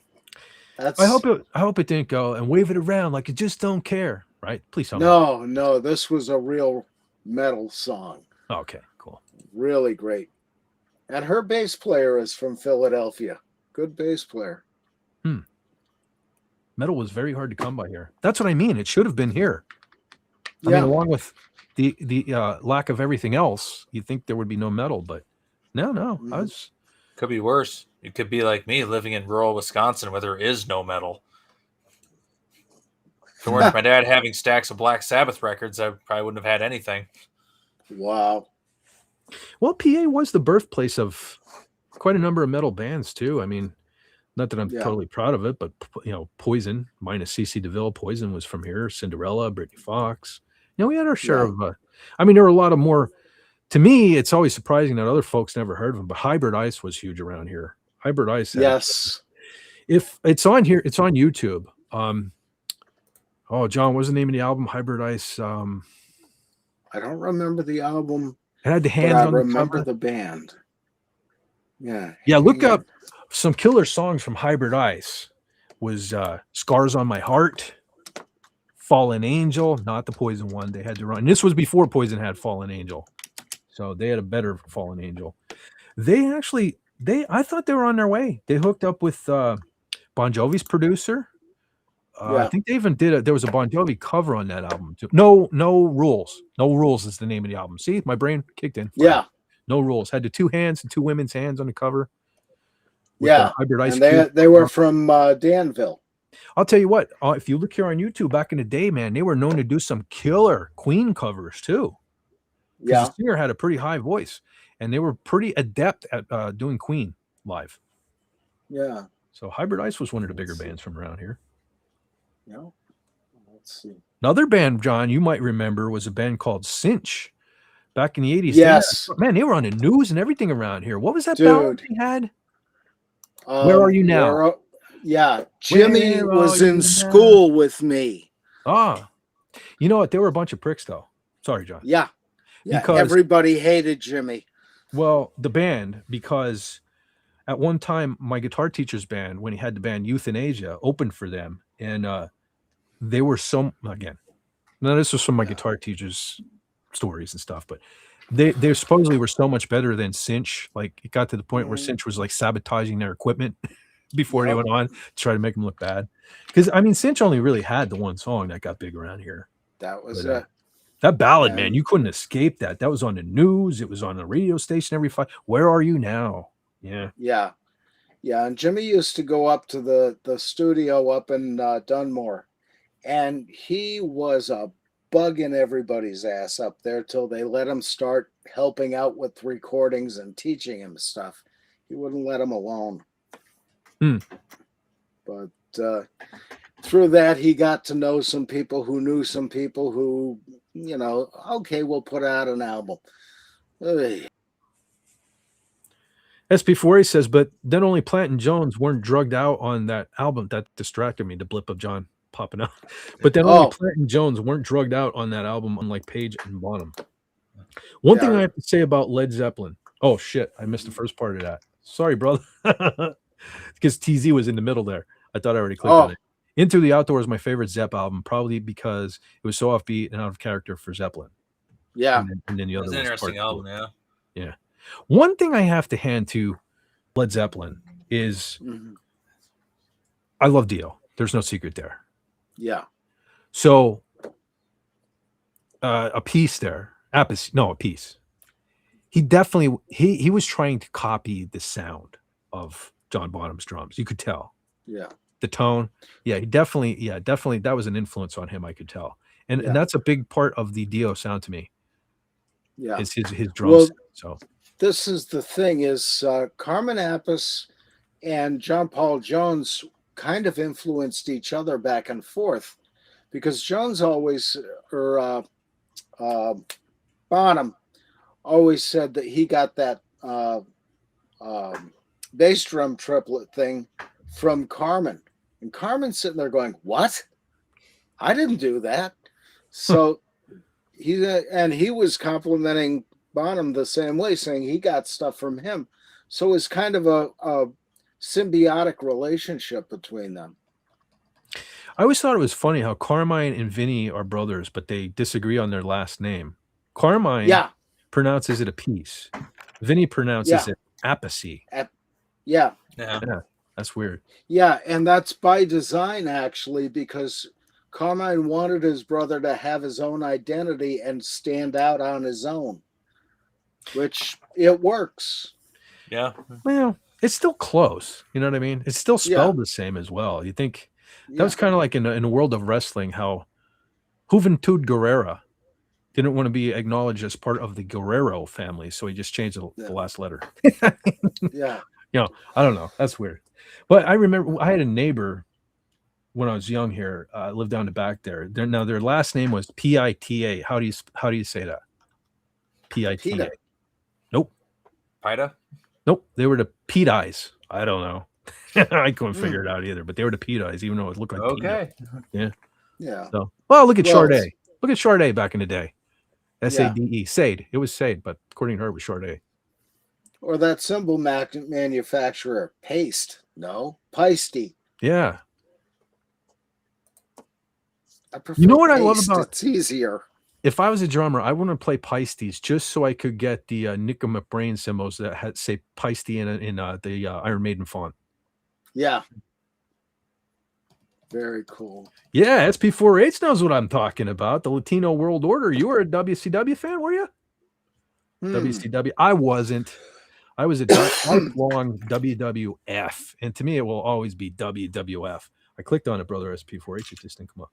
But and I even stuck it out as much as I love Scott Hall and Macho Man and Roddy Piper. I stuck it out until Bret Hart left and went over to WCW. Then I became a huge WCW fan. And yes, but I was there for all of that. Latino World Order, the ripoff of the New World Order. New World Order. Yeah. Yeah, one of these days I want to talk, but it's going to be old school wrestling. I don't know. Are there many fans from back in the day that want to talk about that or listen to it? I was a huge fan. Back in the day, man, there was even kind of Star Wars kind of fell out of my life for a long time. Yeah. But there was always music and wrestling. Like wrestling. I used to go to I was on TC's been trying to track it down for me. We can't find it. I had to be 93 because my son was just born. I went to a filming of Raw, and it was back at the time. Vince Neil and Shawn Michaels were the commentators, and they were sitting at a table ringside. I sat third row directly behind Vince McMahon. I had to have been on camera, and I can't track it down. But yeah, I had to have been on TV. Wow. But yeah, I used to love wrestling, man. That was my life for a while. It went so south.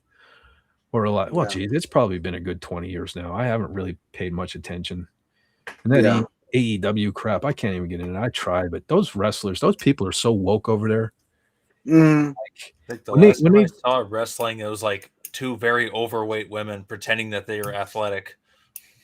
Yeah. There are a lot of very talented women in wrestling nowadays. There are, from what I gather. Yeah. Sometimes they have wrestling on at work and stuff, but I don't know. It lost the appeal to me. It's like, I don't know if I could go back now. because Yeah. wrestling has become, and I like the soap opera stuff. Don't get me wrong. I loved the promos and all behind the scenes stuff. And believe me, I love like when Kurt Hennig, Mr. Perfect, you know, the segments with him standing all the way at the other end of the court, throwing a basketball backwards and slam dunking it. You know what I mean? Yeah.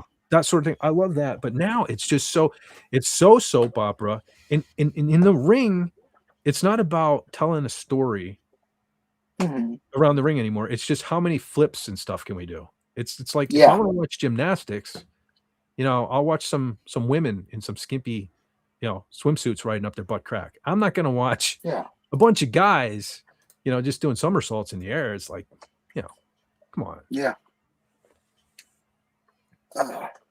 He was into both. Yeah. Well, I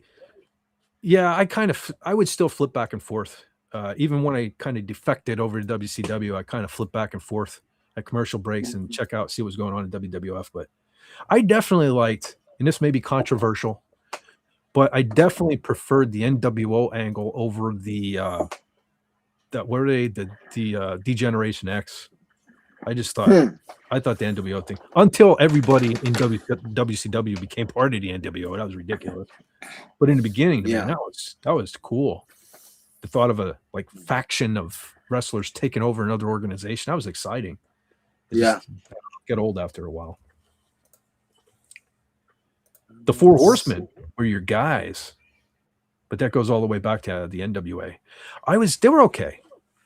I remember when Lex Luthor, what was his name? Lex Luger, yes. Thinking of Superman.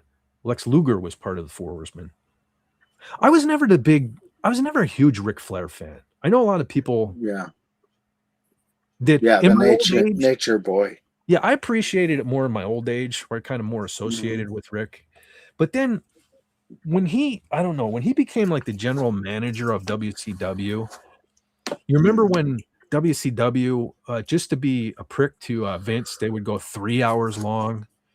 It got to a point where it became, there was just a formula every night at 9:00. You know, Ric Flair was the general manager. He'd come out and waste an hour in the ring talking, and I'm like, all right, you guys are just doing it now to take up time and just be longer than WCW. And I don't know. I went through a phase where I couldn't stand. I hated Ric Flair at that particular time because it's shit, another hour of him like throwing himself on the ring and faking he had a heart attack. And I used to call him Dick Hair. It's like, Dick Hair, go away, dude. I don't know. That point in time, he pissed me off because I don't know, but it was boring. Yeah, I don't know. Like I said, I was Bret Hart and Ultimate Warrior were my guys, really. Yeah. Tag team, man. I used to love everybody's Road Warriors, and I know this team was a ripoff of the Road Warriors, but man, I like the Demolition. They had a killer theme song too. Demolition. You remember Demolition, John? Not offhand. Oh man, it was like the name is familiar, but I don't. Axe and Smash, coming man. to mind. Axe and Smash, and then they added a third member named Crush, who went on to become Kona Crush, who was really Bryan Adams, who was supposed to become the Demon, the Gene Simmons character in WCW, but something happened there. It never worked out. He only made a couple appearances in makeup, and I don't know. That would have been cool to have Kiss in wrestling, because the Misfits were in WCW there for a while. That was kind of neat. But I heard they pissed everybody off in the dressing room. They were like legitimately trying to fight people and stuff, which was just funny. But they came in. There was a wrestler in WCW went by what the hell was his name? Shit. Here we go again. Brain fart. I just had it on the tip of my tongue. But he started Vampiro. And I was wondering what was going on because at one point he started coming down to the ring with the skull, the face paint, you know, like the Misfits back in the day.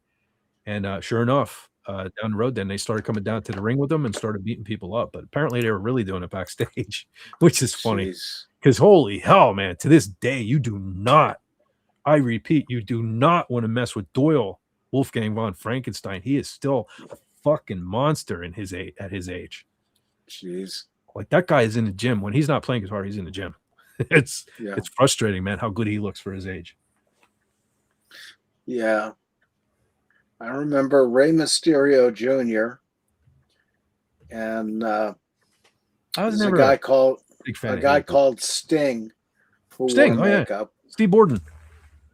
Yeah. Steve Borden. Now I call him the surf Sting. In the early days when he had the short blonde crew cut and he wore the flamboyant colors and everything. I Yeah. liked when he adopted the crow type character. Yeah.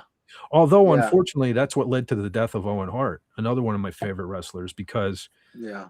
if you remember, Sting as the crow used to repel from the rafters on a cable. Right. And not to be outdone, WWF needed their guy to come down from the rafters. And Owen Hart, when he first came into WWF, did a character called the Blue Blazer, wore a mask, and had more of a luchador style wrestling. So he thought it was like a Mexican wrestler. He just didn't want to be riding Bret Hart's. He didn't want to be known as a Hart. Yeah. So Vince just went, oh, okay, you're back to being the Blue Blazer. You're going to come down from the rafters, and the rest, unfortunately, is history. Yeah.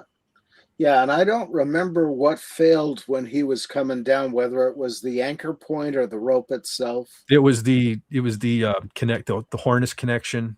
Okay. I don't know if to this day they figured it was faulty, or did he prematurely release it, or what happened there. But anyway, it was a tragedy, man.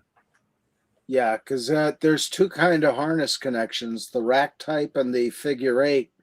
Figure eight is pretty foolproof, but the racks can be a little tricky, because what they are is a piece of metal shaped like a U, basically, and they've got a big round piece of metal here, and then one a little below it, and another one below that on the other side and below that.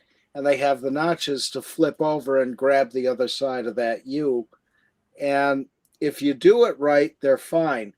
But if you do it wrong, the rope basically just pops those round pieces right off to the side, and down you go. Mm-hmm. And he sure did. I always use the figure eight because I trusted it more. Maybe because I'm a Hart fan. I have the Bret Hart Wrestling with Shadows DVD, and it came with a bonus disc, and it's the Owen Hart story. And dude, to this day, like, not to sound like a big ass baby, but man, I cry when I watch that. Yeah. Owen didn't really want to be a wrestler. He was like the one Hart child that didn't really want to do it, but he really didn't know what else to do. It was the only thing he was good at. And he was planning on retiring. He was at that point when he died. He and his wife were at the time. It shows it in the DVD, them going to the site of their new house being built, and that he was only wrestling until he got the house built. He was going to retire, and they were going to live a happy married life. And that happened, dude. It's like one of the most heartbreaking stories of wrestling, I think. Yeah. Well, that's the thing, you work so hard to get somewhere, and then bam, everything changes. And, in his case, everything changed. Yeah. But, I'll never forget that. I was watching that. Yeah. When Jim and Ross, the poor family, seeing that. When Jim Ross came back and said, Owen Hart has died, I was like, holy fuck, man. Yeah. Yeah, and that's kind of weird because, half the fans are sitting there going, bullshit, Yeah, no, everybody thought it was fake, that's the thing. Yeah. Everybody thought it wasn't real, I don't know, man. Then that gets me on to the Owen Hart. It's like, Bret Hart. I liked Bill Goldberg, I liked him at one time. Yeah. I love the whole shtick of him coming down and just destroying people, not talking. Then when he started talking, I was like, this ain't right. Because he doesn't really have a great voice, honestly. The voice doesn't match Yeah. Who was the guy that shot his family and then shot himself? That was Chris Benoit. I don't know if we're even allowed to speak to him. I'm not sure. Yeah. Yeah. He was very popular in '98 when I was watching it. And he always seemed to be a bit of an idiot. It was the roids. He lost his roids. And you know what? He was best friends with Eddie Guerrero, and he really took that hard. I'm not justifying anything he did, and I'm certainly not condoning drug use or anything like that. But that was, I think, the beginning of whatever started him down the path he ended up going down, was the loss of Eddie Guerrero in his life. Yeah. But kind of back to the Bill Goldberg thing, just The fact that he ended Bret Hart's career, I totally, man, I don't know. I can't even stand looking at him anymore. And I used to love, like, he's a car guy. You know, back in the day, like 25 years ago, like I used to take in December's was the big Barrett Jackson auto auction. I used to take a couple nights off of work and watch that. That's how into it I was. And Bill Goldberg would show up. He's a Mopar guy, and he would buy like Barracudas and stuff. And I used to love the guy, but the fact that he ended Bret Hart's career, man, I just can't even stand looking at the guy anymore. He's supposed to be a nice guy, but as far as a wrestler, he's an idiot. He can't tell that, you know, he's not good. I mean, he's injured people. That's what I love about Bret Hart. Bret Hart prides himself in the fact that in the 40 years, whatever it was he was wrestling, he never injured anyone. Yeah. That's the sign of a good wrestler. Yeah. Class guy who plays by the rules. Yeah. I mean, that's going to be a rough one for me when I live to see something happen to Bret. I mean, geez, man, I still have Bret. I have a little Bret Hart looking at me right now on my computer desk here. Yeah, I mean, I love Bret. Bret is like my dude, man. I can remember one time. No, shit. I'm thinking of somebody else. No, it was okay. So it was the Rockers. If anybody remembers, before Shawn Michaels was the Heartbreak Kid, he was part of a tag team called the Rockers with a fella named Marty Jannetty. I always liked Marty Jannetty better. I guess he had his drug issues. I think that's what happened here. But anyway, I can remember when they first split up. Everybody was, they split up. The Rockers split up. The babyface good guy tag team. But I loved the one time I think Shawn Michaels got in trouble. I think it was, and Marty Jannetty ran down to the ring in street clothes. To try to save him or something, and Marty was wearing an Overkill shirt. I was like, freaking A. I always knew Marty was the better one. He has the better taste in music. Jesus. Talk about one of the worst songs in wrestling history when Shawn Michaels sang this Sexy Boy song. You guys remember the sexy? It wasn't bad at first when Sensational Sherry was his manager and she actually sang it, but when they split up and Shawn Michaels could not sing. That was god awful. Wow. I'm a sexy boy. I'm not your boy toy. And believe me, as sucky as I sing, I'm singing it better than Shawn Michaels did. That was pathetic. Wow. Yeah. I couldn't imagine coming down to that. I'd be like laughing at myself. I'd be like, turn it off. Please turn it off. Okay, wrestling. They must have paid him well. Wrestling theme songs. I should have brought that up on King Dolphin. Anyone here on the panel or in the chat have a particularly favorite wrestling entrance theme? The only one I know is The Game because Motorhead. Well, that's a good one. I have no idea who the wrestler is. I just know that's one of them. Triple H, although real name Paul Levesque. Yes, Hunter Hearst Helmsley. He actually Motorhead actually did.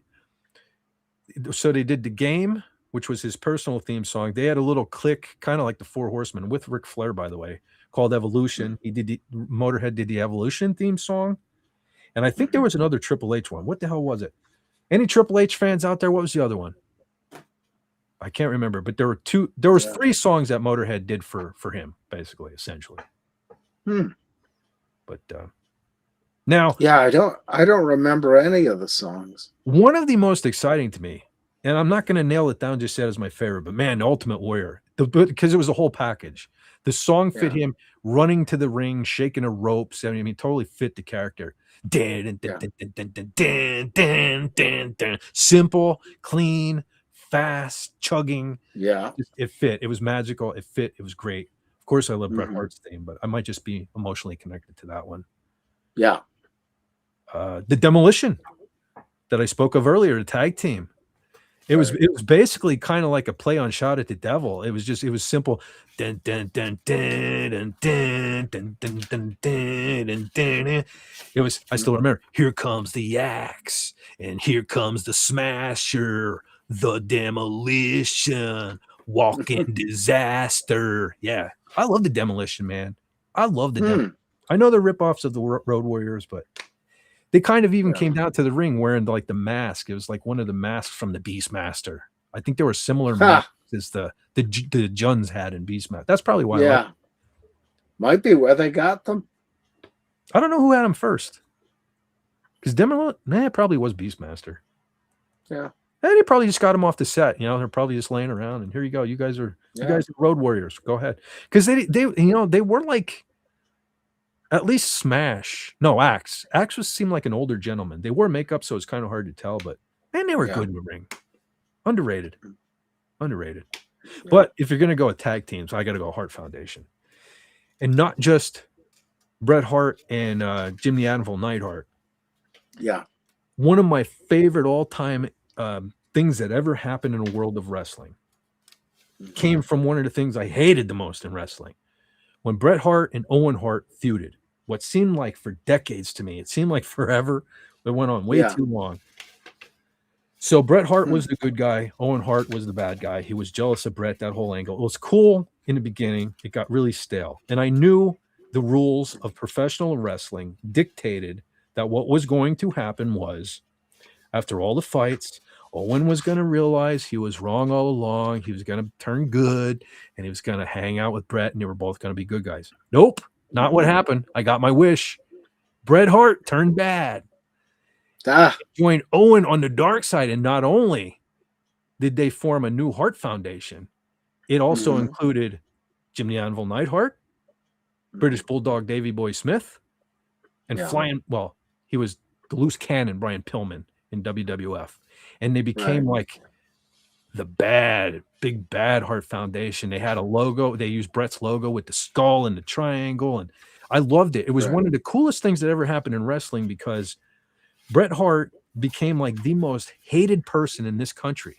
But outside of this country, he was still, everybody loved him. Where, Canada, it was still like, oh, God, he was the wrestling god. So it was a unique angle.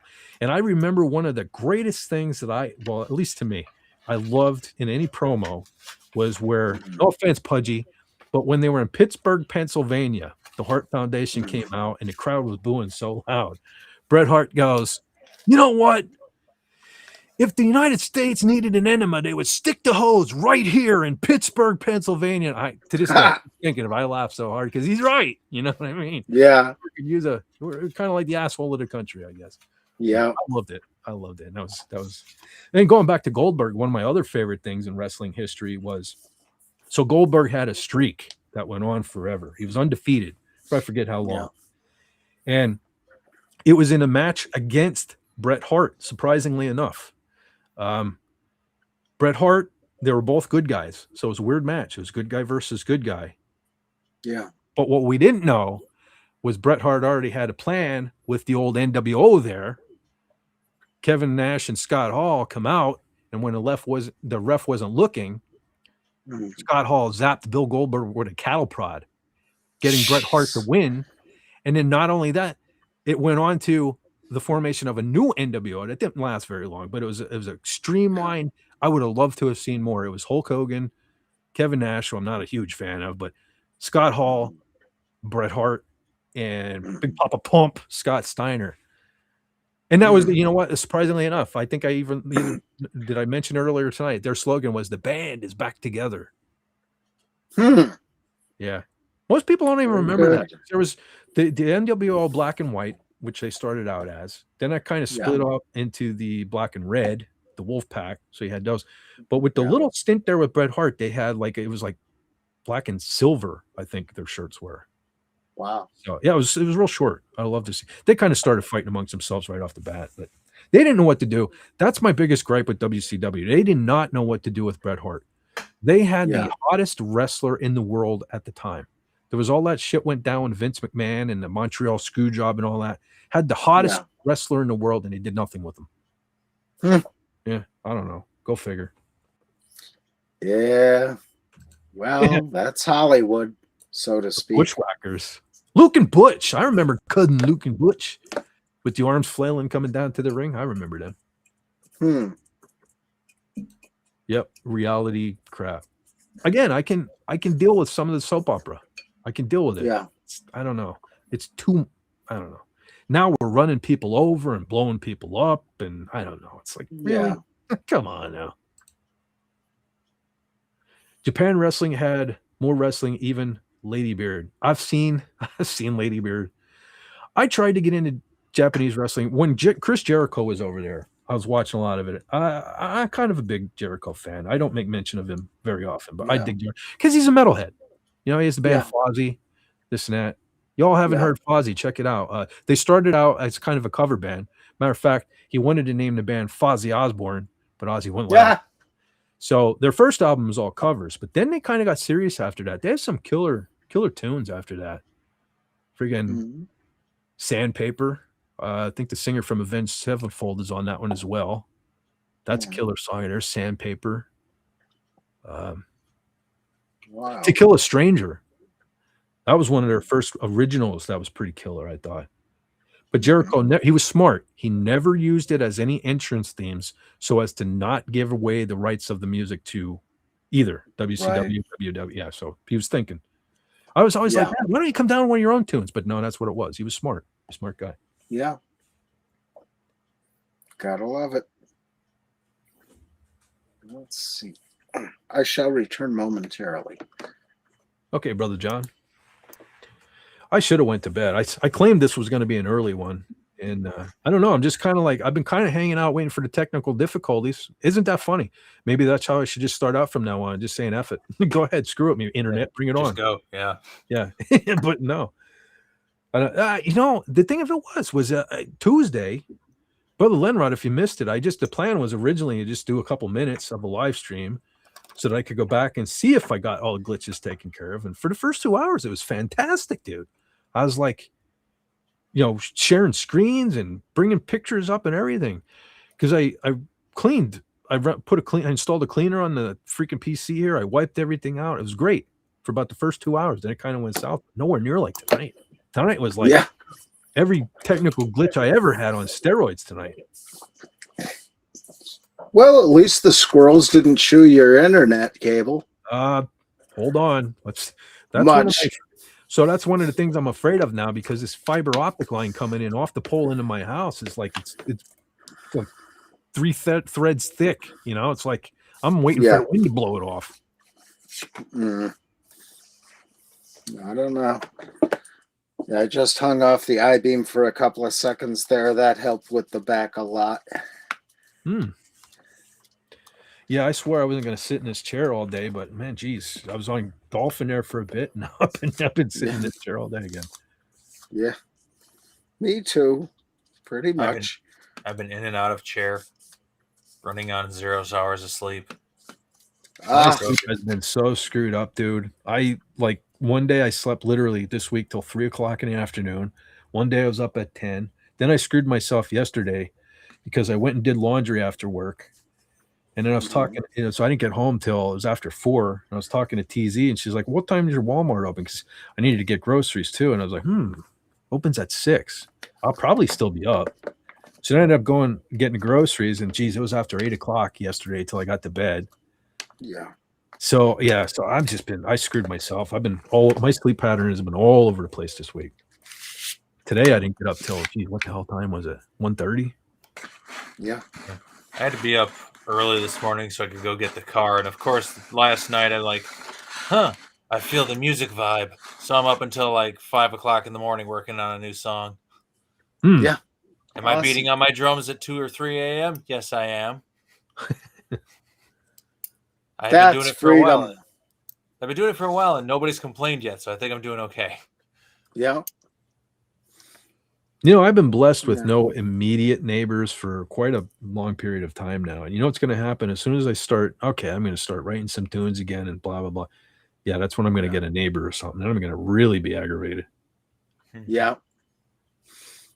But no, I tend to get to bed around 5 in the morning, and I've got the neighbor across the street with the one with the donkeys. He also has chickens and rooster. And as I'm going to bed, the rooster starts crowing. I want to kill that rooster. It's like, do you live out in the country or do you live in town? Eat him. No, I'm out in the country. Okay, I'm in the super sub boondocks.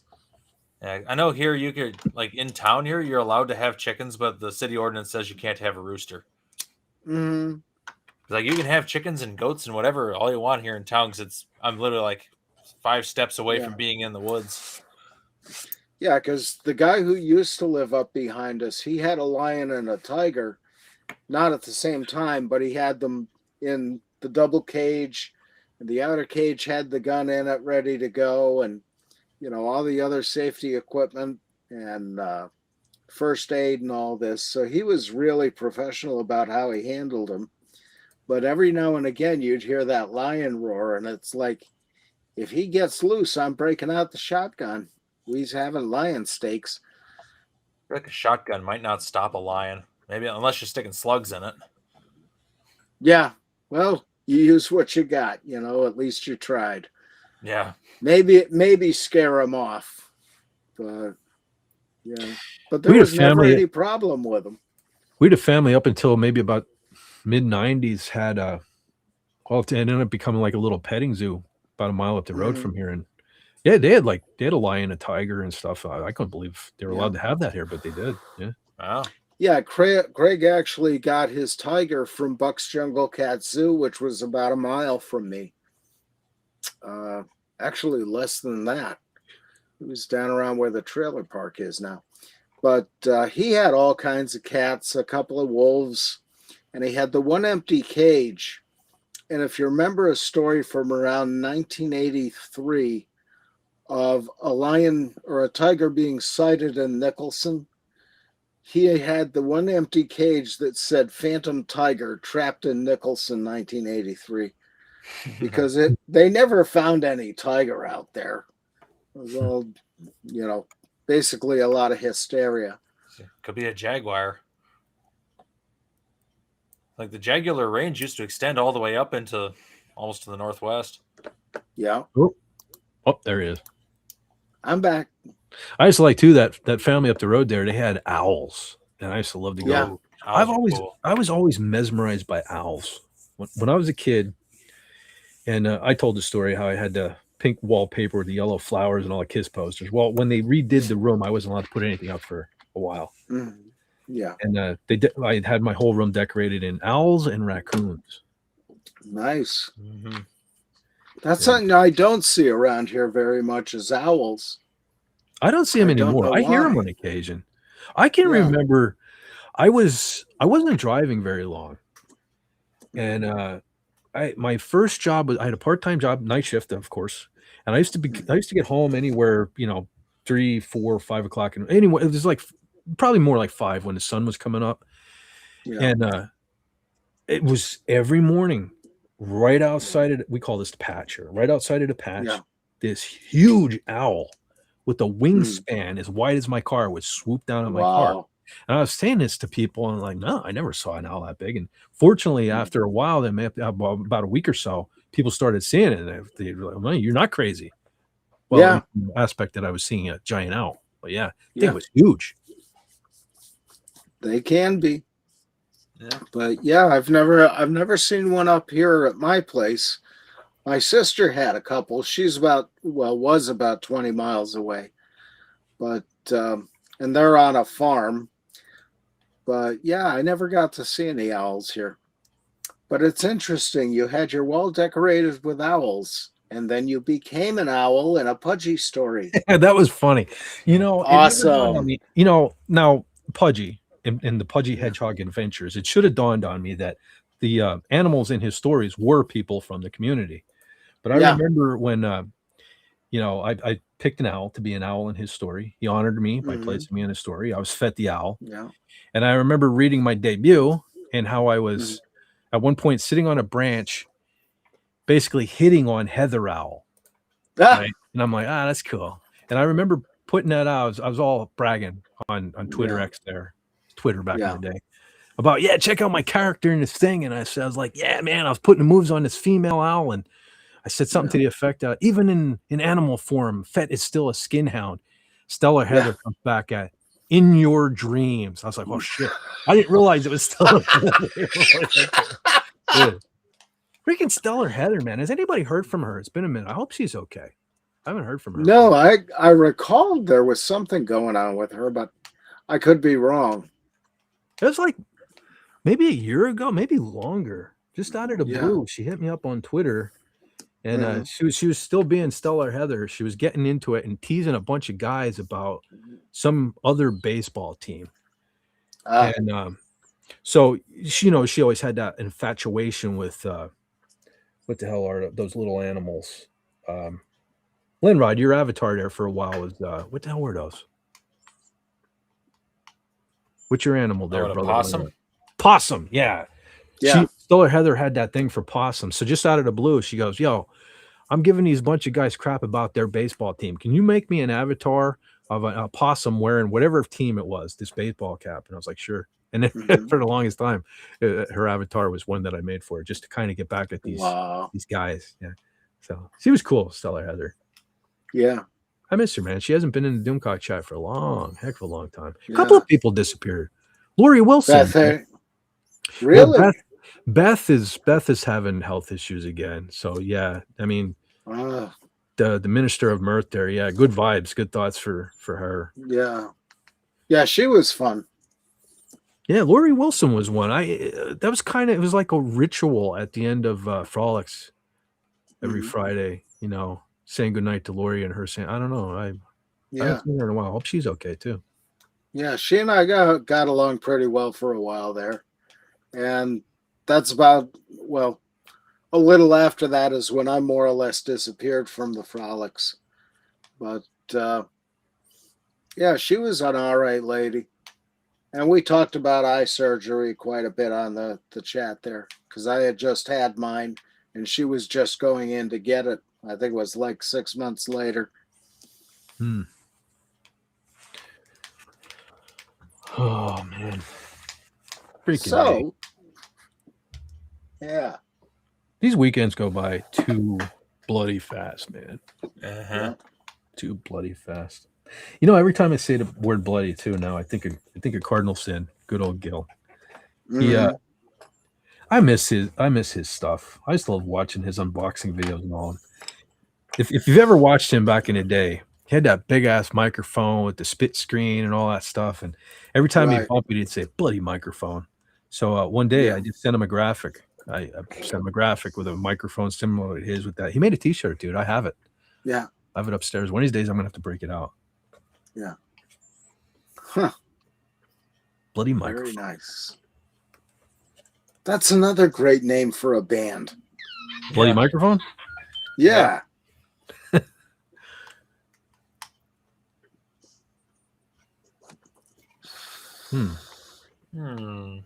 I could see that happening. Yeah.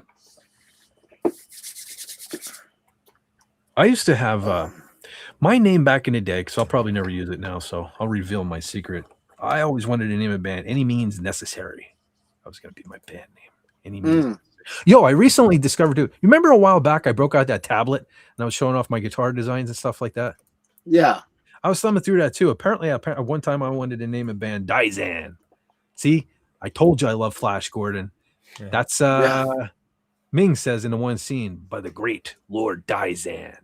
Right? That'd be a cool name for a band too. Yeah. Very cool. Yeah, I'm getting yelled at to wrap it up. It's like, the thing of it is I'm kind of more awake now than I've been all day. Definitely. The beginning of the stream, dude, I couldn't even hardly keep my eyes open. Like, I was like, really? You're going to throw all this bullshit technical crap at me right now? I can't even keep my eyes open. Yeah. That's how they get you. Here you go, TZ. I know she loves this song. So I'm going to, you know what? Well, let's throw the internet into the pit. Mm-hmm.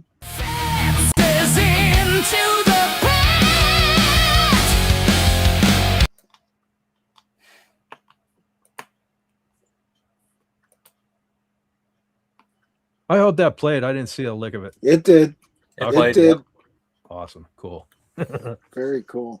My ode to Ronnie James Dio. Yeah. Yeah. Yeah, I guess I should soon get to bed. Yeah,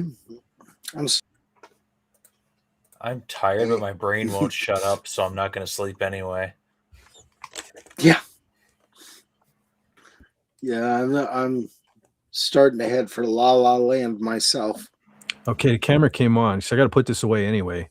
But since it's kind of technically Star Wars month, I dug this out and I was going to show it off.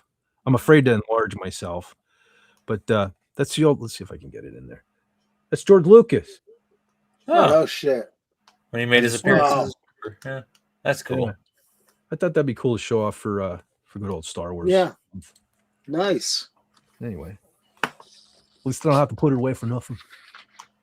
Yep. Go over there, and then there, and then that. Let's see. Nothing there. Nothing there. Check that. Oh. Yes, sir. Oh, I had to check my email quick. Everything okay? Yeah, yeah. Ooh. Good news? Ooh. Yes. Idea from Pudgy. Ah. This will be our secret setup. For a cookie machine. Gotcha. Now I'm scared. Cool. All right. All right. Okay. Yeah. I will have to get back to Cobalt and Pudgy. Very cool. I'm surprised little fella's still up. Well, this was something he sent me earlier, but I had to check it before I go to bed, and I knew I'd forget if I waited. Just do it now the moment you remember. Yeah. So, very cool. Very cool. I like All right. that. Yeah. I guess I probably should get to bed. I'm not going to be able to sleep. I know it. But I got to do that stupid job thing later. Darn Yeah. jobs anyway. Yeah. See, you're right. We got to play the lotto. All right, brother Lenrod. You said you're working on some tunes.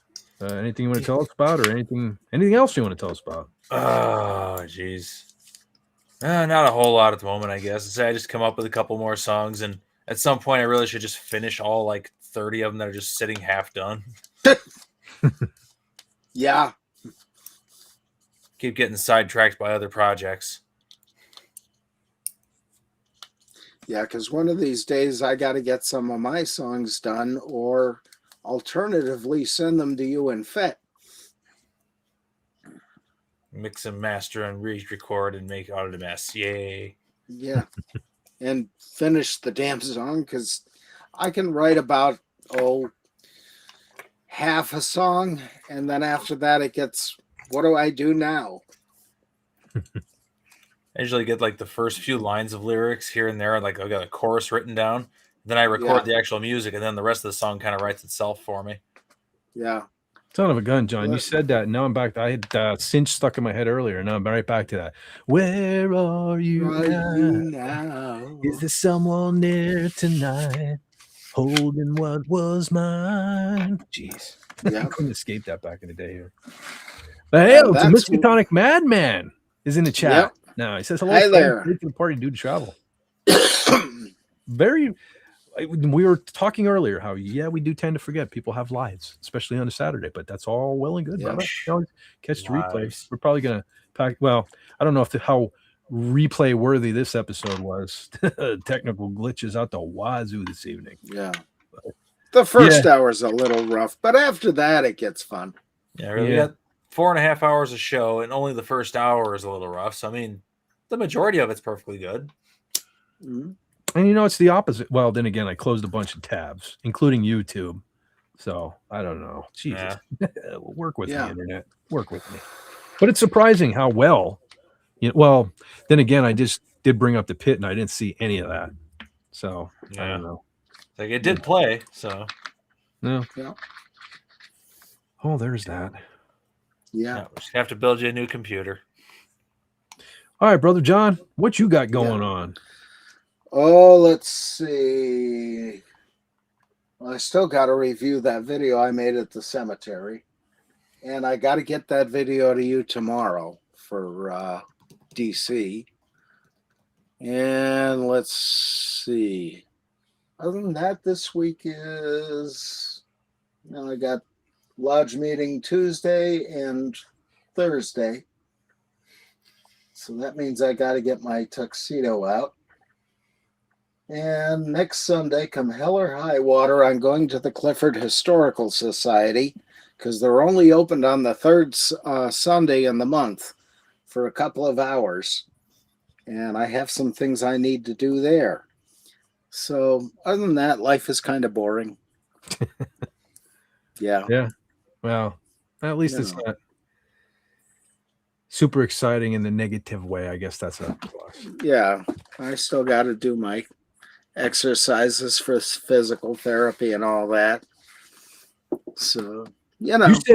You said the word cemetery at the same time. I happened to notice Jason Love in the chat, and there you go, Jason Love, King Diamond, man. Late at night at the cemetery. No, I'm not even going to try to do the falsetto. I can't get it. The sign of the Yeah, I wasn't even going to try. There you go, man. Yes, no wood. No my God, man, he said the B word.